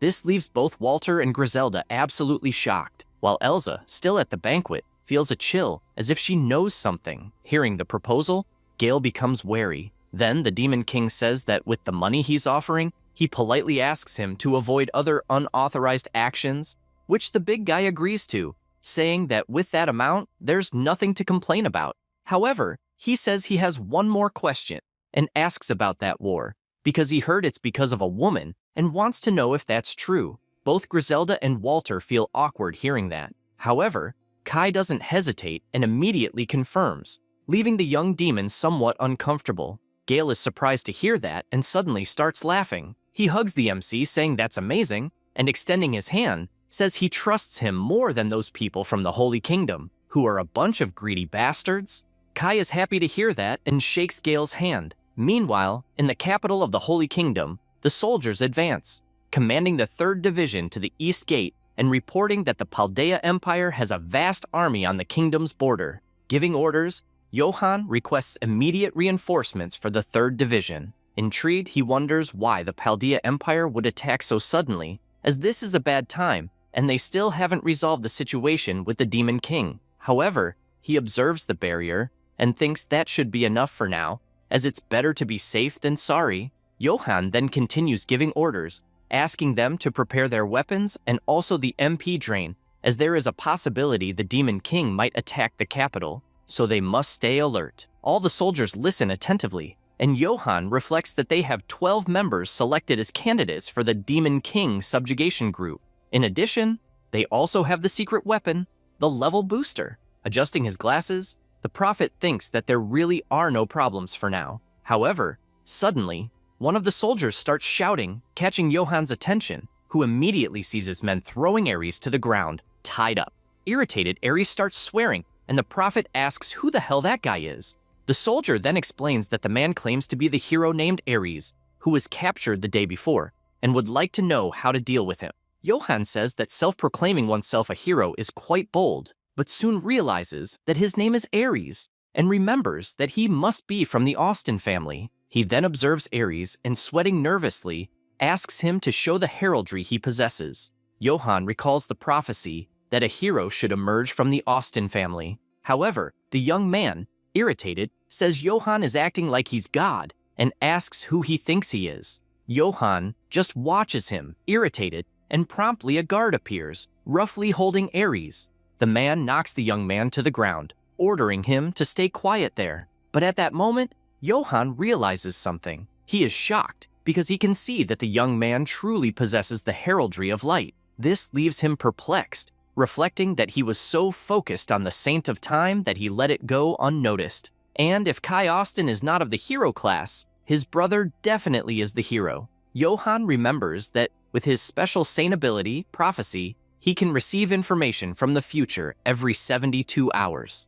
And, even though it's a bit vague, he recalls reading that the capital will be invaded by an army and that the written events will certainly happen. Regarding Aries, when compared with the prophecy he read, he is undoubtedly the hero. Meanwhile, the arrogant young man on the ground yells, telling Johann to stop the nonsense and claiming to be the best in the world, so Johann should untie him and bow before him. The soldiers become irritated hearing that, and one of them again orders Aries to be quiet while the prophet says he will begin the interrogation. He asks for Aries to be taken to the military. This makes Aries furious, saying that he already saw the heraldry and affirming that Johann will regret this. However, the prophet ignores him and tells them to hurry. Suddenly, another group begins to arrive, and a young man tells the prophet that he brought the candidates for the heroes group. The one with the mustache, stepping forward, says that if the capital is attacked, he will fight as well. One of the men with him simply watches everything discreetly, and the young man states that all 12 candidates are elite warriors, well tested. Everyone there looks annoyed, and the soldier continues saying that they have combat power comparable to Elsa, and that they are of extreme value against the Demon King. Adjusting his glasses, Johann says those men can be called the Heroes Subjugation Group, and that he is counting on them. The knight then kneels and questions whether, during that emergency, the sacred artifact of the Great Barrier might be poorly protected. Johann immediately agrees with Matteo and says he entrusts him with that task, asking him to reinforce the artifact's guards, which he promptly confirms. The prophet also states that this is an important mission, so they must not fail, as the perfect barrier needs both the saint and the artifact. Hearing all of this, Matteo, still kneeling, says that Johann can count on him for everything. Then the prophet goes elsewhere, and after descending the stairs, arrives at the prison where Aries is. He is shouting, asking if Johann really thinks his father will let this go unpunished. But the guard soon scolds him, ordering him to be quiet. Aries then becomes intrigued upon hearing Johann ask the guards to leave the two of them alone, and with a smile, he continues saying that the two of them will have a little chat. This makes Aries nervous, telling Johann to say what the hell he wants. Johann calmly asks if it's true that he is one of the sons of the Austin family, which he confirms, stressing that behind him stands the strongest of the commanders of the Holy Knights. However, the prophet simply informs him that his father, Gisi, is already 6 feet under, leaving Aries absolutely shocked. Trembling, he says that's a lie, but Johann confirms, explaining that the Holy Knights verified and reported it. He also says he is very sorry for it, but informs him that, in fact, Gisi was killed by his own son. This leaves Aries even more astonished, asking if his brother really did that. With a smile on his face, the prophet asks who is really behind him. At that moment, the young man begins to sweat cold, completely desperate and shocked, while Johann, cold and calculating, simply watches. After a few seconds, he starts laughing, saying that apparently Aries has no one he can count on. Laughing, he comments on how Aries is always shouting that he's a hero, questioning who would believe such nonsense. Still shocked, Aries again confirms he's a hero. However, he can't believe all of that is happening. Happy with the situation, Johann keeps smiling. He leans down and puts his hand on Aries' head, saying he believes he really is the hero. This scares the shoppy hero, who immediately backs away from the bars. Terrified, he watches the prophet smiling, and Johann, approaching again, says that thanks to his saint, he's able to see the truth. Observing closely, he notices a mark on Aries' forehead and says that apparently he's cursed to hide his own class. This surprises Aries even more until he remembers the moment he was beaten by his own brother and cursed. Shocked, he can't believe his own brother did that and concludes that he really was cursed that day. Johan says he clearly noticed that, and seeing the young man's nervousness, asks if he's not thirsty for revenge. Trembling, Aries remembers all the humiliation he has endured, the curse, and everything else. Then he confirms that yes, he will definitely take Kai's life. This makes Johan smile like a child, and Aries, excited about the idea of revenge, asks if he really is a saint and begs him to break that curse. Hearing this, the prophet gets annoyed, mentally calling him a bastard, but says it's fine. The young man then celebrates that he will finally be free. However, Johan proposes a condition to break the curse, which makes Aries worried again. Johan then explains the condition to Aries, and after a few seconds, looking straight into his eyes, hears the young man agree. Moments later, he's free from the cell, ready for revenge, and smiling, asks for a woman with big breasts and a presidential suite. Everything that is the best, he wants it. Hearing this, the guard gets irritated, but Johan says it's fine. He can have whatever Aries asks. So Aries leaves smiling, while the prophet wonders if that really is a hero, because it's hard to believe. However, even with that personality, that idiot will be useful in the future. The mustached man watching the scene asks the prophet if he really is the hero, and comments that either way, they've now gathered more combat strength. Johan says he agrees, until a guard arrives saying loudly that he needs to report something about Saint Colette. Immediately, he asks the knight to speak more quietly. However, Aries, even a bit far from there, turns and asks if Colette is really there too. Sometime later, the guards at the outposts comment that orders were given to reinforce all positions and for everyone to stay alert, and one of them, laughing, asks who would be the fool to attack the Holy Capital's defenses. Meanwhile, atop the trees, Kai observes everything, determined to carry out his plan. He then jumps from the tree and moves forward. Moments later, while all troops are moving, Sasha informs Griselda that she received an urgent message that the capital's forces are mobilizing to intercept the Empire's forces. However, Griselda says it's fine and that they shouldn't struggle to deal with that. With a smile, she says it's all thanks to Elsa, which catches the redhead's attention, who asks what she's talking about. Griselda, remembering that the MC paid Gale with the redhead's treasures, tries to cover up, saying she didn't mean anything, leaving Elsa even more confused. Walter then stops his horse and calls everyone's attention, warning that behind that forest it will be dangerous, as there are 5 well-fortified outposts protecting the Holy Capital. However, he emphasizes that the Demon King has already prepared the entire strategy, and for now, they must remain positioned. One of the demons, confused, asks what he means, and another, equally confused, asks where the Demon King is at the moment. Meanwhile, further ahead, Kai advances using his absolute powers to completely dominate the Holy Knights, who can do nothing. One of the guards on top of the tower starts shouting that there is an intruder there. In disbelief, he notices that Kai is using magic without even casting, and looking around, he is astonished by all the magical energy, asking if that is the Demon King. He observes the MC even more attentively and notices that he is interacting with magical system screens, which leaves him even more shocked. With that, he says the Demon King hasn't noticed them yet and orders the archers to shoot immediately. Promptly, all the archers fire their arrows, which go straight toward the MC. However, to everyone's surprise, all the arrows break upon colliding with Kai's magic, who continues interacting with the system calmly. Watching the scene, the guard is in shock, wondering if he really shattered the arrows without even looking back, while Kai, seeing the arrows breaking and using auto-casting, realizes it is working. He thinks he managed to save his troops from casualties and that he can take that outpost alone, and by doing so, he can gain a massive amount of EP. Looking closely at the arrows being decimated, he reflects that the auto-casting costs him 2,000 EP, but it was definitely worth it, as it allows him to use skills without having to cast them. He also reflects that it automatically protects him from any creature or projectile that tries to approach. And even though it consumes a lot of mana and attacks anything nearby,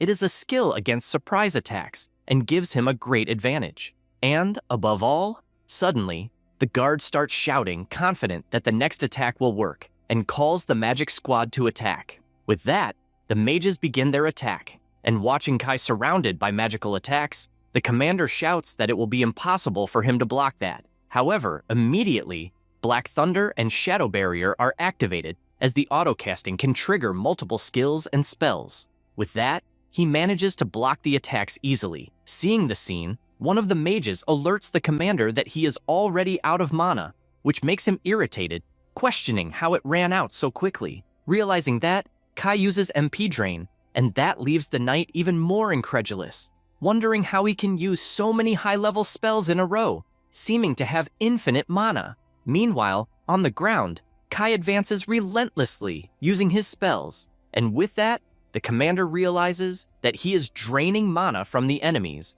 and using automatic spells to annihilate them, which makes the Demon King an unstoppable advance machine. This makes the commander even more desperate and unable to react. He, like everyone there, is easily defeated by the MC. Determined, Kai continues advancing and disables the autocasting, as apparently there are no more enemies at that outpost, until suddenly the system congratulates him, catching him by surprise. The system informs that he annihilated the Holy Knights of the first outpost, and therefore earned 500 EP. This makes Kai satisfied, thinking that everything is going well, and that he will invest those points in slash enhancement. Flying above him, a demon comments that Kai is a true warrior of immeasurable worth, and the one who said that is actually the archdemon, who surprises the MC by approaching, making him comment that he could have reported everything through telepathy. However, the little demon says he's actually there as his bodyguard, though apparently it wasn't necessary,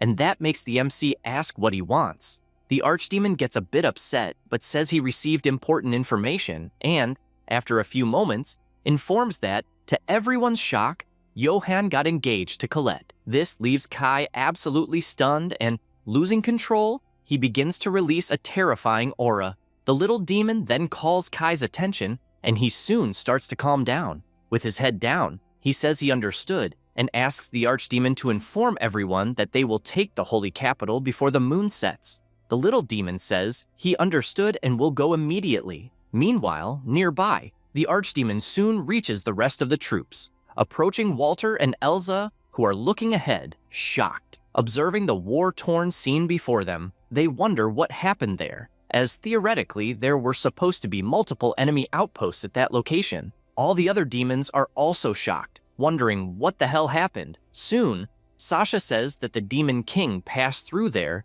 and that this is indeed the path. Also excited, Griselda says that Kai cleared the way for them and that they should advance, making the demons feel relieved. As they move forward a bit, they soon spot Kai ahead. With a colossal aura and power, he is focused until he looks back, and Griselda calls out to him. Walter, tense with the situation, says the moment has finally come, and so does Elsa, who, also shocked, points out that Kai is really doing it. All the troops look at the MC, who in a serious tone tells them to take their positions. He states that there will be no casualties among the troops. He closes his eyes for a moment, and soon everyone begins to advance, determined to fulfill the mission. Meanwhile, inside the capital, at the west gate, everyone is on alert, but one of the guards starts complaining, saying that the fog appeared out of nowhere, which another agrees with, stating it must be some enemy magic. Soon, they begin to see a radiant figure in the middle of all the fog, and it is none other than the MC, who advances with a dark gaze. The guards begin to get nervous, fearing what is about to happen, while Kai, focused, stares at them coldly. But suddenly, one of the knights notices and shouts, informing that he is the Demon King. This makes everyone get ready, saying that he really arrived and that they must annihilate him. They command to attack with magic and defend with shields. And the commander also says there's a division waiting at the east gate and that they should surround the enemy and wait for reinforcements. Promptly, all the knights prepare, forming a combat formation, and the captain says he must have gone through all the outposts to get there, and until suddenly, he notices something and gets scared. He sees that, around Kai, there are some glowing spots and a loud noise. Intrigued, he asks what the hell that is. Out of nowhere, the sounds and lights begin to intensify, and suddenly, Kai's zombie knights appear from the fog, charging to attack. This makes the commander crap himself in fear, shocked, and before he can do anything, one of the zombies is already attacking him viciously. Kai, just by moving his finger, commands the entire zombie army, and with that, they charge madly toward the enemies. Soon the massacre begins, with the zombies eliminating the knights, and a brutal fight starts to unfold. Observing the enemies, one of the holy knights says they are hiding in the mist, and asks if those are the holy knights' armors. But looking more closely, he realizes they are zombies who, when alive, were part of their own troops. Noticing they are being defeated, he informs that their defensive line was broken in the blink of an eye. He watches his companions being easily defeated and soon starts running, shouting for everyone to retreat to the barriers. However, drawing his sword, one of the 12 candidates for the hero's party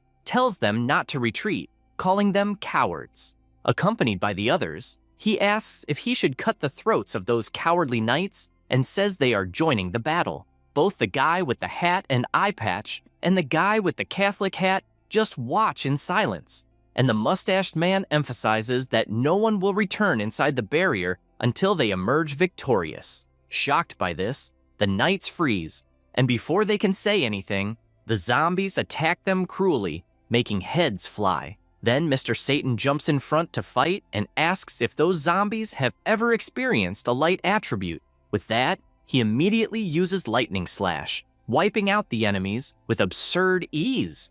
The knights are shocked, saying that it's truly worthy of someone chosen for the hero's party and commenting that the zombies are being decimated. Moments later, the zombies begin to fall, absolutely dead, and Mr. Satan says that the dark attribute is not worthy of being feared, as it can be easily neutralized by the light attribute. Suddenly, the guy with the hat notices that his staff started to shine, as well as all the armors and weapons of the Holy Knights, which are blessed by the light attribute enchantment. One of them, shocked, says that this power is insane, and the mustached man charging forward asks if now they will be able to obliterate the Demon King. Thus, the battle begins again, this time with the advantage on the Holy Knight's side. Kai, watching, realizes that even the Demon Hunter group has entered the field, and that apparently he will need more than just the zombies. Cleverly, he retreats to a rooftop, further away from the battle, and realizes that his mana is being drained even from that distance.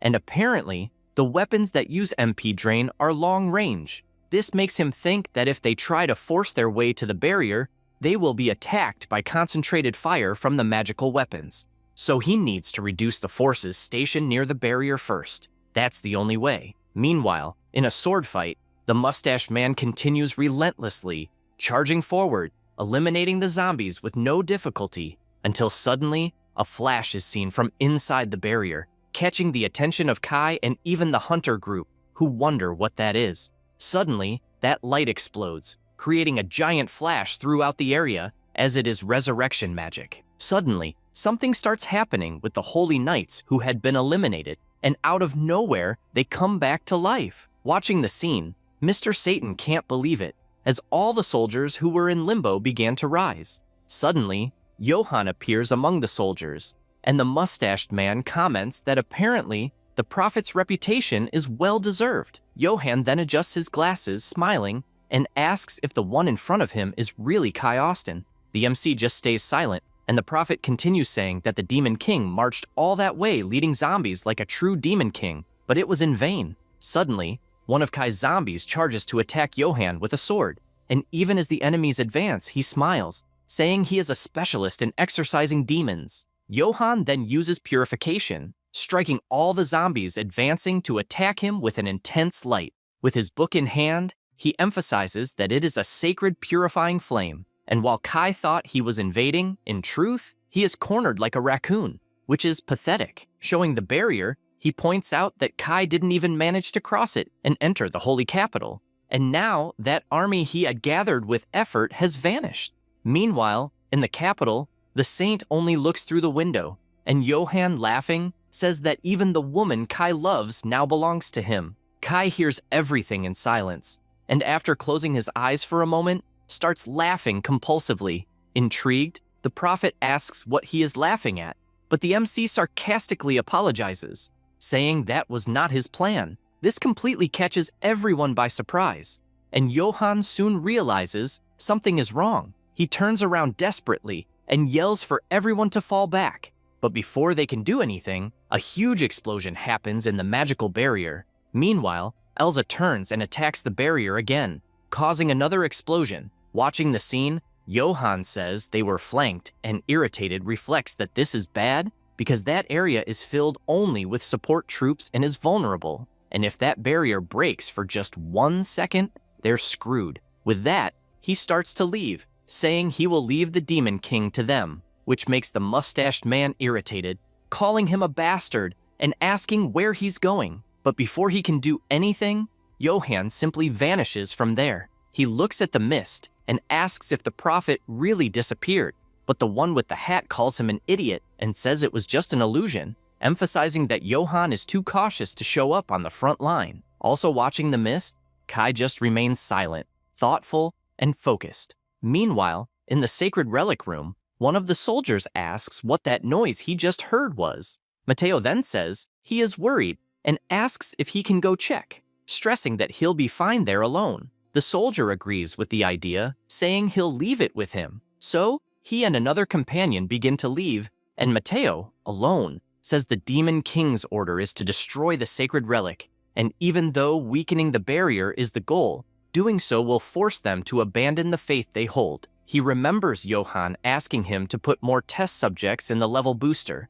and when he tried to explain that it would be wrong, the prophet interrupted him, saying he didn't care how many useless people would die, leaving Matteo even more shocked. Back to the present, he ponders about faith, reflecting that it's not something one can believe in anymore. He looks straight ahead and creates magic in his hand. Meanwhile, in front of the west gate, a thick smoke covers part of the place, and screams are heard from people asking if everyone is okay and to find out what happened. A mage among the soldiers asks what exploded and wonders if the front line was broken, but upon looking ahead, he sees a silhouette and asks what the hell that is. Amidst the smoke, Merle appears, and in the blink of an eye, she attacks 2 members of the hero's group without hesitation. The guy with the hat, upon realizing it, can do nothing and just sees his own head flying. Moments later, the 2 bodies fall to the ground next to Merle, and one of the soldiers watching can't believe what he saw. She then looks to the side and signals the others to advance. The soldier starts trembling with fear, and soon Walter and the others arrive, standing face to face with the enemy. Without hesitation, they begin charging forward, with Walter leading everyone into the attack, and one of the mages, in shock, says there are enemies everywhere. Quickly, Walter and the others launch their assault, decimating the mages, who, seeing their companions being massacred, are left stunned. Suddenly, more knights arrive, saying things have gone too far, and Walter asks who they are. Confidently, they introduce themselves as the Demon King's subjugation squad, and declare they will not allow them to continue. Walter is speechless upon hearing such nonsense, and yells to Elsa, warning her that the barrier is not broken, to which she replies telling him to shut up because this will be easy. Smiling, she says those fools won't interfere, and they will massacre them too. Walter prepares himself, agreeing with the idea, and the squad quickly starts advancing, shouting that they will not let them through. One of them attacks Walter and, smiling, says he alone will exterminate all those damn demons. Hearing that, Walter is confused, until the fool realizes that Walter is actually human, which makes him even angrier, calling him a traitor. Walter is even more lost and quickly uses level 50/enhancement to block the attacks. Smiling, he questions whether it wasn't the humans who betrayed first. He remembers everything that happened, the humiliation he suffered at the hands of humans, who killed his wife, and filled with rage, he strikes the knight with full force, exterminating him. Watching the scene, Elsa smiles proudly, while the other squad members realize one of them is already down and call the others to regroup. They begin charging at Walter, attacking, and one of them shouts to stop Elsa. Meanwhile, atop the walls, Johann begins walking quickly, thinking this is terrible, and can't believe the Demon King was just a decoy to distract him. Suddenly, he notices Elsa walking below him and is shocked, wondering if she and the demon tribe also joined the battle, because that woman is extremely dangerous. He becomes furious thinking about it, and suddenly, Elsa looks up at him and tells him to watch what's going to happen. She uses a rental skill called Demonic Sword Tearfing Summon, and after summoning the sword, she uses level 50 slash enhancement with level 10 shadow attribute. Smiling, she says she won't hold back anymore. Watching the scene, Walter and Griselda notice she is using the demonic sword, while the prophet, shocked, asks what sword that is. With the powerful sword in hand, Elsa begins using more powers, tripling her stats. And Johann, astonished, thinks that power is incredible, and at that rate the barrier won't hold. So he charges in without hesitation, using the holy arrow and ordering Elsa to stop immediately. This catches the redhead by surprise, and she realizes she won't be able to defend herself. Johann feels confident in the attack, thinking he'll finish off that idiot. But to both of their surprise, a dark barrier protects Elsa at the last second, stopping the attack and leaving the prophet in disbelief. He then sees that Kai was the one who created the barrier and, staring into his eyes, starts shouting, asking how the hell he managed to get there and pass through the front lines. To which the MC replies, explaining that he simply defeated everyone without hesitation, and that among them, Mr. Satan also bit the dust. Pissing himself in fear, Johann says, "This is madness." However, Elsa, excited, says she understands how he feels. Immediately, Kai tells her to act, and she, without thinking twice, says she understands and charges at the prophet, who screams desperately. Meanwhile, inside the capital, Matteo destroys the sacred relic using his powers. Back outside, Elsa destroys everything around with a slash of dark flames, launching an attack against the barrier, and, watching the barrier being consumed by that power, Johann is speechless, paralyzed, and in an instant the entire barrier shatters like glass, breaking apart. At the same time, inside the capital, Colette is startled by a noise. She looks out the window and two subordinates comment on the crash that just occurred, but she, lost in thought, just thinks it must be Kai. Back outside, Johann sees the barrier shatter and says he can't believe it. Kai also watches, focused, while Elsa is impressed that the barrier actually broke. However, out of nowhere, she starts to feel something and drops the sword to the ground. Quickly, Walter picks her up in his arms, saying that cursed sword drained all that power with a single strike, and asks how the hell she could use something so dangerous. Kai says her mana is exhausted, and besides that, she is under the effect of a mana-draining weapon. He reflects that not even he could crack that barrier, even with Matteo weakening it by destroying the divine artifact. But with the power of the Tearfing focus and Elsa's rented ability combined, they made the impossible possible. Still shocked, the prophet can't believe what he is seeing, because the entire barrier was completely undone. Kai then stares at him, irritated, and noticing that he is shaking, realizes that the attack Johann tried was really him and not an illusion. The MC then says that apparently the prophecy was unable to predict that, to which Johann replies that maybe the prophecy was a little wrong. Kai keeps staring and trembling with anger, can't believe that idiot is engaged to Colette. However, he tries to calm down, thinking that first, he needs to ensure his beloved is safe. He uses his underworld eye skill and manages to see where Colette probably is. Still using the skill, he notices a battalion elsewhere and reflects that most of the enemies are behind that wall, which makes him think Johann is really cautious. However, he expected that since he also notices Colette is out of detectable range. He stares at the prophet again and sees him trembling, so he charges, shouting that in this case, he'll do it the simple way, because he just needs to reach Colette before that damn prophet. Johann notices Kai's attempt and shouts for someone to stop him. He prepares a weapon to shoot at the MC and orders his subordinates to hit him with those cannons. Promptly, the soldiers start moving, preparing the weapon, and Kai, noticing those weapons, realizes they are mana-draining weapons and can't even estimate the power of those magical weapons. Quickly, they get ready to fire, and Johann orders them to focus everything in one spot and shoot. The MC then notices he is in the cannon's sights and sees that this will be terrible. However, out of nowhere, magic begins to appear, lifting the weapons and taking them from the soldiers' hands.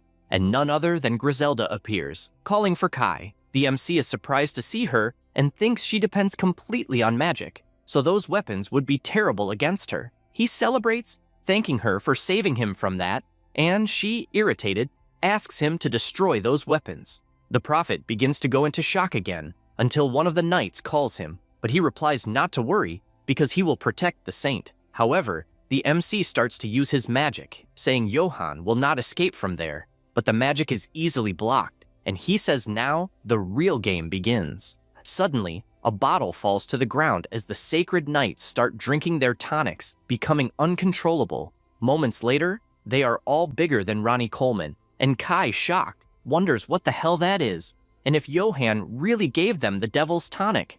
But Griselda, seeing the fight happening below, says they are winning the battle and the defense lines are being pushed back quickly. With that, the MC states that the enemies are desperate and time is up. With a serious look, he says they need to hurry. Meanwhile, running, Johann remains focused until he stops and looks at the tower where Colette is. Seeing the lights on, he says the saint is still there. At the same time, the Demon King and Griselda face the super soldiers. Using magic to defeat them, Griselda manages to eliminate some, but looking at the weapons beside her, she becomes worried. Kai then asks if she is okay, and she replies that her mana is being drained. Beginning to feel the effects, she asks in a trembling voice for Kai to continue anyway. She says the mission is to rescue Colette, that Kai has already done his part, and that even if she is defeated, but Kai interrupts her, telling her to stop talking nonsense. Concentrating his powers, he shouts that he will not leave anyone behind. Immediately, he uses Black Thunder, destroying the mana-draining weapons, and thus helping his partner, who immediately thanks him for that. Kai smiles at her and, watching the soldiers, reflects that there is no doubt what to do in that situation. He needs to reach Colette as soon as possible. But suddenly, someone shouts for him, and the soldiers, looking up, are shocked. Griselda also turns to see what it is, and Kai, shocked, cannot believe what he sees because Balrog has just arrived, causing an absurd pressure. He says that although they are late, they, the Ogre tribe, are ready to join the war. Meanwhile, in front of the West Gate, the fight was intense.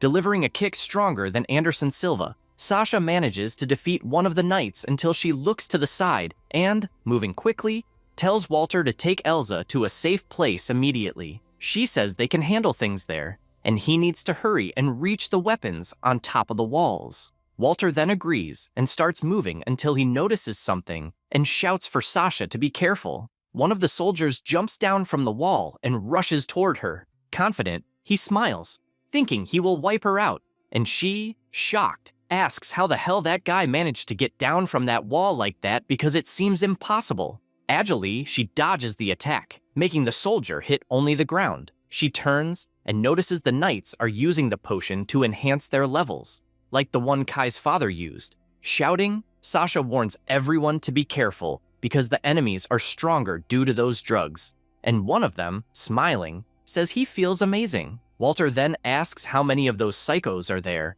but soon he and the blonde notice something that shocks them because one of them has caught Murdy and is choking her with all his strength. Desperate, the little demoness only tries to scream, and Sasha, without thinking twice, rushes to try to help her. The soldier then says he will avenge his comrades, but out of absolutely nowhere, a giant hand grabs him by the shoulder. It is the ogre, who makes the knight look like a 2-year-old child. He looks down and tells that little shit to stop that. Then the ogre grabs the knight by the head and without thinking twice, crushes the sacred knight's skull. With that, Melty stands up, still struggling to breathe. The ogre then asks if she is okay, to which she only responds by thanking him for that. And the ogre, accompanied by a few others from the tribe, says it was nothing. Smiling, he says they are there to show their gratitude. At the same time, at the top of the Westgate wall, Kai is shocked to see Balrog there, and with a smile says he is surprised by that. Balrog just smiles, as does Kai, who feels relieved to receive that help. However, Griselda, astonished, asks why they are there, but before he could answer, the Sacred Knights, also in shock, cannot believe those monsters are with the Demon King's army. Showing a bit of confusion, Kai also asks why the ogres are there, and Balrog answers that it is to destroy the capital, emphasizing that they will be a great help. Furthermore, he remembers when Kai helped them in the past and says he owes one to the Demon King. Even so, the MC tells Balrog that he is still a human, but the ogre says debts must be paid. Relieved, Griselda says she is happy they are there, and points out that they were struggling with those mana drain weapons. Smiling, Balrog says ogres don't use magic. Griselda then begins to prepare her powers, and Balrog, ready to decimate soldiers, says that what they have is just brute strength, enough to destroy anything, and that is all they need.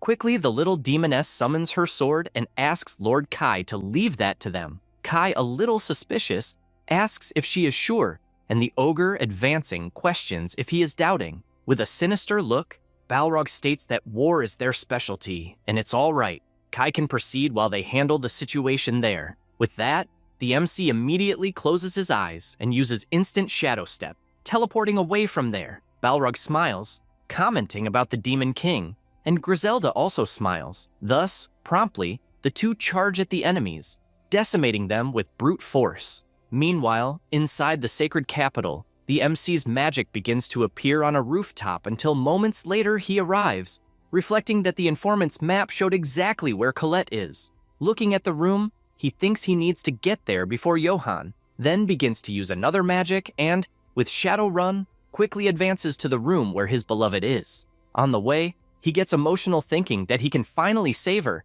and asks God that she is safe. Not long after, he arrives at the window of the room and, excited, says he is there to save the love of his life. Colette immediately turns and, upon noticing him there, is happier than I am after opening a beer. However, Kai, looking ahead, is completely astonished because Aries is with his beloved, holding her by the arm and saying that he is finally there. He turns, calling him bastard brother, and the Demon King asks why the hell he is there. Noticing he is holding Colette, Kai begins to prepare his powers, telling him to take those filthy hands off his beloved.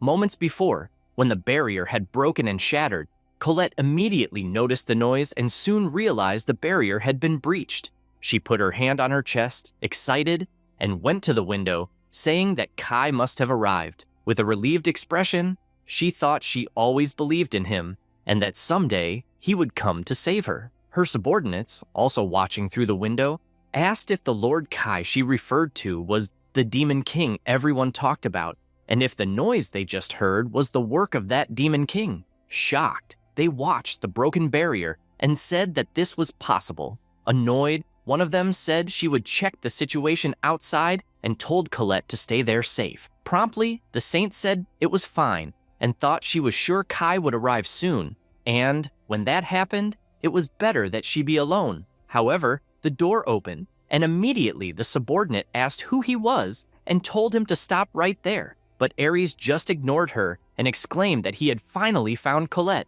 Thinking it was her beloved, she turned excitedly, thinking he had finally arrived, but soon realized it was Aries, who began walking and ordering the subordinates to leave immediately. Noticing they weren't moving, he showed the heraldry and said that was an order because he was the hero. With that, they ran away scared. The saint, intrigued, asked what Aries was doing there, and he, smiling, said he was just there to rescue what was his. Hearing this, she was shocked, asking what he meant. Aries then paused for a moment, scratching his head, and said he was obviously talking about her. This left Colette absolutely shocked, and before she could do anything, he grabbed her arms, questioning if she wasn't being held captive there, and saying he came to rescue her. However, the saint pushed him away harshly, refusing to go. This irritated Aries, and looking at Colette's expression, he just listened as she screamed, telling him not to speak that way because she was not an object. This made the fake hero even more irritated. While she, intrigued, commented that Aries really was chosen as hero, looking at the heraldry, she remembered Kai had said this would happen. She remembered him saying he would go to Aries to prevent the beginning of the Demon King's emergence. With that in mind, she asked if he had seen Kai. Aries, nervous, retorted, asking if she was talking about his bastard brother. With a dark look, he said that bastard had stolen his slave, which surprised the saint, questioning the word slave. But he continued saying that besides that, Kai had killed their father, and, even if he had reason for it, hearing all this, Colette was stunned, unable to believe what she was hearing. She remembered Johann smiling like the devil and all the destruction he caused. She tried to say something but couldn't control herself and began shouting that regardless of everything, she believed and trusted Kai. However, Aries, smiling, said he didn't care about her opinion and wanted to possess that little body, leaving the saint stunned again, asking why. Smiling maliciously, Aries said it was because he wanted to see his bastard brother at rock bottom. Nervous about the whole situation, Colette just lowered her head, wondering why the two had always been rivals and why so much hatred. Then she asked if he and Kai couldn't go their separate ways. Surprised by the question, the shoppy hero argued that Colette was saying that because she didn't know what Kai had done to him. Fed up, he grabbed her arms again, saying that was enough. However, she tried to resist, telling him to stop, and it was at that exact moment that the MC appeared with a cold look, asking why Aries was there. Noticing him holding his beloved by the arm, Kai began to prepare his powers, ordering him to take those dirty hands off her. Hearing those words, Colette immediately turned and with a smile called for Kai, while Aries, also surprised, said now the party was going to get interesting. However, noticing the magic that the MC was preparing, Colette screams, asking him to wait and try to talk a little. However, Kai, pissed off, says it's all right and goes, but he hears Aries saying he will kill him, and without hesitation, the Demon King uses the fire of hell, attacking his own brother, who, seeing the attack coming, is absolutely shocked, thinking he is doomed. But in a quick move, he pulls the Saintess by her hair, using her as a human shield. Then Kai, seeing this, immediately dodges the attack, causing it to split and hit Aries in the 4 limbs of his body. However, even being hit, Aries keeps holding the maiden, who can do nothing. This makes the MC even angrier, asking how he dares. However, Aries, even in pain, questions if that was how he killed their father. Hearing these words, the Demon King freezes and says no, beginning to explain what happened. However, before he could say anything, Colette interrupts him, tears in her eyes. Aries then takes advantage of the moment and pulls the Saintess's hair again, making her complain of pain and beg him to stop, as does Kai, who this time tries to talk, asking him to stop. However, the hero ignores them and, smiling malevolently, begins to use the sacred teleport, saying he will see that bastard another time. Realizing something is happening, the Saintess looks down and notices a magic circle on the ground. Immediately, the MC runs to try to save her, shouting for her, but before he can reach them, the two disappear with the teleport. Instantly, in another place, a magic circle appears, and soon Aries and Colette emerge there. She, confused, asks what just happened. Looking around, she wonders where she is, and if that was a magic teleport. The Saintess then turns, shouting for Aries to take her back quickly, but suddenly Aries starts to fall until he hits the ground completely unconscious. This leaves the Saintess intrigued, asking if he is okay, and noticing he doesn't respond, she immediately starts using her powers to heal him, until suddenly, someone begins to approach. She soon notices the sound, which is none other than Johann, who with a smile on his face, says he never imagined the Saintess would come to him willingly. This makes Colette worried, staring at him intently, while the prophet, still smiling, says it's exactly as he thought. The gods are really on his side. Johann also says that this is his victory over the Demon King. The prophet laughs and emphasizes that as long as they have the Saint of Time in their hands, the Demon Lord will not be able to make any move. The girl comments to Johann that it is a terrible moment. He laughs maniacally and then answers that no, because it is divine will, so he calls her to go with him. At that moment, the soldier opens the door and calls for Lord Johann, and as soon as he sees the situation that is happening, he wants to know what occurred there. Johann thinks that the old man seems to be one of the knights who were defeated during the campaign to subjugate the Demon Lord. The old man says nothing. Johann states that he found the hero Aries covered in blood, completely collapsed. He then highlights that the saint seems to have lost her mind. Colette screams that the prophet is lying again, but she is soon imprisoned by the abilities of the sacred binding chains. The old man becomes worried about her and shouts, wanting to know if she is okay. Johann explains that this is the Demon Lord's curse upon his dear saint and thinks it is a great tragedy. The prophet also emphasizes that he thinks the soldier should offer help to capture the saint. Therefore, the old man walks toward her, and she becomes desperate and begs him to stop. The old man only gives her a serious look, and she ends up noticing something. Johann thinks that this is his chance to deceive the Pope, because he knows there are many excuses to stop the Saint of Time, and he also thinks that if he finds an opening, he can kidnap her. Mateo closes his eyes, turns quickly, and while drawing his sword, states that he will fight at the saint's side. He then shouts, saying he will kill Johann, who becomes very surprised by the twist, and, with little he can do, is brutally struck in the neck. Colette is surprised, and the knight quickly stands by the saint, wanting to know if the old man is okay. He answers that he is not, and Colette wants to know if he is not Kai's instructor from the Austin family. The old man nods, implying that he is. However, while saying he would protect her, he receives an attack.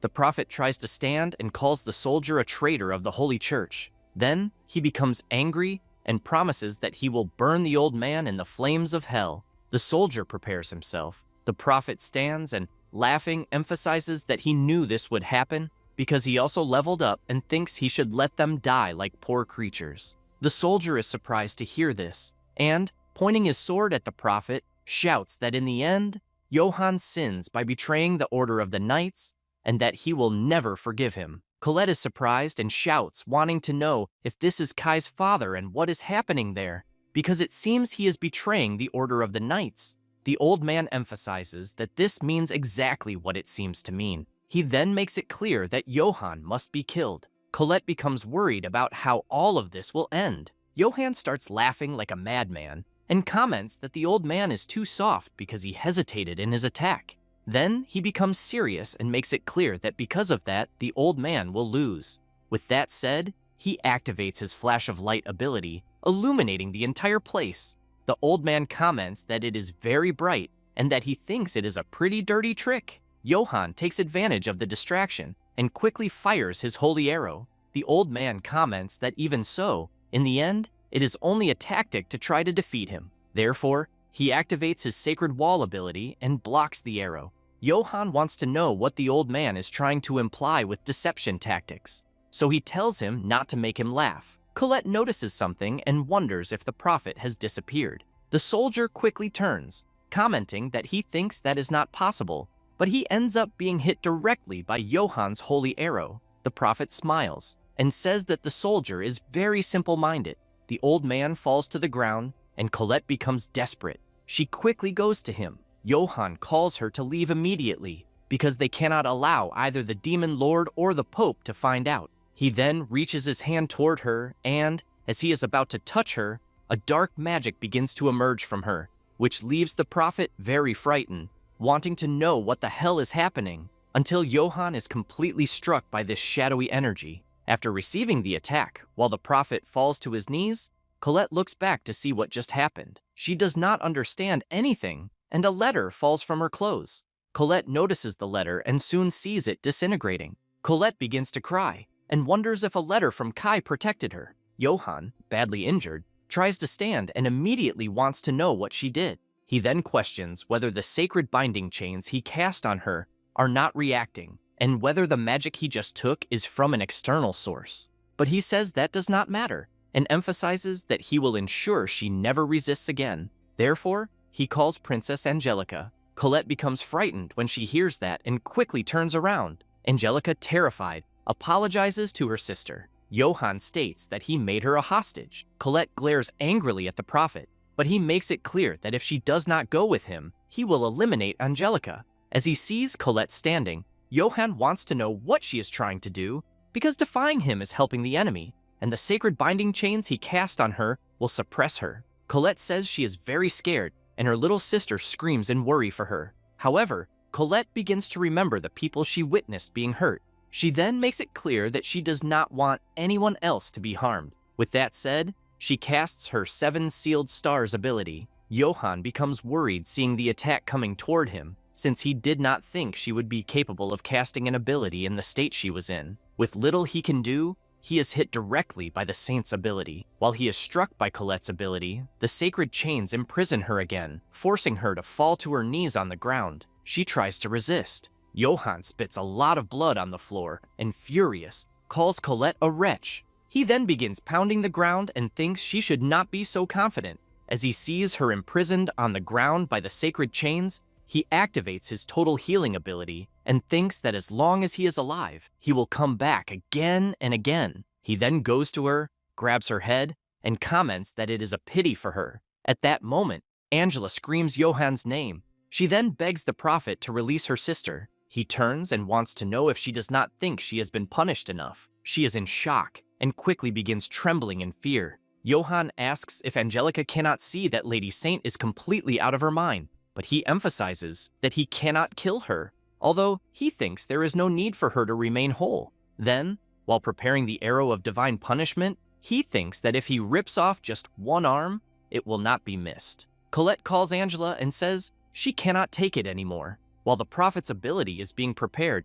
Colette screams, telling her sister to run. Angelica screams, begging Johann to stop the attack. He does not listen and comments that it is not as if he would stop. With that said, he launches his ability. Angelica becomes worried and screams Johann's name, but he ends up very surprised, wanting to know what he is seeing standing in front of his attack. A shadowy energy absorbs the holy arrow, which leaves the prophet very worried when he realizes it is dark magic. The ability begins reacting until something starts to happen. Johann remains worried, and from within the dark magic ability, the holy arrow returns straight at the prophet, grazing his face, but he realizes he has lost a piece of his ear. At that moment, the MC appears and picks Colette up in his arms. She has her eyes closed, and as soon as she opens them, she sees the MC right in front of her. He apologizes for being late. Colette is confused, but soon begins to cry and screams that she was waiting for him. She then apologizes for leaving him alone. They look at each other, happy to be together again. The MC then activates his dark healing on her, and, while asking her to wait a bit, Johann comments that this is useless. Johann begins healing his ear and thinks that the demon lord Kai has finally reached him. The MC states that Johann needs to be silenced once and for all. The prophet becomes terrified. Kai turns and sees the bodies lying on the ground, and Angelica extremely frightened. Kai tells Johann that for him to have involved even Princess Angelica, he hopes he is prepared for the consequences. Johann begins laughing while channeling his ability, and as he prepares his holy arrows, he emphasizes that everything that happened was for this moment and thinks that it is the MC who should be prepared. With that said, he fires the holy arrows. Kai activates his black hole ability again, pulling the arrows inside and then immediately returning them with full force. Johann becomes worried about this ability again, and seeing the attacks coming toward him, he knows that not even the MC is facing forward. Therefore, he jumps to the side so he will not be caught by his own ability. He then thinks that it is already a miracle that the two people who hold the key to the second playthrough are gathered there, and that the princess is still in his hands. He then concludes that he will definitely reach the second playthrough and obtain everything. Therefore, he goes to the princess, grabs her, and shouts, demanding that the MC return the saint immediately. Kai calls out to the prophet, and with a sinister expression, wants to know if he truly wants to go to the world of the second playthrough that badly. The prophet becomes confused by this sudden question. He then begins remembering when he was in the library and heard the same thing about the second playthrough, and greatly shocked while reading something related in the book.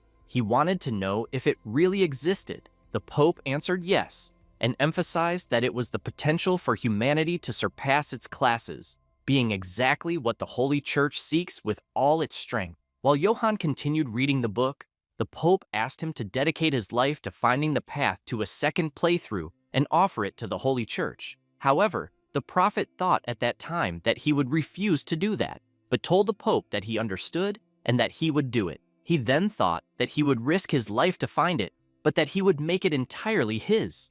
After remembering this, Kai calls Johann and asks again if he wants to go to the second playthrough that badly. The prophet wants to know what the MC is saying, so he wonders if he knows what his goal is, and if that information is from the first time he played, or if it is an ability of the demon realm. Kai makes it clear that they are alone there, and that he does not think he needs to pretend to be clueless. Johann only adjusts his glasses without saying anything at all. The MC activates his black cabinet, and Johann prepares his attack to fire at Angelica if the MC tries anything. However, Kai asks the prophet not to be so hasty. Therefore, he grabs something from his black cabinet and asks if it is not what Johann wants. Johann wants to know what it is. Kai shows an artifact and says that he brought it with him and asks if the prophet understands what he is trying to say. Johann activates his item appraisal ability and, impressed, says that it cannot be what he is thinking. He then concludes that apparently the item seems broken, but there is no doubt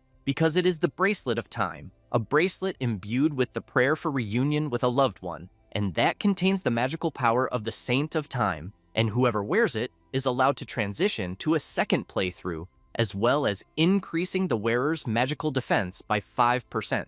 Therefore, Johann becomes impressed and concludes that with this item, his greatest wish can be fulfilled, and he will be able to go to the second playthrough. He then begins laughing and wanting to know what the MC is plotting, but he thinks that he wants this so badly that he could die for it. But he knows that on the other hand, if the MC notices his intention, he may take advantage of it, and so he needs to be cautious. Kai throws the bracelet to Johann, who becomes terrified seeing the item being thrown, then pushes Angelica aside and runs toward the bracelet, jumping to catch it. As soon as he grabs it, he feels relieved for catching it before it hit the ground. Both Angela and Colette are surprised to see that the prophet caught such an item. He stands and, furious, screams, wanting to know if the MC is crazy, because the bracelet could have fallen to the ground and broken. Kai says he thinks that is enough and suggests a truce. Johann stays silent, but the MC says he has only one goal, which is to live in peace with Colette. She is surprised to hear that. Kai also says he does not want any more bloodshed and thinks it is better for them to make peace. He emphasizes that he does not want to see Colette's sad face anymore, but makes it clear that he does not mind using force to achieve that. Johann laughs and calls the MC a foolish idiot. He then stresses that it is too late to negotiate after he has already entered with the bargaining piece. Therefore, he shows the bracelet and says that this is what he wanted, the key to the second playthrough. Angelica shouts Johann's name and says he has been talking nonsense for quite some time, so she wants to know what his goal is. He calls her a stupid princess and says he will clarify things. He then shouts through down that he does not care about the country, the people, or even the faith of the Holy Church. Angelica is completely devastated to hear this. Johann continues shouting that his goal is to obtain everything in the second playthrough and that they were merely descending steps. He then goes to her and says that even the Pope and she are no longer useful. Angelica cannot believe what she is hearing. After saying that, the prophet turns, calls the MC, and says that negotiations have ended and that the chaos here is far too convenient. He then makes it clear that a truce is out of the question because he will escape while the war is still ongoing. Kai does not like hearing that because he did not expect such a twist. Johann, while holding Angelica by the arm, says he knows the MC is strong, but emphasizes that he can still escape whenever he wants. He then states that this is the royal castle and that it is like his own backyard. However, he becomes startled by a noise and immediately turns around. He becomes confused upon seeing a tall soldier and even more frightened when he sees several soldiers together, telling him he is under arrest for high treason. The prophet wants to know what they are talking about. He then points at the MC and says that he is the demon lord and a villain who killed many people. Kai takes a deep breath. Then someone behind the soldiers comments that all this is a pity, which leaves Johann terrified as he recognizes the voice.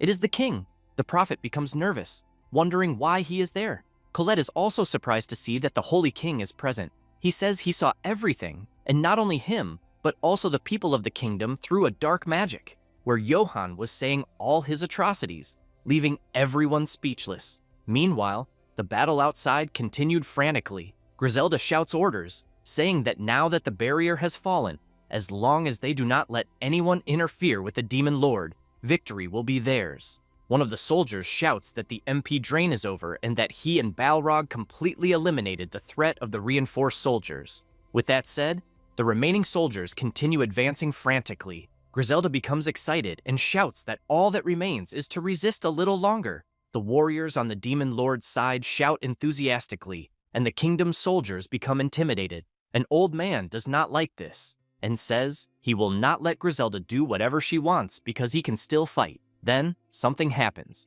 and she tries to understand what just occurred, which also surprises the old man because they are seeing a transmission magic showing Johann taking Princess Angelica hostage. The old man, very surprised, wants to know why Johann is keeping the princess hostage and whether what they are seeing is some magical window. One of the MC's soldiers says it can only be his doing, and everyone becomes excited. Griselda begins thinking about her lord. Inside, an eye continues observing everything that is happening. As it transmits, Johann becomes nervous, begging to be released. Kai knows this is the Eye of Hades, and that it can also project what it sees into the surrounding space, and that it is faster for showing Johann's wicked deeds to the citizens. He then thinks that his partner Matteo did well, who in turn tells the MC that Johann's true nature is being revealed, so he thinks he may resort to drastic measures, and therefore his friend should be careful. The soldiers, while still holding the prophet, ask to take him away, which makes Johann even more furious. Colette, while healing the old soldier, notices that Kai is there watching, who is quickly surprised to discover the commander's true identity. Colette says he is still breathing, and she thinks he can be healed. Kai says he understands, and that it is very good to know that. But soon the two find themselves staring at each other very closely, and Colette becomes a little embarrassed. The MC says that he is very happy. Then the king and the remaining soldiers approach them, and Kai quickly turns around surprised. His Majesty calls for the Demon Lord and the Saint and says he is finding it very difficult to understand the situation. The two stand up, and the king wants to know what is happening, so he asks one of them to explain the situation. Kai shouts that he will explain everything in order, but that he first apologizes. But he is immediately interrupted by the king, who asks him to wait and says that this is a lie. He then takes a letter from his clothing. Colette is very surprised to know that it reached His Majesty. The Holy King says it is a secret letter from the saint, delivered by a maid. He then says that it is written there that the MC is the true hero who prevented the birth of the Demon Lord, and that if the saint had been freed, the war could have been avoided. He then emphasizes that he foolishly believed Johann's lies and caused such a situation. He then states that he can only imagine what would have happened if Lord Kai had not been there, because the danger reached his beloved Angelica, who becomes moved by the words she hears from her father. Kai calls for the king, but a kingdom soldier shouts to the king loudly and informs him that the Demon Lord's army suddenly stopped their attacks. The king takes a deep breath and says he understands. Therefore, he emphasizes that he is very sorry regarding the Demon Lord because it is complicated. He knows he detained Johann and saved his daughter, but it is also true that many soldiers and people from his army were killed, and from his perspective, they also cannot forgive that. Kai hears all this quietly without saying a single word. However, one of the soldiers calls the king and, whispering in his ear, informs him that there is not a single casualty besides the knights, which leaves His Majesty very surprised, wanting to know if it truly was not a powerful enough offensive to break through. Kai calls for the Holy King and makes it clear that he only wants Colette, so he emphasizes that they reached this point by neutralizing the king's forces and minimizing civilian casualties, although they failed to stop the soldiers who used level accelerators. Very impressed, the king says he would not have imagined such a feat was possible. Kai emphasizes that it simply means that the Demon Lord's army is strong. However, it is not some noble story about not wanting to kill anyone. The king wants to know what the MC means by that, and whether there is some other objective. Kai says he wants peace and asks the king to request a ceasefire. The soldiers do not like hearing this and shout, calling the MC selfish, because they were the ones attacked first. The king responds no, and emphasizes that what he wants is a ceasefire, but wants to know if the MC truly agrees with that. Kai answers yes, but wants to know where they took Johann. Outside, the soldiers are shouting that the prophet escaped. Visibly exhausted, Johann is surrounded by soldiers. He says he wished he had been a little more prepared before doing what he is thinking, but he knows he has no choice. With that said, he grabs the bracelet and says that he is going to the second playthrough. The soldiers become tense, and the prophet shouts that he has memorized all their faces. As he puts on the bracelet, he keeps shouting that he will show them hell, then waits for something to happen, but soon becomes shocked when he realizes nothing is happening. Therefore, he wonders if he is already in the second playthrough. At that moment, the MC appears saying that the prophet is in deep trouble and informs him that the bracelet he is using has already lost its magical power. Hearing that leaves the prophet shocked. Johann then wants to know what the MC is trying to imply because he used his appraisal ability and everything was correct. Kai explains that he used the appraisal of forgery, which provides false information to whoever is appraising. Moments earlier, the MC used his appraisal of forgery on the Bracelet of Time. Johan becomes completely furious, removes the bracelet, and calls the MC a bastard. But Kai is faster, runs to the prophet, grabs him by the arm, and while pressing him against a wall, emphasizes that the bracelet, even without its magic, is very precise. He then squeezes the prophet's arm with full force, who begins trembling and thinks that Kai's strength is absurdly brutal. But even so, he shouts that he will not give up. He then drinks a potion, which puts the MC on alert and makes Colette comment that it can only be a level booster. Kai wants to know if the prophet is willing to be killed just for level 800.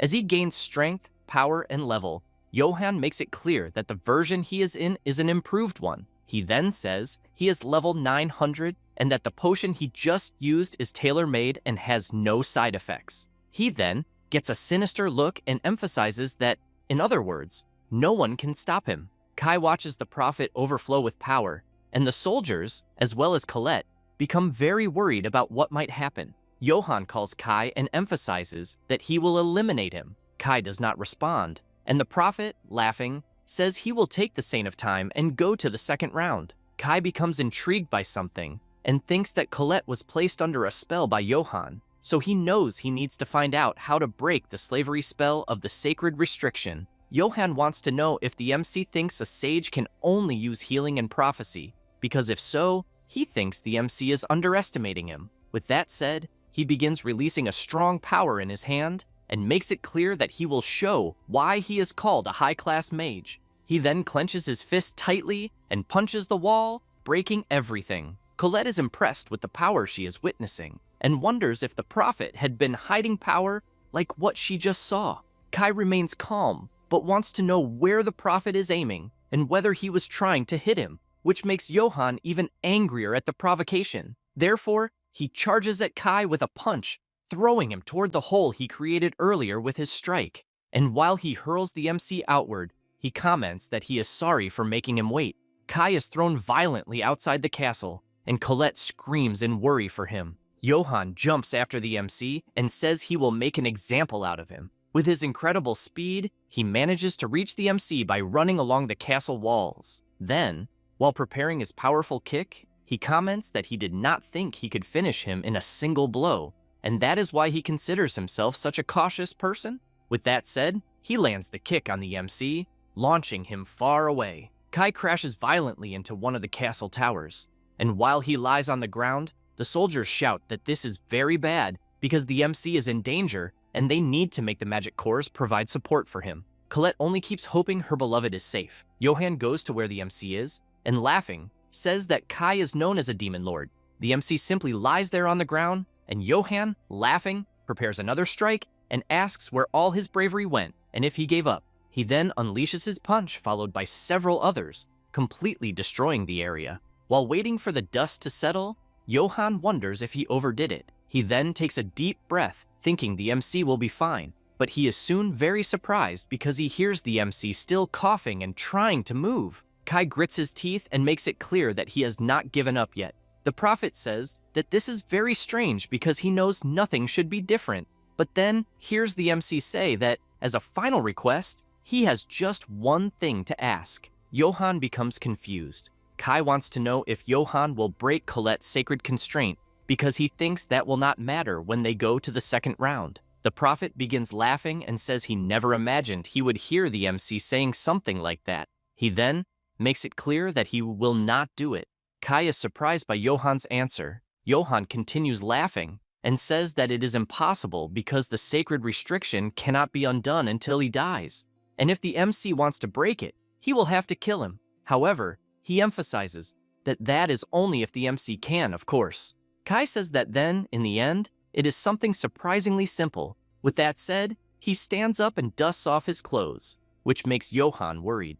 After finishing stretching, Johan wants to know what is happening. Kai says he simply did not suffer anything, so he thinks he no longer needs to hold back. Johan moves quickly as the MC draws his sword. The prophet, very worried, shouts that it is the sword that broke the Great Barrier and wants to know if it was not supposed to belong to Elsa. Kai answers that it was not and while striking his attack directly at the prophet, makes it clear that the sword is his. Johann spits a lot of blood, and the MC says he bets Johann thought he could win if he reached level 900 because he considers that very unfortunate. Johann hears the MC also saying that he is level 999, and while on the ground healing his wound, he wants to know how that is possible. As soon as he finishes healing, Kai says the prophet is really someone persistent, so he wants to know if he truly managed to instantly recover and avoid a fatal blow. Therefore, the MC activates his black flame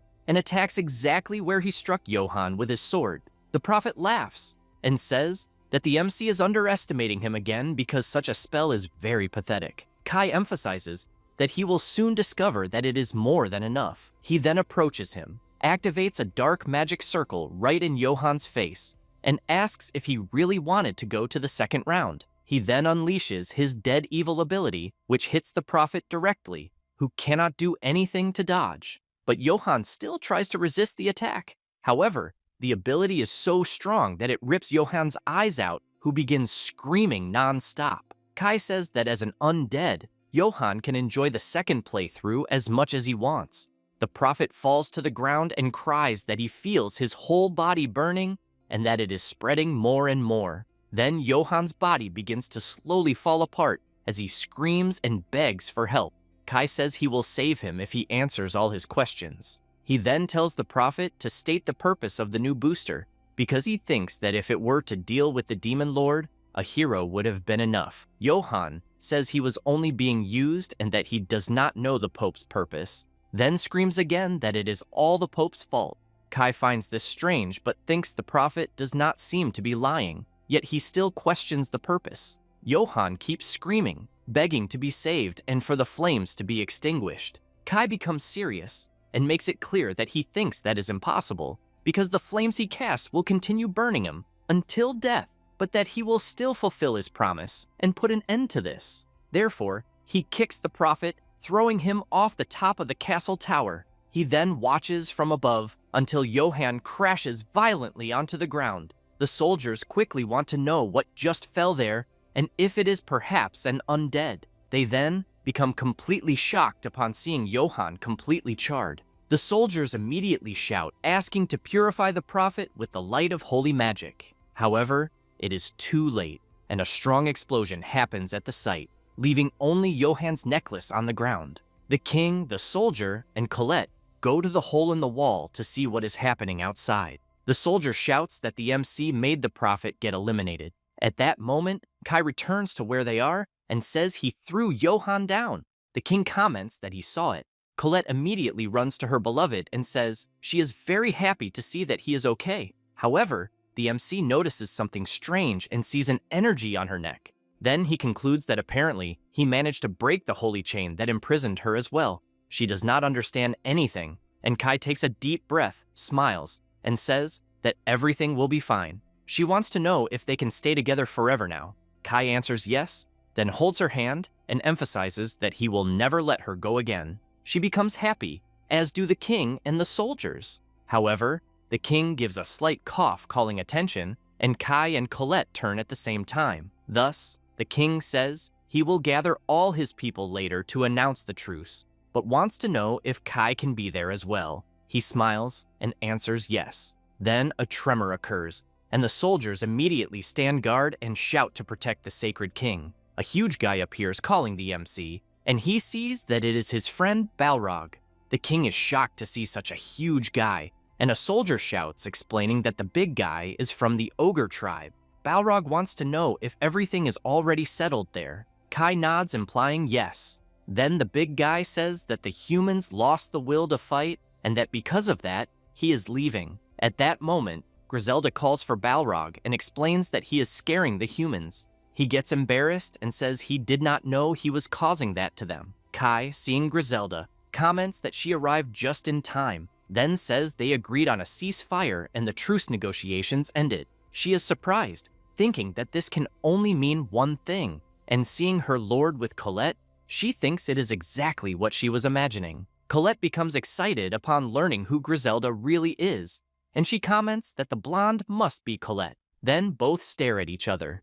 Colette says she heard it was all thanks to Griselda, so she thanks her for saving Kai. Griselda starts laughing and says that is obvious because he is her demon lord after all. Then she emphasizes that she is very happy that Colette is safe. Balrog comments that he thinks defeating a saint alone makes the MC truly someone incredible. He gets embarrassed and says he never thought he would become so important. Colette emphasizes that she just has to thank everyone, so both start laughing, but the MC notices something and says there is something in the blonde's hair. Griselda becomes a bit awkward, seeing the way her lord treats Colette, but Kai calls her and says he will explain something about the ceasefire, but she turns around interrupting him and saying she will warn everyone about it. Kai keeps thinking that there is something about her that seems a little strange. Thus, both Griselda and Balrog go among the people, and as soon as the big guy arrives among them and tells them about the ceasefire, the kingdom's soldiers do the same.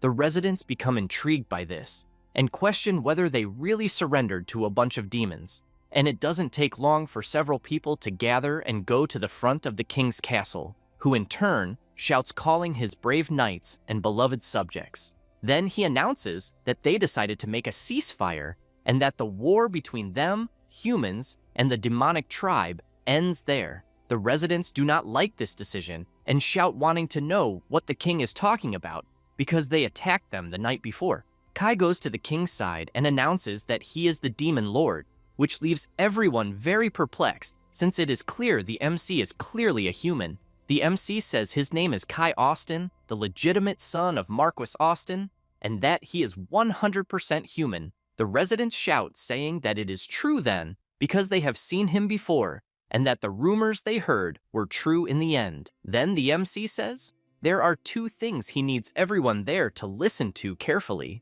The first being his requirements for ending the war between humans and demons, and the second being exposing the crimes of Johann and the Holy Church. But some residents shout that the idea of the saint committing crimes is ridiculous. Kai just watches the outraged crowd. After that, at the headquarters of the Holy Church, some kingdom soldiers arrive. A priest runs to His Holiness and informs him that they have a big problem because the royal guard of the Holy King has just arrived. The Pope takes a deep breath and becomes thoughtful. The priest, very worried, wants to know what His Holiness's orders will be. The Pope simply asks them to let the guards enter. The priest becomes nervous and emphasizes that all the guards are armed, but the Pope only comments that justice is on their side. As soon as the guards enter, they accuse the church of being under suspicion of illegally manufacturing dangerous drugs. The Pope remains silent, and the guards stay prepared for any possible reaction. The prophet says that what they are doing is very rude and that he does not care if they are knights under the direct command of the king, so he asks them to show some respect in the presence of the Pope. One of the guards says that if the Pope goes with them peacefully, they will make things easier for him. The Pope wants to know where Johann is, and the guard does not answer anything. The Pope wants to know if Saint Johann is dead. The guard replies yes, and says that Johann was secretly using a large number of holy knights as test subjects for a potent drug.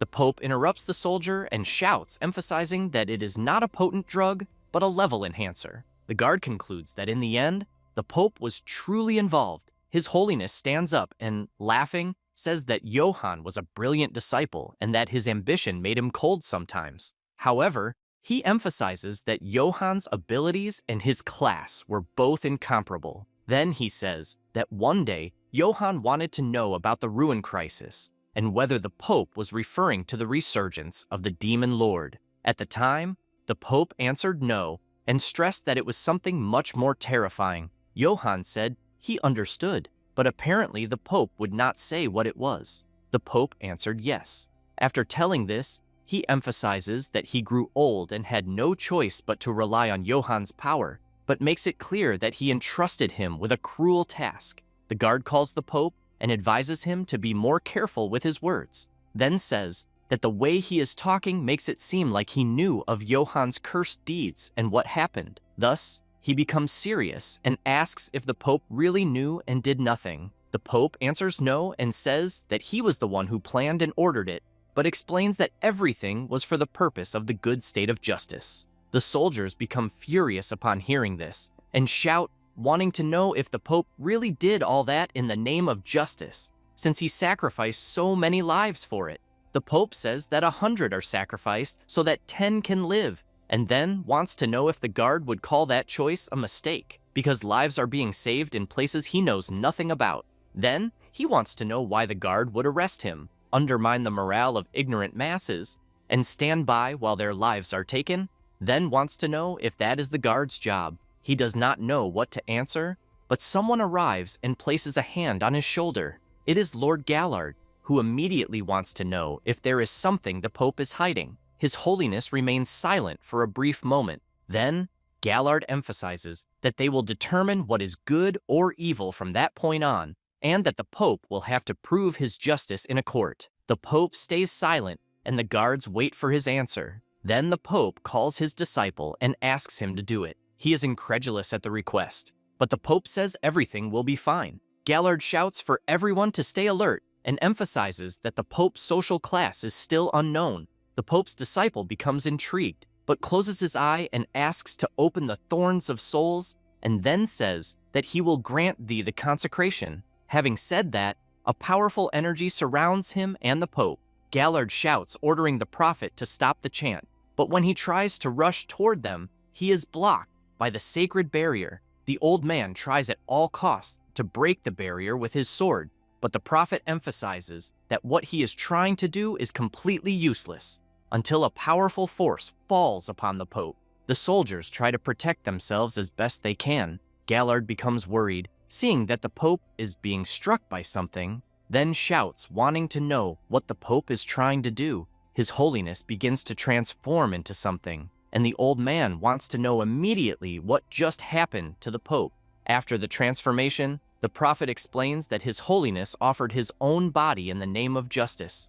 Gallard becomes terribly worried, since he sees the Pope falling hard to the ground with a decrepit body. Then he approaches and asks if he has passed away. Meanwhile, in the castle, the MC is there along with his group. He thanks everyone and says that thanks to them, he managed to save Colette, and that the conflict between demons and humans will not be resolved overnight, but that this is a great step forward. Thus, he thinks they should return to each one's city and rest a little. Kai calls Griselda and thanks her as well. She becomes excited and says that if her lord allows it, she will express her gratitude too. Then she says that the territory that was stolen by Elsa has finally settled peacefully, and that she would not imagine they would truly make a truce with the humans. Having said that, she emphasizes that it was something they did not even dare hope for, and that all of this is thanks to the MC, and that in the name of everyone she thanks him once again. Griselda also says that they conquered the capital. Kai becomes happy and nods, implying yes. One of the warriors says they will return and have some drinks. Elsa thinks it is better that they receive a generous reward as well. Kai calls Colette and says he will help with the reconstruction of the city. She becomes excited and answers that it is fine. Then the Sacred King calls the MC and asks if he has a minute of his time. Then he says he sent soldiers to deal with Johann's situation, but lost contact with them and has a very bad feeling about it. Kai thinks of something and says he will check the situation there first. The king immediately thanks him for that. At that moment, something approaches the window quickly, and someone enters with full force, landing behind the Sacred King. With an unfriendly expression, Colette and the guards become worried.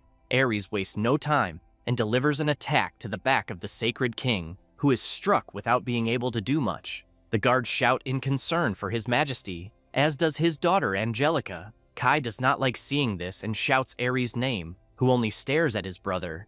The Sacred King, after being attacked, loses consciousness, leaving the girls and the soldiers quite frightened and worried.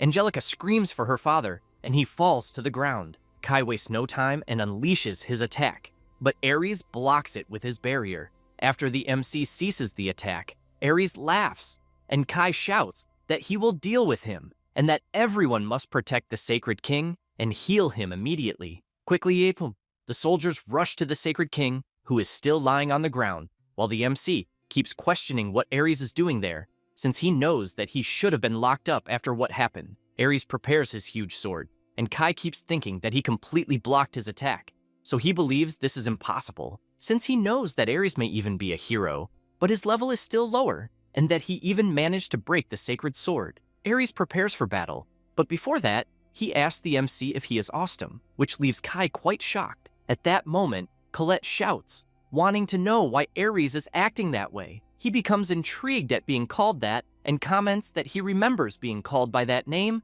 but then says that he is now called Clemens, which leaves the MC even more surprised to learn this, as well as Princess Angelica, since she knows that this is the Pope's name. Aries nods, implying yes, and then explains that he took over the hero's body. Kai is puzzled and shouts, wanting to know how that is possible. The Pope in Aries' body says that the young man's body is simply more convenient and that his class is also exceptional. Colette shouts, saying that this is not possible, but wants to know what happened to the real Aries. Clemens asks if the blonde girl is referring to Aries' consciousness, because he knows nothing about it. Kai remains silent, trying to understand everything that is happening. At that moment, the Sacred King wakes up, coughing a lot of blood, and his daughter quickly turns to him, wanting to know if he is okay. The king wants to know why the Pope is doing this.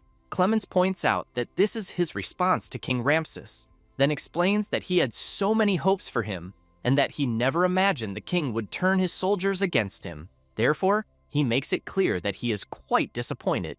Ramses shouts, saying that there is a limit to the Pope's arrogance. However, Clemens emphasizes that, apparently, the Sacred King does not understand. He then says that those who truly care about the people and desire peace are them, the saints of the church, and that, in other words, their choices are the only justice. Ramses becomes furious and shouts, telling the Pope not to speak like that. Then he asks whether he calls justice that whole fiasco with the drugs that sacrifice so many people, and whether seeking power through drugs can be considered justice. But as soon as he finishes speaking, he starts coughing a lot of blood again. Angelica becomes worried about her father, and Colette tells Your Majesty that they are already taking care of his healing, until Colette becomes perplexed upon noticing something. She then wants to know why her magic is not healing the king, so she tries even harder to heal him, but nothing works. Kai says that it can only be a recovery blocking spell. Clemens asks whether he will still be challenged, then calls everyone to end this quickly. Quickly, the soldiers step in front of the king to protect him. Aries points his sword, smiles, and, as he releases a powerful force, leaves some soldiers quite frightened since they are feeling a terrible power. Then they shout that the power they are feeling is an insane amount of magical power, yet they still emphasize that, even so, they will be the shield for the Holy King. At that moment, the MC moves quickly toward the Pope, which leaves both Colette and the soldiers excited as they see the MC's incredible speed. However, Kai is surprised by one thing, because while he has his power active right in the Pope's face, he wants to know if the MC really thought he could defeat him at that distance. Kai does not care and unleashes his attack right into the Pope's face, and a huge explosion happens. The soldiers become excited, thinking that everything is over, but Clemens, with his face completely injured from the attack he took, simply laughs. Then he comments that he can see very well. Angelica is horrified by what she is seeing. The soldiers, on the other hand, want to know how Clemens is still alive after taking an attack at that distance. Kai simply stays alert, without lowering his guard. The Pope comments that now he understands what the power of the second turn is like, and that it is basically as he imagined, since this is not a power that a mere human like the MC should possess. Having said that, he completely heals from the attack he received. Kai comments that this is the hero's automatic healing ability. Clemens agrees and emphasizes that, with this ability, he can completely suppress the side effects of the level accelerator. The MC starts thinking that if it is the same as Johann's, the Pope's level will be 900, and because of that, he thinks it will be very difficult. The Pope takes a deep breath and comments that if he were truly the MC's brother, he thinks he could understand his anger. Kai comments that he does not feel anger and that he only finds it lamentable, including the Pope himself, who in turn comments that it is exactly as he thought, in which the MC really knows nothing. Having said that, he drives his sword into the ground with all his strength, releasing an incredible power everywhere and saying that the body he now possesses used to be fragile. But at the moment, it is something completely different, as the ground begins to break apart throughout the place. The Pope also emphasizes that he now possesses the hero's class, but also his own arbiter class. At that moment, the MC begins to fall amid the debris caused by the blow to the ground that the Pope delivered. One of the soldiers runs to him to try to help, and Colette starts screaming for her love. A huge hole is formed in the place where Kai was, and thus, Pope Clemens, in Aries' body, goes down together with the MC so they can engage in battle. Kai wants to know why Clemens chose the castle's basement. He replies that it is to test the power of level 999, which leaves the MC unable to believe what he just heard, while the debris continues to fall. Colette desperately wants to help the MC, but one of the guards holds her and comments that it is dangerous, emphasizing that if she goes down there to help, she will only get in the way. He then emphasizes that he did not know such a place existed there in the castle. Angelica begins to shout, asking the soldier to call for reinforcements. Meanwhile, Colette is praying to her god to save her beloved. As for him, he remains alert and waiting for the battle to begin, but keeps in mind that the reinforcement level Johann used was 900, so he questions the level 999 he heard from the Pope and whether there really was a better version of it. Clemens begins to walk forward, always attentive, and points his sword. Kai notices that the sword in question does not seem to be a holy relic. The Pope asks the MC to show what he is capable of. Kai is intrigued when he sees that the sword has disappeared, then shouts, wanting to know what the Pope did. Clemens makes it clear that he has no intention of resolving this peacefully, since he wants the MC to attack him right away. Kai wants to know why.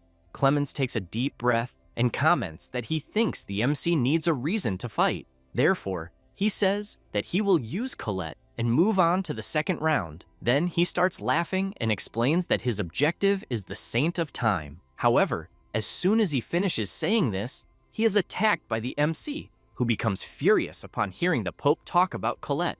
Clemens prepares his power and comments that he thinks what he wanted worked. Kai begins to channel his powerful energy, and the Pope becomes excited to see that he is finally going to take the fight seriously. The MC comments that if Clemens wants to see him fight that much, he will show his power. Having said that, as he charges forward, he activates his Black Thunder automagic, Wall of Shadows, and Hellfire. Clemens tries to block all the attacks with his power, and a strong explosion occurs, throwing both of them away. The Pope, excited by the fight, comments that the MC is faster than before, then asks whether he was really hiding his power before. Kai tells him to shut up and launches another attack toward the Pope, who remains excited by the fight and jumps backward to dodge the MC's attack. However, Kai takes advantage of one of his attacks heading toward the Pope and advances along with it, but sees that Clemens is dodging all of his attacks by an extremely small margin. Therefore, he shouts, wanting to know if this level 999 is really true. Clemens retreats and says that the level accelerator he used has powerful side effects that remain. He then explains that a normal person would die, but since he is using the hero's ability to neutralize them, he will be fine. Having said that, he soon uses the hero's ability. Kai is shocked to see that the Pope is mastering the self-healing ability easily, since he keeps in mind that by instantly healing the continuous damage from the level accelerator, he is nullifying the side effects of the booster, so he knows he cannot aim for self-destruction. Clemens comments that the magic the MC is using is from the Black Mage class, so he wants to know why he is looking down on him. Thus, he makes it clear that this is not what he wants to see. Having said that, he says that he really wants to see the power of the second turn. Kai starts wondering if it could be what he is thinking. He then reflects that the Pope is seeking power for some objective, and that he wants to see his class in the second round, which is the hidden class Black Star, since it allows him to use all black magic and the evil points system, so he believes he definitely still feels its potential as a class. Next, he shakes the dust off his clothes and considers that the unique magic of the Black Star has kept him from mastering it, since he knows it is better to fight with the magic he is used to, but on the other hand, he thinks he will have no other choice. At that moment, the Pope comments that if the MC still does not feel the danger, he will raise things a bit more. Kai wants to know what Clemens is planning to do. However, the Pope activates his power and summons the Sword of Sacrifice, Brianak. Kai cannot believe the sword he is seeing right before his eyes. Clemens begins to channel his power into the sword and then shouts that the real show will begin, then asks the sword to awaken, and an enormous glow occurs. The soldiers comment that something just happened down there. Colette comments that she is sure Kai is in danger and that, because of that, she will gather all the Demon King's soldiers,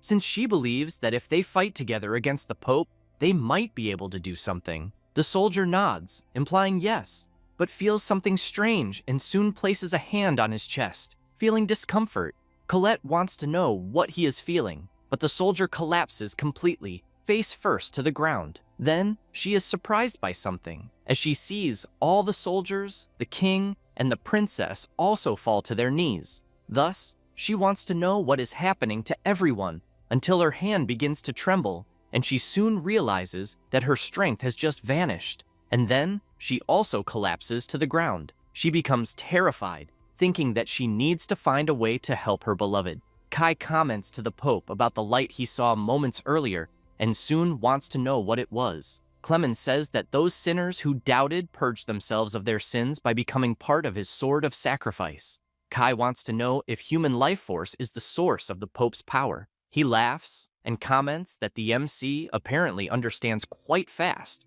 then says that this is the unique ability of the Arbiter class. Having said that, he gets ready for battle and shouts that this is a power given by God to bring down evil. Kai is shocked and questions why the Pope is releasing so much energy, since it is even stronger than Aries' sacred sword, then wants to know what the intense glow coming from the sword is, and whether, by any chance, the Pope wants him to bring a mirror. Clemens wants to know if that was sarcasm coming from the MC. At that moment, Kai begins to prepare his power, but soon becomes alarmed upon hearing the Pope say that he should try to learn a thing or two. Now, it is possible to see a statue of a bizarre creature on the Pope's back, who in turn comments that a long time ago, everyone forgot about the secret room there. Having said that, an energy begins to emerge from the statue of the creature. Kai cannot believe what he is hearing about the secret room, even more so with the creature behind the Pope, who in turn makes it clear to the MC that, apparently, he lives an easy life, and that, even in his first life, he understood nothing. Kai becomes intrigued by this, and looks at the statue in front of him, thinking that he had never heard of it. A giant statue like the one he is seeing, located in the castle basement. The Pope says that the statue is that of the evil god. Kai asks if it is, by any chance, the Demon Lord. Clemens takes a deep breath and answers no, then says that this is the true threat that has been beneath their feet the whole time, being the real threat, yet still so obscure. Having said that, the place begins to light up, and the MC can see it clearly. Then Kai looks to the side, and somewhat frightened, comments that if this were revived, he thinks it would cause a massacre beyond what could be imagined. Clemens emphasizes that the evil god is always watching, and that it is waiting for a vessel strong enough for its rebirth, seeking an opening. The Pope also emphasizes that the Demon Lord is nothing more than a pawn for the resurrection of the evil god. Kai asks the Pope to wait a minute and asks why no one ever talked about this, since he thinks there is no way something of this level could be ignored. Clemens comments that the MC had no way of knowing, since that is a secret passed down only within the Holy Church, and that the Holy Church was born for the good of weak and fearful humans, and that everything is a trial of God, in which even death is sacred. Moreover, they preached these words believing they represented salvation and justice. Kai is quite surprised to learn this. However, the Pope begins to walk forward saying that his justice is different. Having said that, he slams the hilt of his sword against the wall with all his strength, and something begins to happen. Thus, the Pope makes it clear that they rose up against the words he spoke before. Then, he explains that he will defeat the evil god. The MC cannot believe what he is hearing. The Pope asks if Kai understands now, since this is his reason for seeking power. The MC asks if the Pope is really serious. He nods, implying yes, and soon prepares himself. Kai shouts for him to wait and asks if something like that really exists, and if, even if it could exist, the Pope is still talking about a god. Clemens closes his eyes and charges straight at the MC, and just before delivering his attack, asks Kai not to disappoint him, since he will give the pass to the second round. Kai is frightened and tries to block the Pope's attack, but due to the powerful impact, he is thrown backward, his whole body trembling from the shock. The Pope does not waste time and charges again. Kai tries to remain calm, but as he sees an attack coming at his back, he knows the Pope's blow is extremely heavy. At the last second, Kai manages to dodge the attack, and, seeing how Clemens is moving, thinks that with the enhancement from the level booster and the Sword of Sacrifice, if he takes a direct hit, any one of them will be his end. Then he keeps in mind that the Pope is at the same level as him, but that it is light against darkness, the worst possible matchup, and that the Arbiter class is completely unknown. He then calls his system and sees that, in his second round, it seems he ended up with the disadvantageous dark attribute, until he hears Sasha calling him telepathically. She says that as soon as she arrived where they were, the humans suddenly began writhing in pain, and that the same is happening to the people outside. She then asks what she should do. Kai remembers the Pope's earlier words, in which he said that the sinners who doubted were expunged, becoming part of his Sword of Sacrifice. He then says that what is happening is because of the Sword of Sacrifice the Pope is using, and that because of this, he wants her to evacuate the humans from there immediately. Then he thinks there must be some clue and uses the power of his appraisal, managing to see that the sword can absorb the life force of all humans within the sacred capital and convert it into magical power. He becomes frightened since he keeps in mind that inside the sacred capital there are tens of thousands of people. However, he is soon forced to block an attack, and while doing so, he thinks that the Pope is absorbing the power of tens of thousands of people, and that is why it is no wonder he has so much magical power. Clemens shouts, urging the MC to hurry up and use his second round power until he thinks of something and unleashes his power at the ceiling. Kai is frightened as he fears the Pope's intention. The attack crashes into the ceiling, causing Colette to fall from above. The Pope makes it clear that if she hits the ground, she will die. The MC quickly turns, jumps, and catches her in his arms, then feels relieved to see that she is fine. However, Clemens takes advantage of his distraction and appears behind him. He then comments that it seems the MC is still underestimating him, so he thinks that maybe if he deals a fatal wound, he will finally fight seriously. Kai becomes worried, since he knows that in the position he is in, this is quite complicated. Clemens prepares his attack, and Kai shouts asking the Pope to wait, but he launches his attack and tells the MC to try to stop it. However, a black thunder strikes the Pope head-on, causing heavy damage to him. Kai is surprised when he sees the black thunder. Someone appears, saying that it is Black Thunder by imitation. Kai is pleased as he sees that Griselda has just arrived. She laughs and says she arrived just in time. As soon as the MC returns to the ground, Kai thanks Griselda for saving them. Then, he places Colette on the ground and asks her to stay there, then turns furiously and charges forward together with Griselda, saying that he will finally increase the intensity of the battle. Griselda continues using her ability, causing the Pope to keep receiving shocks of Black Thunder. Clemens comments that she caught him by surprise. Griselda prepares her blood sword and makes it clear that this is all for Aries, but she does not notice some magic circles forming behind her.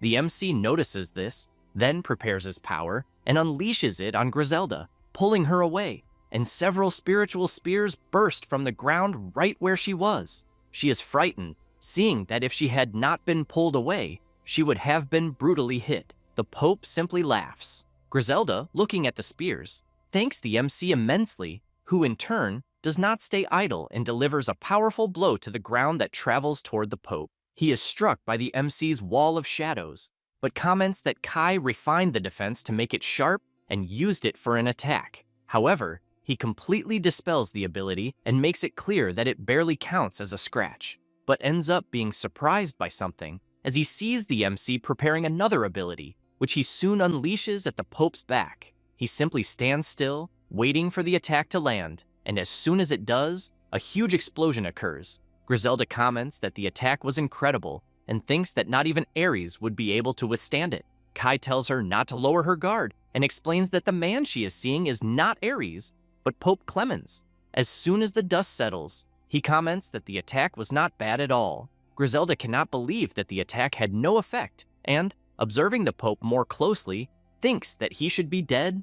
Clemens, after healing himself, laughs and asks whether the MC is really being serious now. Griselda remains shocked to see that Aries' body has completely healed. Kai tries again to use the wall of shadows on Clemens, who in turn tells the MC to stop with the cheap tricks, as he is not there for that. Kai charges forward and thinks that now that he has opened a gap in the shadow for a fraction of a second, he will take advantage of the blind spot, but ends up seeing the Pope with his power active and becomes very surprised as he is brutally counterattacked. Kai spits a lot of blood, and because of this, his ability is cancelled. He then falls to his knees on the ground. Griselda becomes worried about him. Clemens tells the MC to use the wisdom of age since he can see movements like an open book. Kai tries to stand up, but is grabbed by Griselda's ability as she shouts that she will heal him immediately. He thanks her once again. The Pope begins to approach them and comments that it is as he imagined, since the move he took was a vampire technique from Lady Griselda.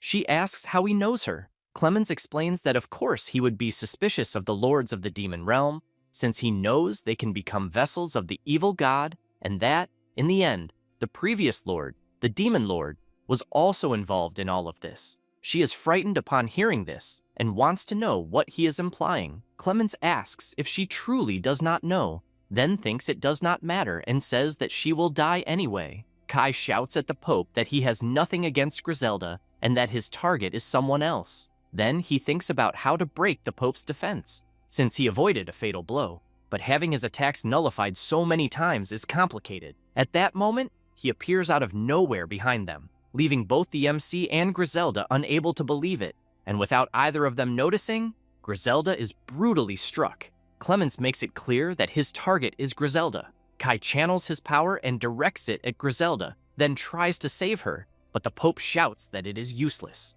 Kai realizes it is the same as before, since he is not managing to heal her. Clemens comments that he thinks this should also exist in black magic, a spell that nullifies healing. Kai becomes furious and shouts, calling the Pope a bastard, who in turn just keeps laughing, while Griselda cries out to the MC. Then she asks him not to worry and to focus on defeating the Pope. She says this, but continues taking damage from the attack, which leaves the MC unable to believe it. He goes to her and says that the spell is not easy to break, but emphasizes that at least he will try to stop the bleeding. At that moment, the Pope prepares his sword and says that the MC's effort is useless.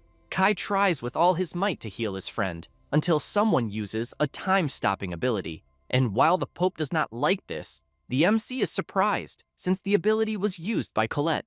Kai immediately turns, wanting to know if she can really move, but due to her ability, Griselda stops suffering. Clemens wants to know how the bleeding stopped, but as soon as he observes Griselda more closely, he concludes that it was not the bleeding that stopped. Almost out of strength, Colette says that what she did was stop time. However, she knows that this magic, over time, will keep her safe for a period, just like the Sacred King, on whom she used the same magic. Hearing this leaves the Pope surprised. Then he starts laughing and says that the Saint of Time truly exists, and that he will want her very much. Kai calls out to Colette and asks her to rest, as he will take care of the rest. Then, as he removes his shirt, the system asks which magical ability he would like to acquire. Completely serious, Kai chooses the second round class, Black Star, and makes it clear that he will take part in the Pope's game. With several system screens around him, Kai thinks about the Black Star, since he knows it is the special class of the second run, but up to this point, he prioritized acquiring skills instead of dedicating himself to magic, so he questions how effective it will be. Even so, he decides to consume 1,500 points to acquire the skill Black Wind Jet, plus 500 points in the skill Black Thornstorm, plus 1,000 points in the skill Colors of the Abyss, plus 3,000 points in the skill Bonds of the Forest, and finally 5,000 points in the skill Austere Darkness. Thus, he keeps in mind that the opponent is a hero with high base attributes, in addition to the Arbiter class, whose abilities are unknown. Seeing Colette and Griselda injured, he concludes that there is no more time, since he needs to test his abilities while fighting. At that moment, Clemens asks if the MC is ready, and having said that, asks him to show his worth. Kai creates a magic circle and activates his Black Windjet skill, then makes it clear that the Pope should be prepared. Saying this, he advances at incredible speed over Clemens, who is impressed by the MC's ability. However, something crashes violently into the wall. The Pope asks what is happening and whether the MC still cannot control his abilities, until another explosion occurs, since the MC is using his other ability, the Birds of Night Smoke. Clemens goes on guard and soon attacks the shadowy birds that approach. But a huge curtain of smoke forms in the area, leaving the Pope worried, until Kai bursts out of the smoke with full force and charges straight at the Pope. Then, the MC activates the doppelganger, and as soon as the Pope attacks, he notices it is only an illusion of the MC, so he shouts that he is very tired of these childish tricks. Kai prepares his next attack, and, as soon as his skill grows more intense, activates the dark wave launch toward the Pope, who is forced to jump backward to avoid being hit. However, he notices that the attack continues to pursue him. Kai thinks it is proving difficult and that he will need a fatal blow. The dark wave manages to reach the Pope, and as soon as he is engulfed by the wave, he is quite surprised. Kai thinks it is his chance to deliver the final blow, and then thinks that he will be betting everything on the next strike. Then a black flame ignites within the dark wave and aims in the direction of the Pope. Kai activates the abyssal horn, creating a shadowy spike that even leaves the Pope frightened as he sees a dark spike right before his feet. He then starts cursing the MC and tries with all his might to dissipate the wave's ability, but the MC loses control of his skill. Clemens comments that indeed, for a moment, he had high expectations, and having said that, he moves quickly and soon tries to strike the MC by surprise, who in turn blocks the attack. The Pope asks if this is all the MC has to offer, then applies more force to his strike, and says that if all of this comes down to the MC's second run, then he believes he is the strongest. Kai is thrown backward. Then, the Pope calls the MC and says that he does not seem to have mastered it yet, but that even so, it was a good result. Having said that, he thanks the MC. Kai takes a deep breath and replies that the Pope is right, since he does not think he can master this magic yet, but makes it clear that what he did is already good enough. Thus, a huge barrier surrounds the two of them. Clemens is intrigued by this. Kai activates his barrier-cutting magic and explains that this ability does not allow magic to pass through. Clemens comments that he understands, and that the supply of magic to Brionac has been cut off, which is quite clever. Kai emphasizes that now the Pope can no longer absorb magic from humans, but then thinks that, beyond the light attribute, this unlimited magical power is very dangerous, and that if he leaves the absorption as it is, the lives of the population would be in danger, as well as that of his beloved Colette. At that moment, the Pope begins to clap, and Kai is intrigued by this. Clemens laughs and comments that the MC's magic is simply magnificent. However, he activates the power of his sword and makes it clear that the absorption he performed was already enough, so he does not need anything else. Kai realizes that the magical glow is still being maintained on the sword. Thus, he thinks he will stack attacks and create an opening, but keeps in mind that the next magic will consume a great deal of magical power. After channeling a vast amount of power, the MC creates his Black Star ability, a powerful dark magic. The Pope is intrigued for a brief moment, but soon starts laughing like a madman and says that the MC has surprised him once again. Kai does not like seeing how the Pope reacted upon witnessing his power, but he knows that with the skill he is about to unleash, if he manages to land a hit, he believes he should be able to defeat him. However, he is intrigued when he realizes that he cannot control it perfectly, since he clearly remembers the explanation he received when he acquired it, which was about magical power. At that moment, Clemens shouts that all of this is about hope, which leaves Kai intrigued. Then, the Pope continues shouting that he had been underestimating the MC, but emphasizes that he now needs to take this seriously as well. He then grips his sword firmly, and the glow intensifies even more. Clemens comments that he will reveal the true form of his sword, which leaves the MC even more intrigued, as he did not expect that. Thus, the Pope changes the form of his sword and it turns into a spear, and he soon prepares for the confrontation, but wants to know why the MC is not attacking, and whether, perhaps, he thinks he cannot deal with this. Kai continues trying to control his magic, and the Pope grows impatient and comments that this is the end, but wants to know if he has any last words. Having said that, he swiftly moves to the MC's side, who turns around at once but is attacked by the Pope, who comments that apparently the MC will do nothing in the end, and that, because of this, he will inherit his hope.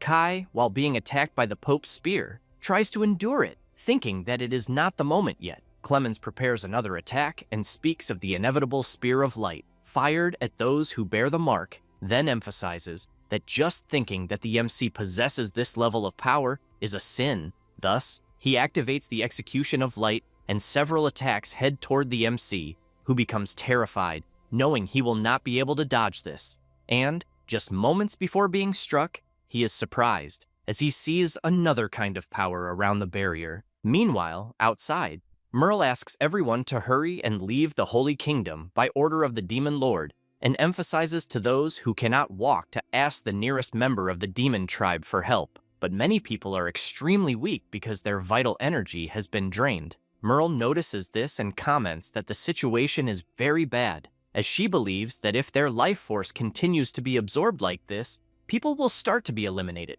One of the demon tribe members comments that they need to move them away from the center of the sacred capital, even if only a little. Then the enormous portal begins to open. Elsa appears with several people on her back, and she is very tired, just like the humans she is carrying. Sasha runs over to her and comments that her power is also being drained, and that, because of that, she should not push herself too hard.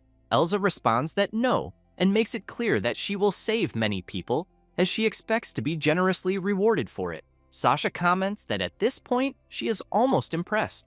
Elsa emphasizes that besides that, she no longer feels her power being drained, which leaves Sasha intrigued and wanting to know how that is possible. Meanwhile, inside the palace, Colette wonders if it has become a little easier, but when she tries to get up, she falls to her knees on the ground again and thinks that she needs to stay strong. Clemens wants to know if that is all the divine power the MC has, and as soon as Kai tries to make a move, he is impressed since the Pope is attacking. Colette becomes very frightened as well and screams, worried about her love. Then the mark on her wrist is activated, and she begins to feel intense pain.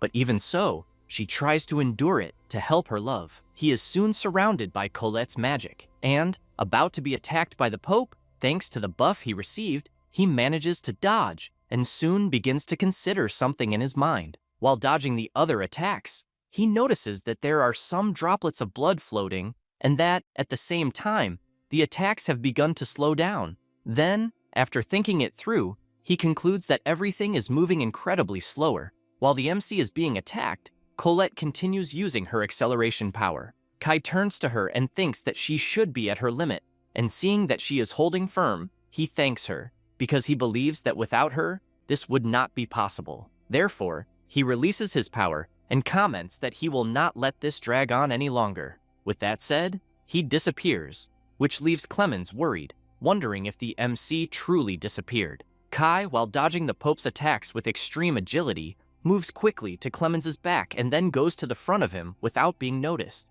As soon as the Pope realizes that Kai is right in front of him, he becomes very surprised. The MC advances with his increased speed, and Clemens becomes frightened when he realizes that his opponent's speed has suddenly increased. Kai grabs the Pope by his clothes and throws him toward the energy sphere. Clemens wants to know what Kai is planning to do, but he ends up colliding with the energy sphere, then looks back, worried, and then tries to move. Upon realizing that he is trapped, he begins to release power and shout that it is the same magic as before. The MC picks up his sword again and realizes that Colette's magic is dissipating, so he wonders if he had been accelerating on his own temporarily. Then he looks up and sees Clemens furious, but soon he starts to laugh and shout, wanting to know why Kai stopped attacking him and whether he thinks he has won the battle, then tells him to stop being naive. Kai does not like this at all. The Pope activates his power once again and emphasizes that he still has Brianak,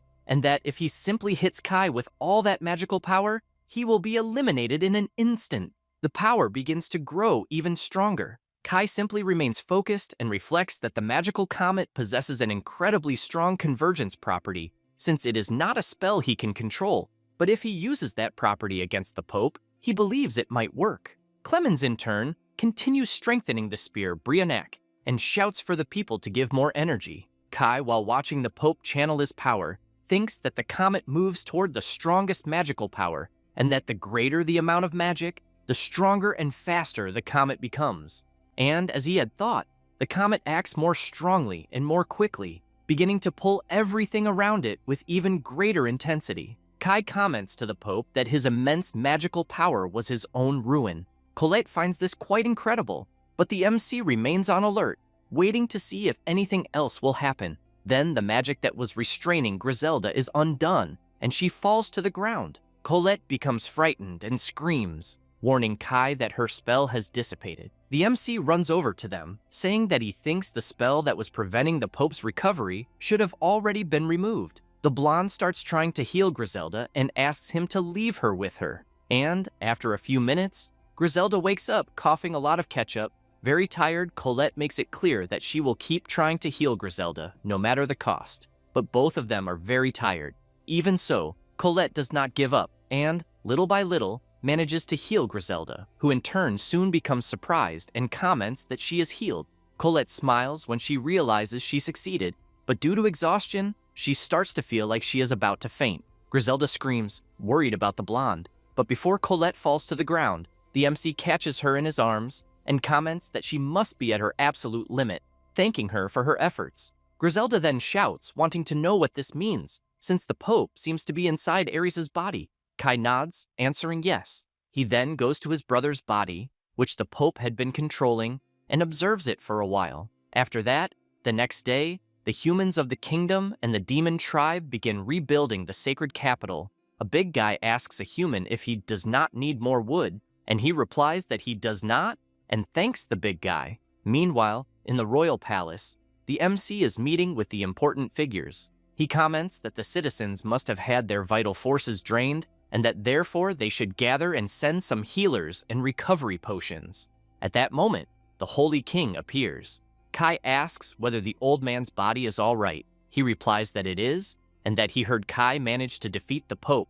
Kai answers yes, which leaves the king quite surprised, commenting that it was as expected of the demon lord. Then one of the royal guards appears, calls for the MC, and reports that the emergency assistance center will be completed soon, since the work of the demon tribe is wonderful. The king becomes intrigued upon hearing about the demon tribe. Kai explains that the Order of Knights and the Demon Lord's army are cooperating in building the facility, and therefore apologizes for doing so without the Holy King's permission, but emphasizes that once everything is resolved, he will take the demon tribe and withdraw immediately. The king thinks for a brief moment, then asks why, and then shouts excitedly, saying that he insists on showing his gratitude, since he and his people were saved, and the MC was also the only one who stopped the Pope's conspiracy. Kai is surprised by this unexpected turn from the Holy King, who soon after asks whether there is any specific food the MC likes, as he will arrange it immediately. With that said, he leaves the room saying that he cannot stay idle there either,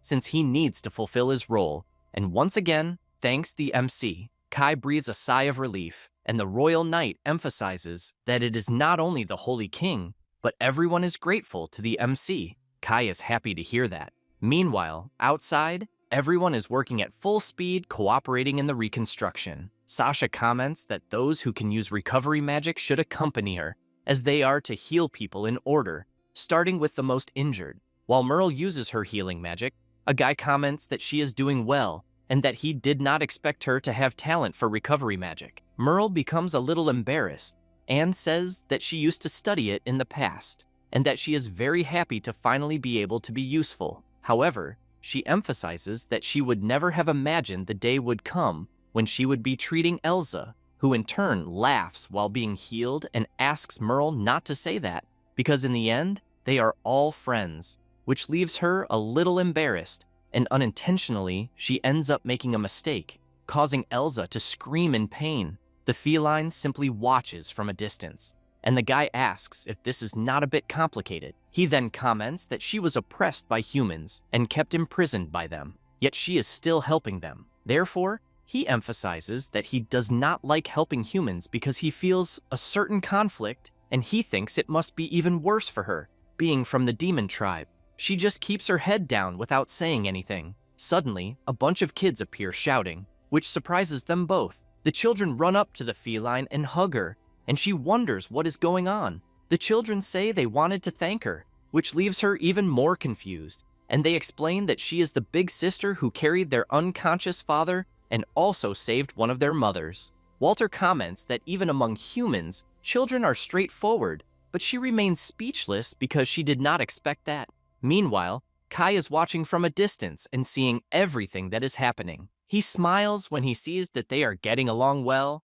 At that moment, the king appears among the people, and the MC immediately notices this, as do the other members of the demon tribe. The Holy King tells everyone that his holy kingdom suffered a crushing defeat at the hands of the Demon King's army, and that, in addition, they were powerless before the Pope's attack. However, he emphasizes that they survived, and that all of this was thanks to Lord Kai's magnanimity, and therefore they will honor everyone's wishes and accept the demon tribe as their neighbors, which leaves everyone very surprised upon hearing this, especially the feline, who was treated as nothing by humans. The Holy King continues, saying that there may be complaints from both sides, but that if they join hands with one another, this can gradually become reality. Walter finds this incredible and comments that he would never have thought this would truly happen, then remembers the MC saying the same words. The king asks whether Kai agrees. He nods and says that he agrees. Thus,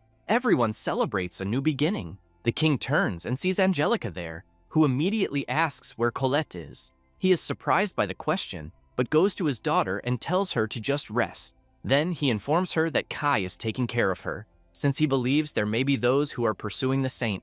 Meanwhile, in the territory of Marquis Austin, Colette is sleeping until she wakes up and is immediately happy, since she sees her beloved right beside her. She starts to cry, jumps on him, and hugs him. He pushes her away briefly and feels very happy to see that she is well. Then he calls Colette and says that they have to get married. She is surprised, but soon smiles and hugs him. Meanwhile, in the underground of the castle, in the room where the MC was fighting the Pope, Griselda is standing there observing the enormous statue of the Demon Lord when Sasha arrives with more people, calls out to Griselda, and asks if something is bothering her. She is speechless as she looks at the statue in front of her, but soon she turns around and replies that it is nothing and that Sasha should not worry about her. A guy asks whether the statue they are seeing is that of the evil god, because he would not have imagined it would be so enormous. Sasha asks Mateo if he is not an exorcist, and how he did not know that. He replies that accessing information about the evil god was a taboo, and that his knowledge on the matter is no different from hers. Mateo says that he understands and explains that they intend to extract information from the captured Pope and his Catholic devotees, but although he highly doubts it, they will speak. Sasha comments that he should have attained the position of exorcist because of the depth of his faith, and that Lord Kai also declared that he will no longer seek any help that forces him into direct hostility with the Holy Church, and that he mentioned that if he wishes, Mateo may abandon the mission. He replies that he wants to see for himself what is truly right. Sasha laughs and says that this is also a form of faith, and that Lord Kai will certainly be satisfied. Meanwhile, outside, Walter is collapsed on the ground from drinking so much, which surprises Merle, since it is rare to see Walter drink until he wipes out the table. With that said, she mentions that the wedding is about to begin. Walter asks what she means, and what wedding. Later, in a beautiful field of flowers, the MC is about to marry Colette. He thinks that his life was denied because of his class, and that he was abandoned even by his own flesh and blood, who should have been his allies, and that even the subjugation of the Demon Lord, the feat he managed to accomplish to restore his honor, was betrayed until the very last moment, and because of that, he was on the verge of giving up in the depths of despair, but he knew that he should have accepted his death and given up.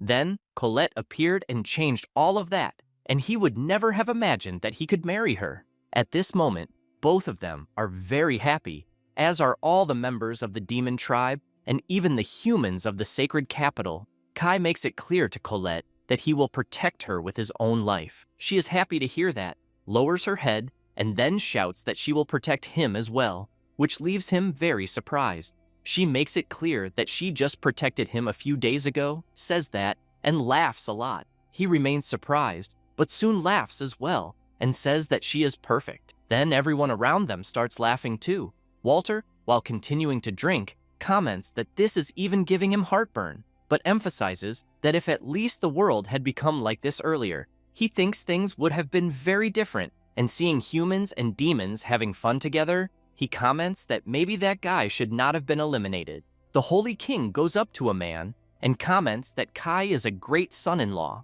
The man does not like hearing that at first, but tells the king that he was mistaken, because he believes that indeed the MC is the right man, and seeing how excited they are, he comments that apparently his daughter is very happy. Colette notices her father watching her contentedly and feels happy about it. Then the king shouts, asking them to fire the celebratory cannons.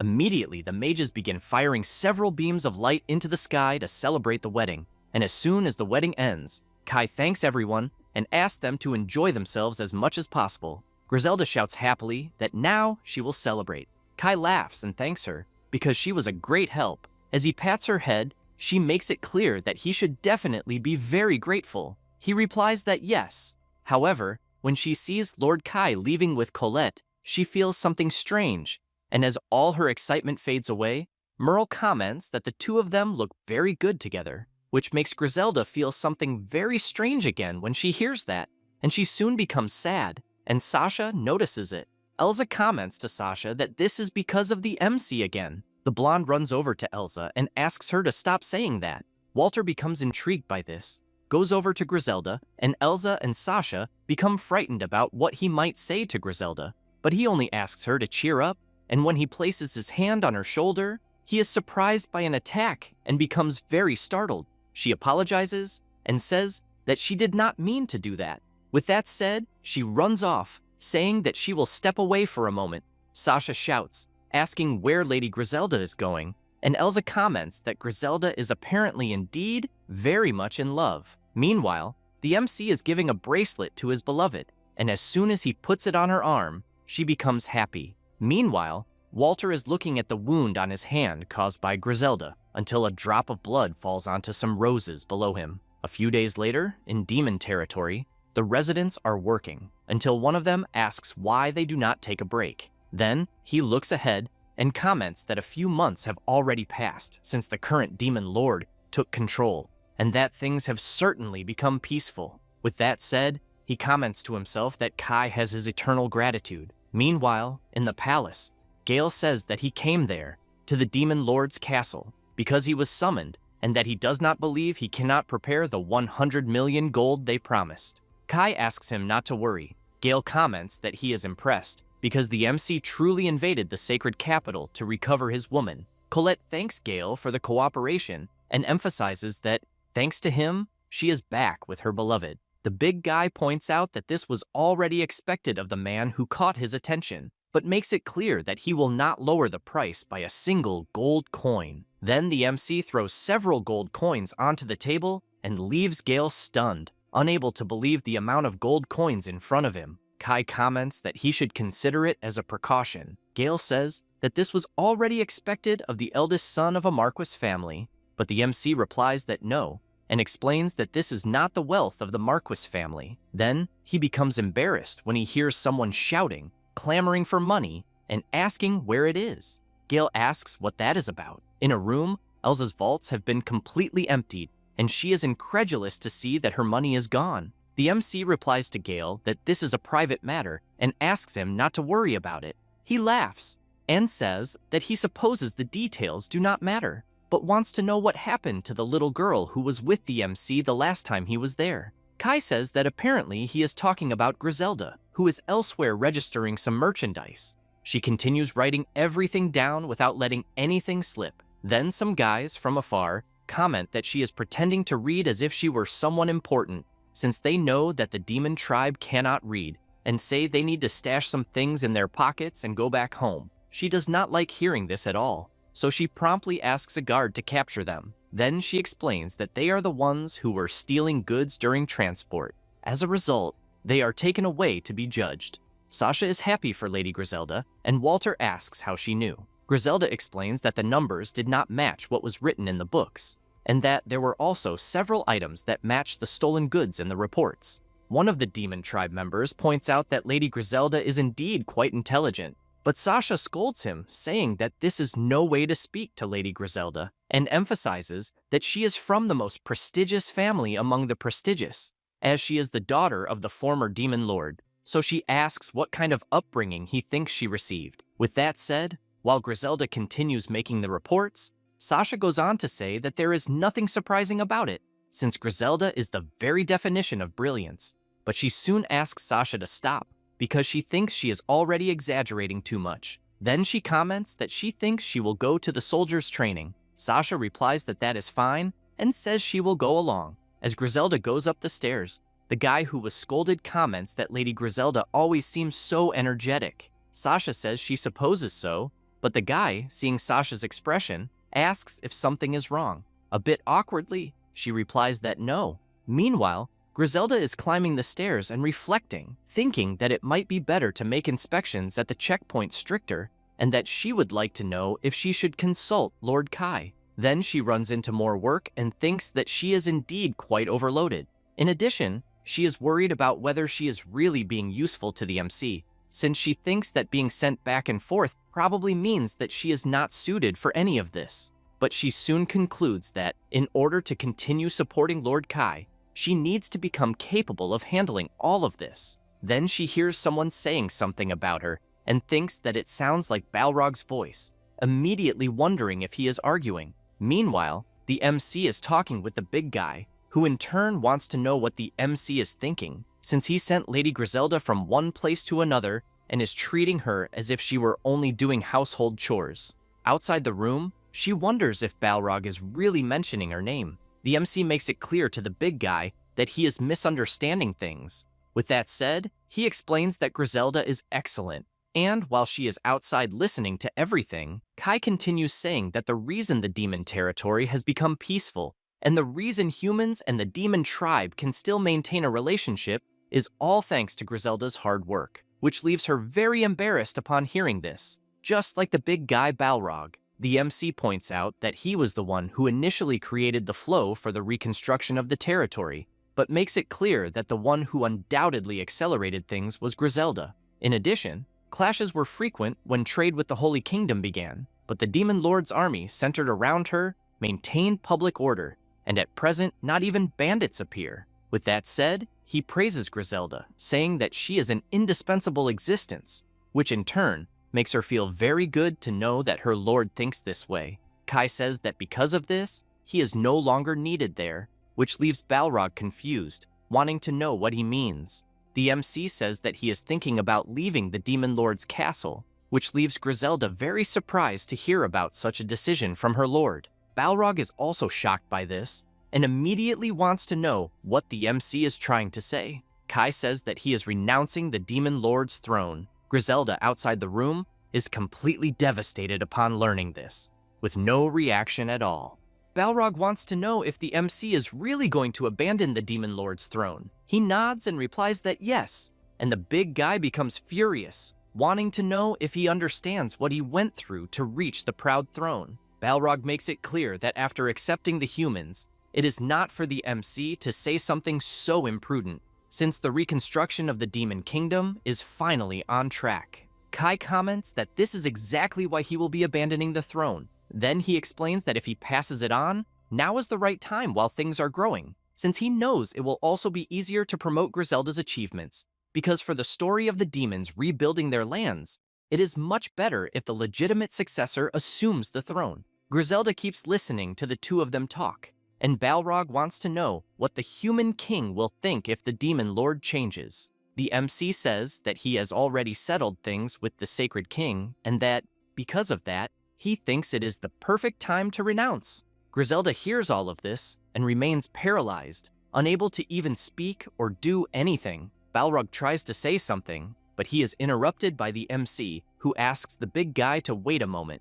Then he goes to the door, and as soon as he opens it, he sees no one, but comments that he could swear someone had been listening to everything. Griselda had already left.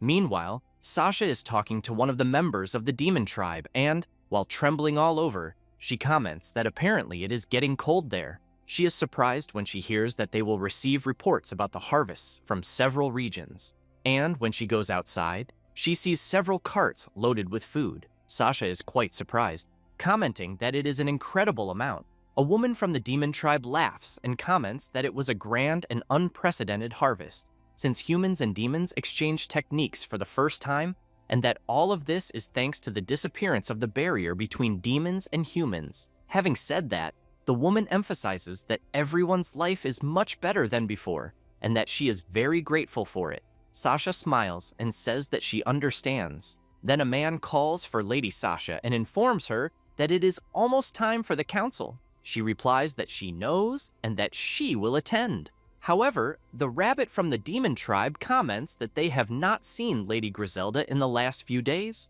Sasha says that maybe she is not feeling well and is just resting in recovery, but she is intrigued by it. A few minutes later, after everyone gathers for the meeting, the MC thanks them all for attending. Then he comments that he heard about each of their notable efforts, since Walter established order, and Elsa gathered the ruffians and greatly strengthened the regular army. Merle solved medical problems in all regions, and Melty facilitated trade.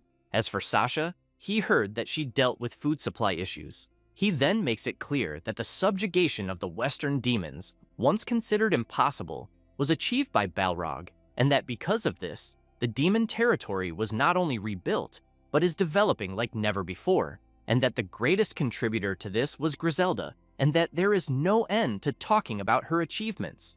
But he wants to know why she is not there. However, since there is much to say, the MC continues explaining things, and, after some time, he makes it clear that this concludes the policy from now on, but he thinks he especially wanted to speak with Griselda. Then he tells everyone that he expects great things from them. They bow and promise that they will do everything possible for the demon kingdom to continue prospering. Kai looks to the side and thinks that he is indeed worried about Griselda, and that he thinks he will check how she is.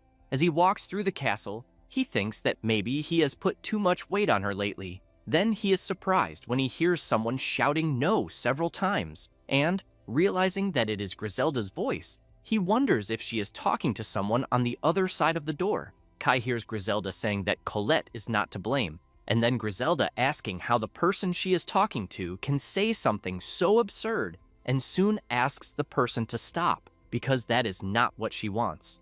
Kai becomes confused and asks if Griselda is all right. She becomes nervous and asks what he wants. The MC feels a bit embarrassed and comments that he is worried about her condition and that he heard some voices. From inside, she replies that it is nothing and that it is because she has not fully recovered yet, then asks him not to worry. Kai keeps insisting, wanting to know if she is all right, because if something is wrong, she should tell him. Griselda makes it clear that at the moment, she wants to be alone. The MC takes a deep breath and replies that it is fine. When he returns to his room, Colette wants to know if he found out how Griselda is doing. Kai shakes his head, answering that he did not. The blonde comments that she is worried because when she passed by Griselda earlier, she had an aggressive expression, so she wants to know if he has any idea what it could be. Kai replies that he does not, and Colette comments that she thinks he does not need to rush, since they can wait for Griselda to recover first. He replies that yes, and that he hopes things will settle soon. After a few days, the MC is doing his work as Demon Lord, and as soon as he starts coughing, he reflects that he has also been getting sick easily, and that, because of that, he thinks he will not be able to overdo it much. Then he sees the door opening and sees that it is Griselda with a strange look, so he immediately wants to know if she is all right, because judging by her skin, he thinks she is not very well. Griselda calls for her lord, and he wants to know what it is. She replies that it is not that she hates him, but that him, the queen, and his successor, all being human, becomes a matter of pride for the demon kingdom, which could become a barrier to true equality. Kai becomes confused by this and asks what she is talking about. In a bizarre tone of voice, Griselda comments that he has already done more than enough and that his role is over, so she suggests that he should take a vacation with his beloved. The MC is surprised by this and asks her to wait a moment, but Griselda orders him to hand over the Demon Lord's throne. Meanwhile, in the castle prison, Mateo is watching over Aries, who in turn comments that the magical power he is feeling is something bad, so he wants to know if he is still alive. Mateo wants to know what magical power Aries is talking about, since Pope Clemens is already gone. Aries, completely exhausted, comments that he had already said during the interrogation that the vessel for the evil god is ready. Mateo, while doing his duty, wants to know what Aries is talking about. Then he is surprised to hear Aries calling him and says that he thinks now it may be too late. And meanwhile, Griselda, with her completely different expression, is leaving the MC intrigued and without knowing what is happening to her. Now, back in the prison, Ori shouts, asking Mateo to eliminate Griselda immediately, The MC goes to talk to Griselda and asks if she wants the Demon Lord's throne. She nods, answering yes, and Kai immediately wants to know what caused this so suddenly. A bit embarrassed, Griselda replies that it wasn't sudden. With that, she explains that she has been thinking about it for some time and, as she thought, believes she is the one who should occupy the throne. Then, she asks if he hadn't said the same thing. Kai is surprised and asks if she was listening to his conversation with Balrog. Griselda stays quiet. The MC thinks of something and then comments that he understands, but did not expect her to offer this on her own. Griselda remains silent, and just as the MC was about to say something else, she comments that that's all. Then, she turns around, saying she has already made her intentions clear and needs to go clean up the backlog of work that is piled up. However, she stops when she hears the MC asking her to wait. Then Kai conjures the sword and emphasizes that to be the Demon Lord, it is essential to be able to use the magic sword summoning. Then he asks what she thinks will happen if they ignore this custom, because even if he allows it, people may not accept her. But he has in mind that Griselda, who was the demon lady in the first run, awakened at that moment due to Sasha's elimination, and that she should have already mastered the magic sword summoning at that time, and that she certainly still cannot do it. Kai puts away the magic sword and emphasizes to Griselda that she has the ability to become the demon lady and that he will also help her. But first, she needs to master the sword summoning. She turns around, extends her hand, and the MC is quite surprised since he is seeing a mark on her hand. And at that moment, an eye opens, and he immediately wants to know what it is. A dark energy begins to come out from that eye on Griselda's hand, and she begins to feel discomfort. The power grows even stronger. Kai activates his shadow wall to protect himself and the butler. He thinks that the magical power he is feeling is indeed quite impressive. A few seconds later, he realizes the power has subsided. Very exhausted, Griselda manages to summon her magic sword, but she has a completely different expression. Kai is surprised to see this and quickly runs to her and asks if she is okay. Griselda stands up and shouts, asking him not to worry, since she simply summoned the sword. Kai comments that he does not believe there is another magic sword besides Tyrfing. Griselda points out that now, after doing this, her anxieties disappear. With that, she firmly holds the magic sword and comments that it feels different, but it is still a magic sword, and that she is already preparing to become the Demon Lady. With that, she says goodbye to the MC. After she leaves, Kai keeps thinking that there was something very strange about the mark on Griselda's hand, and that for some reason, he feels like he has seen it somewhere before. But regardless of that, he needs to pay very close attention. A few days later, Griselda goes to the Great Hall, summons the magic sword, and demonstrates her power. Sasha becomes worried about her lady and shouts her name. Elsa, very surprised, wants to know if the sword Griselda is holding is a magic sword. Balrog, meanwhile, says nothing. Griselda tells everyone that she has mastered the magic sword summoning and therefore makes it clear that she will take the position of Demon Lady. Everyone around falls silent. Then the MC asks if no one will have any objections. Everyone shakes their heads, answering no. Thus, Kai comments that the next day he will make a formal announcement to the people and that everyone should help him with the preparations. Then he cancels all family contracts. Griselda looks at the mark on her hand. Melty asks if he is sure about this. Kai says that he will no longer be the Demon Lord and that, therefore, what he did is natural, but that, at the moment, for those whose contracts have not yet been canceled. However, he is interrupted by Elsa, who shouts saying she is free, but the MC replies that she is not yet, since it is obvious she would go around causing destruction. Elsa goes crazy with anger, wanting to know what he means. Meanwhile, Walter comments that he is fine the way he is. Kai is surprised by this, and Walter continues, saying that he swore loyalty to the MC and that whether there is a contract or not is completely irrelevant. Elsa shouts, saying that he is quite a strange guy, who in turn emphasizes that besides that, the benefit of the contract is simply convenient. Thus, the MC calls for Griselda and comments that if anything happens, she should send a message, as he will help her immediately. She laughs and replies that she will indeed send it.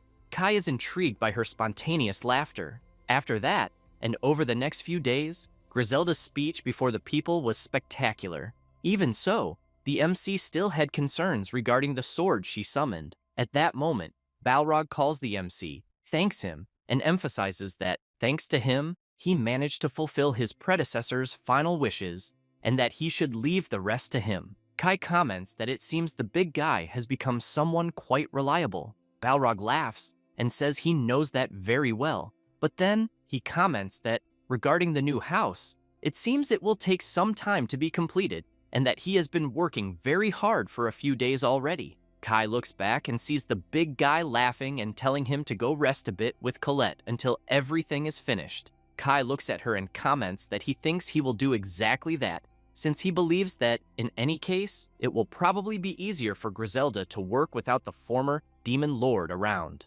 A few days later, in a very different and peaceful place, while the MC feeds the horse, Colette is impressed by the beautiful city. Kai thinks that from that moment on, it will be just the two of them. After some time, in the Baldia Empire, the MC and his beloved are walking through the city. Kai tells Colette that there is a curse on the saint statue on the hill. She asks what he means by a curse. The MC says that he heard that if a man and a woman touch the statue together, the two will be happy forever. Colette gets excited upon hearing this and comments that then they definitely need to go check it out. Thus, both begin heading toward this statue, and when they arrive, they are both impressed by its size. Colette comments that visiting a saint statue with a real saint is actually quite nice, and Kai agrees with her until he suddenly starts coughing. Colette asks if he is okay. He says that it has been like this lately, and that he even asked a doctor to take a look. Colette asks what the doctor said.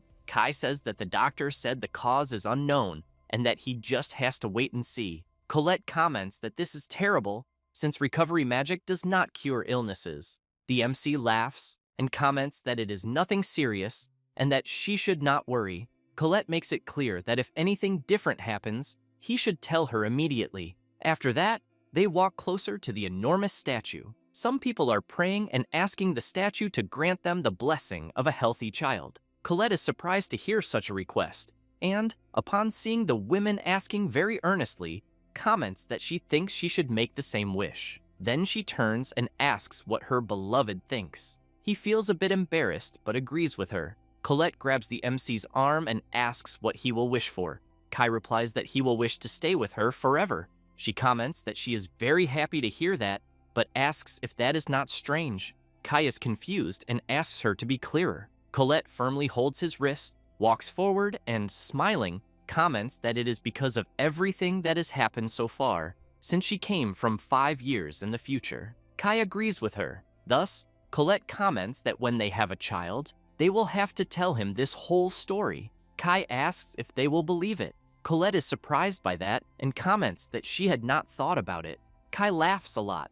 After that, both touch the statue and then focus and make their wishes. Kai hopes to be able to live with Colette forever, and that their children will eventually come. Then, several people start shouting, asking what is happening, and a man points upward and says that something is falling. Kai and Colette look up and see a little girl falling from the statue. The MC is confused when he sees a child falling out of nowhere. Colette shouts, telling her to be careful. The MC moves quickly and catches the child in his arms, and because of the impact of the fall, he ends up sitting hard on the ground. Then he looks at the little girl to see if she is okay. Colette asks if they are all right and if the child is safe. She opens her eyes, hugs the MC, and says that, thank God, she is fine, and calls the MC dad, which greatly surprises him, as well as Colette. Kai tells the little girl that she is with the wrong person and asks where her parents are, but then realizes that she has fallen asleep.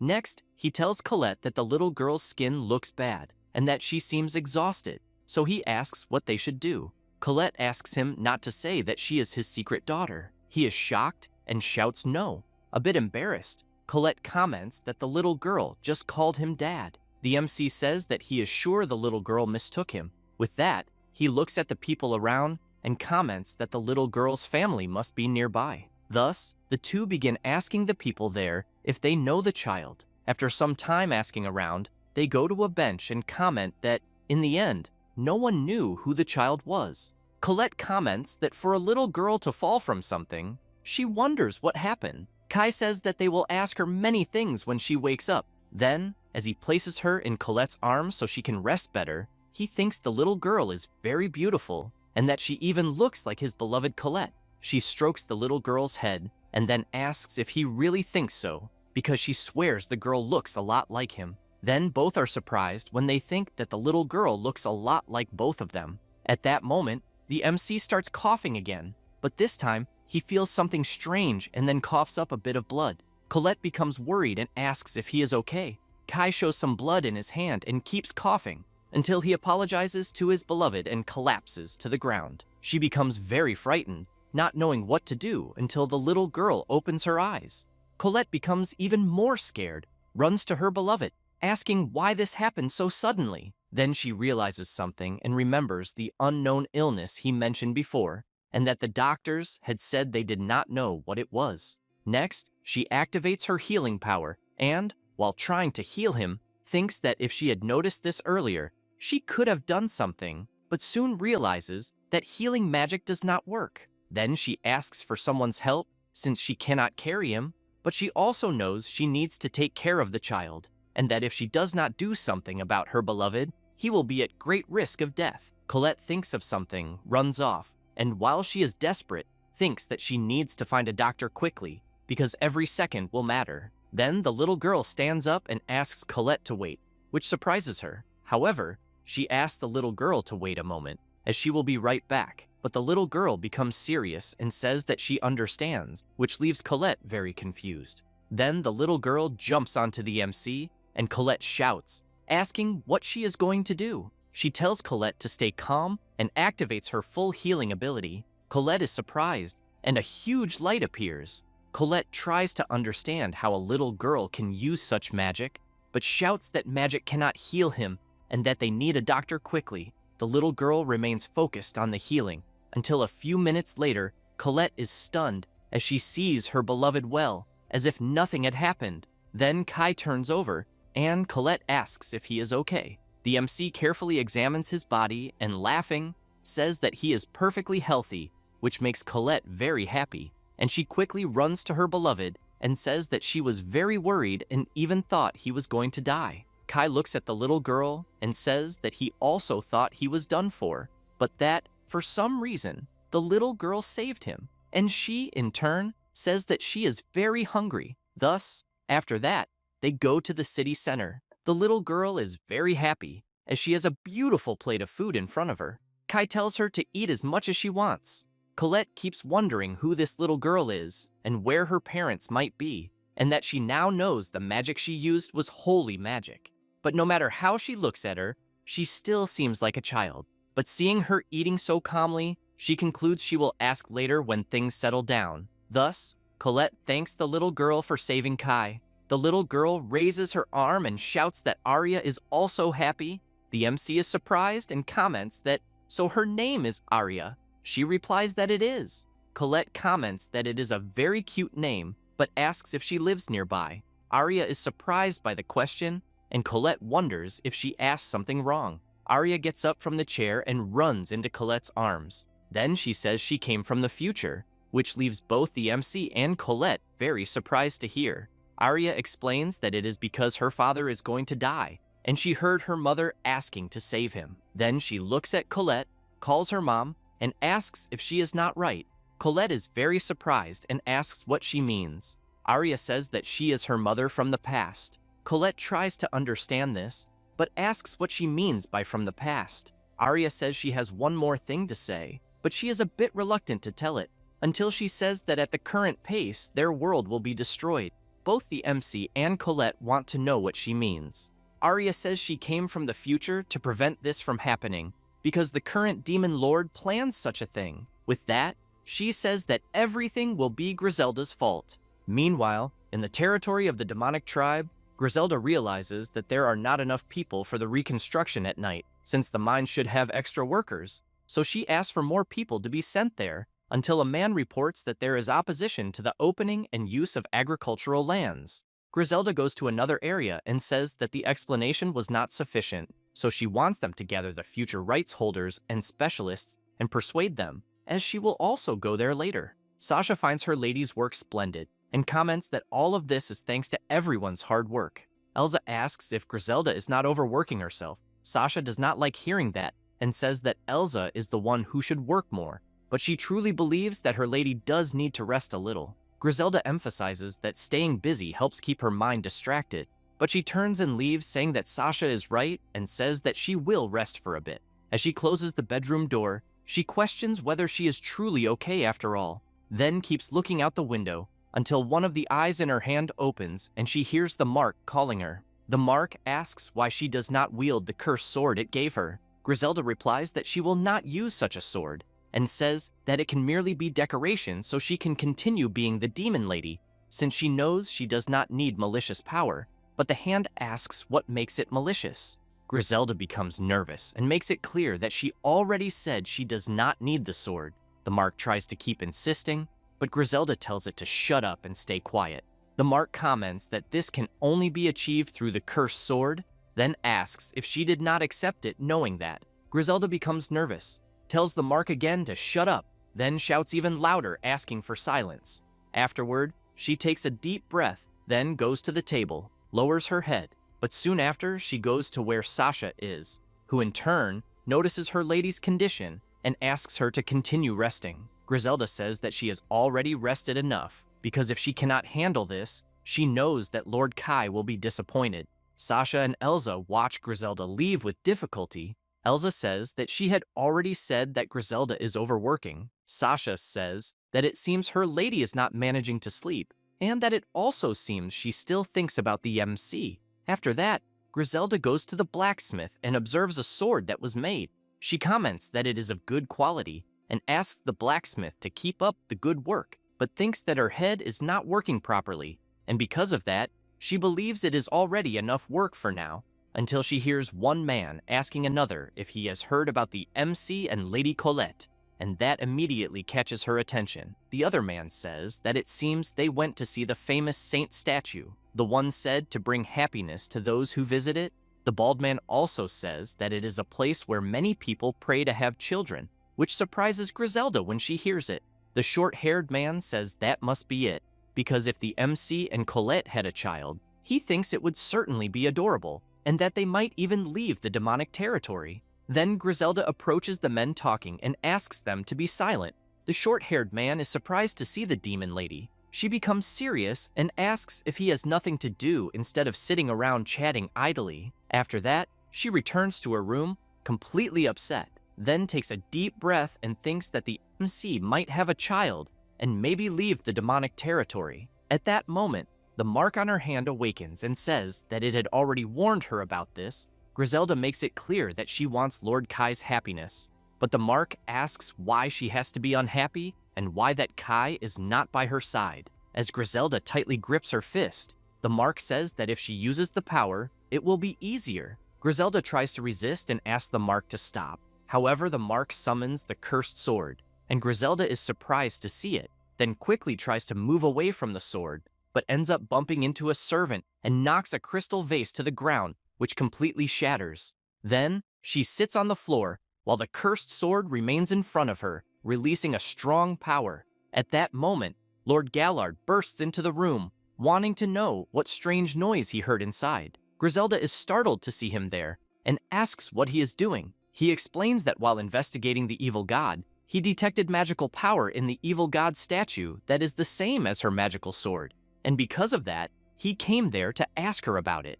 But upon seeing the sword's power reacting, he steps in front of his lady and asks her to move away. Having said that, he makes it clear that the sword in front of them is most likely a sword related to the evil god. Then he draws his sword and shouts that he will not allow anything bad to happen to his lady. Griselda watches Lord Gallard, but while trembling, asks what he is planning to do. He replies that he will do the only thing that must be done, completely destroy the sword. Griselda thinks that she cannot allow that to happen, because she has in mind that if she loses the sword, she will be expelled from the demonic throne, and Lord Kai would certainly be very disappointed in her.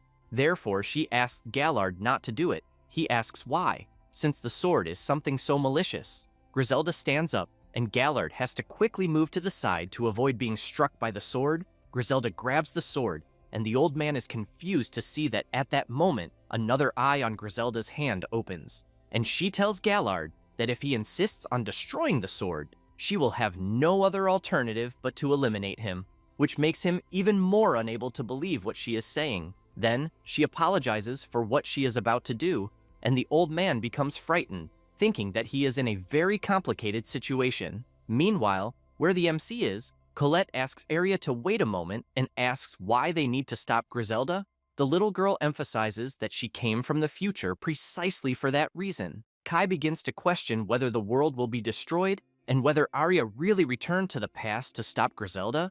Since the way Aria speaks makes it seem that Griselda destroyed the world, then he remembers that at that time he saved Sasha and prevented the future of destruction, and because of that, he thought he should be on a different path. But he wants to know if perhaps another disaster is about to happen. Colette asks what Aria means by "she came from the future." The little girl thinks of something to say, then explains that she was fleeing with her mommy because the demon lord was chasing them, which leaves both the MC and Colette very surprised to hear that. Aria starts to cry and says that her mommy got hurt, but that she had said something, in which Griselda suddenly became strange. Then her daddy died from illness, and no one could stop Griselda. So everything was destroyed, and her mommy, crying a lot, said that everyone had been eliminated, but that her daughter was also in danger, and she needed to live and help Kai. Then, Aria says that she was sent to the past to try to prevent that from happening. Colette asks if Aria's mother really told her to help Kai. The MC asks Aria what her mother's name was in the future. The little girl says that it was Colette, which leaves the MC very surprised. Colette, very astonished, asks if the story right now represents the future. Aria nods, saying yes. Therefore, the MC concludes that was why Aria called Colette mother and him father as soon as she saw them. Colette tells Aria that she cannot believe that Griselda eliminated everyone and destroyed everything, while the MC thinks the little girl is not lying. But what worries him is whether it was Saint Magic that she used to save him, since she is only about 5 years old. At that moment, Aria remembers something and shows a bracelet, and says that her mother from the future told her to show it. Kai is surprised to see the item and immediately activates his appraisal skill, then sees that it is a time bracelet that contains a prayer to reunite with a loved one, and that also contains the magic of the Saint of Time. But its power to travel through time has already been lost, in addition to increasing the wearer's magical defense by 5%. Thus, Kai is quite surprised and thinks that the bracelet is the same as Colette's, and that, because of that, he believes Aria really came from the future. Then, he stands up and thinks it is better to act as if it were true. So he says that he will die from illness, and Griselda will destroy the world, and that to change the future, Aria was sent to the past, and therefore he wants to know if that is true. She nods in response. Colette stands up, calls the MC, and says they need to go see Griselda because something might be happening. Kai agrees with her, and Aria says she wants to go as well. However, the MC is intrigued, questioning what could be happening in the demon territory. After some time, Sasha comments that it has been a while since she was in the sacred royal capital, and that, apparently, the atmosphere has changed a bit, since she can see demons everywhere alongside humans. Princess Angelica agrees and emphasizes that something unimaginable has happened, but that she still wants to create an even stronger bond between the sacred kingdom and the demonic territory. Then she asks if Lady Griselda is well, since she has not been able to visit her since her succession as the Demon Lady, but that she has been thinking about visiting her soon. Sasha says that her lady is now very busy with work since the MC's departure, but thinks that she is desperately struggling against loneliness and believes it would not be good to comment on that. So she tells Angelica that she is right and that her lady will certainly be pleased. The princess asks something else and inquires about Lord Gallard, whether he is causing any trouble, since he went to the Demon Lady's castle to investigate the evil god, and it has been quite some time since he last reported. Sasha thinks about who the princess is referring to, and then says she has not seen him, which worries the princess, making her wonder if something bad has happened to him. Sasha finds this strange and emphasizes that it is unlikely they have merely missed each other.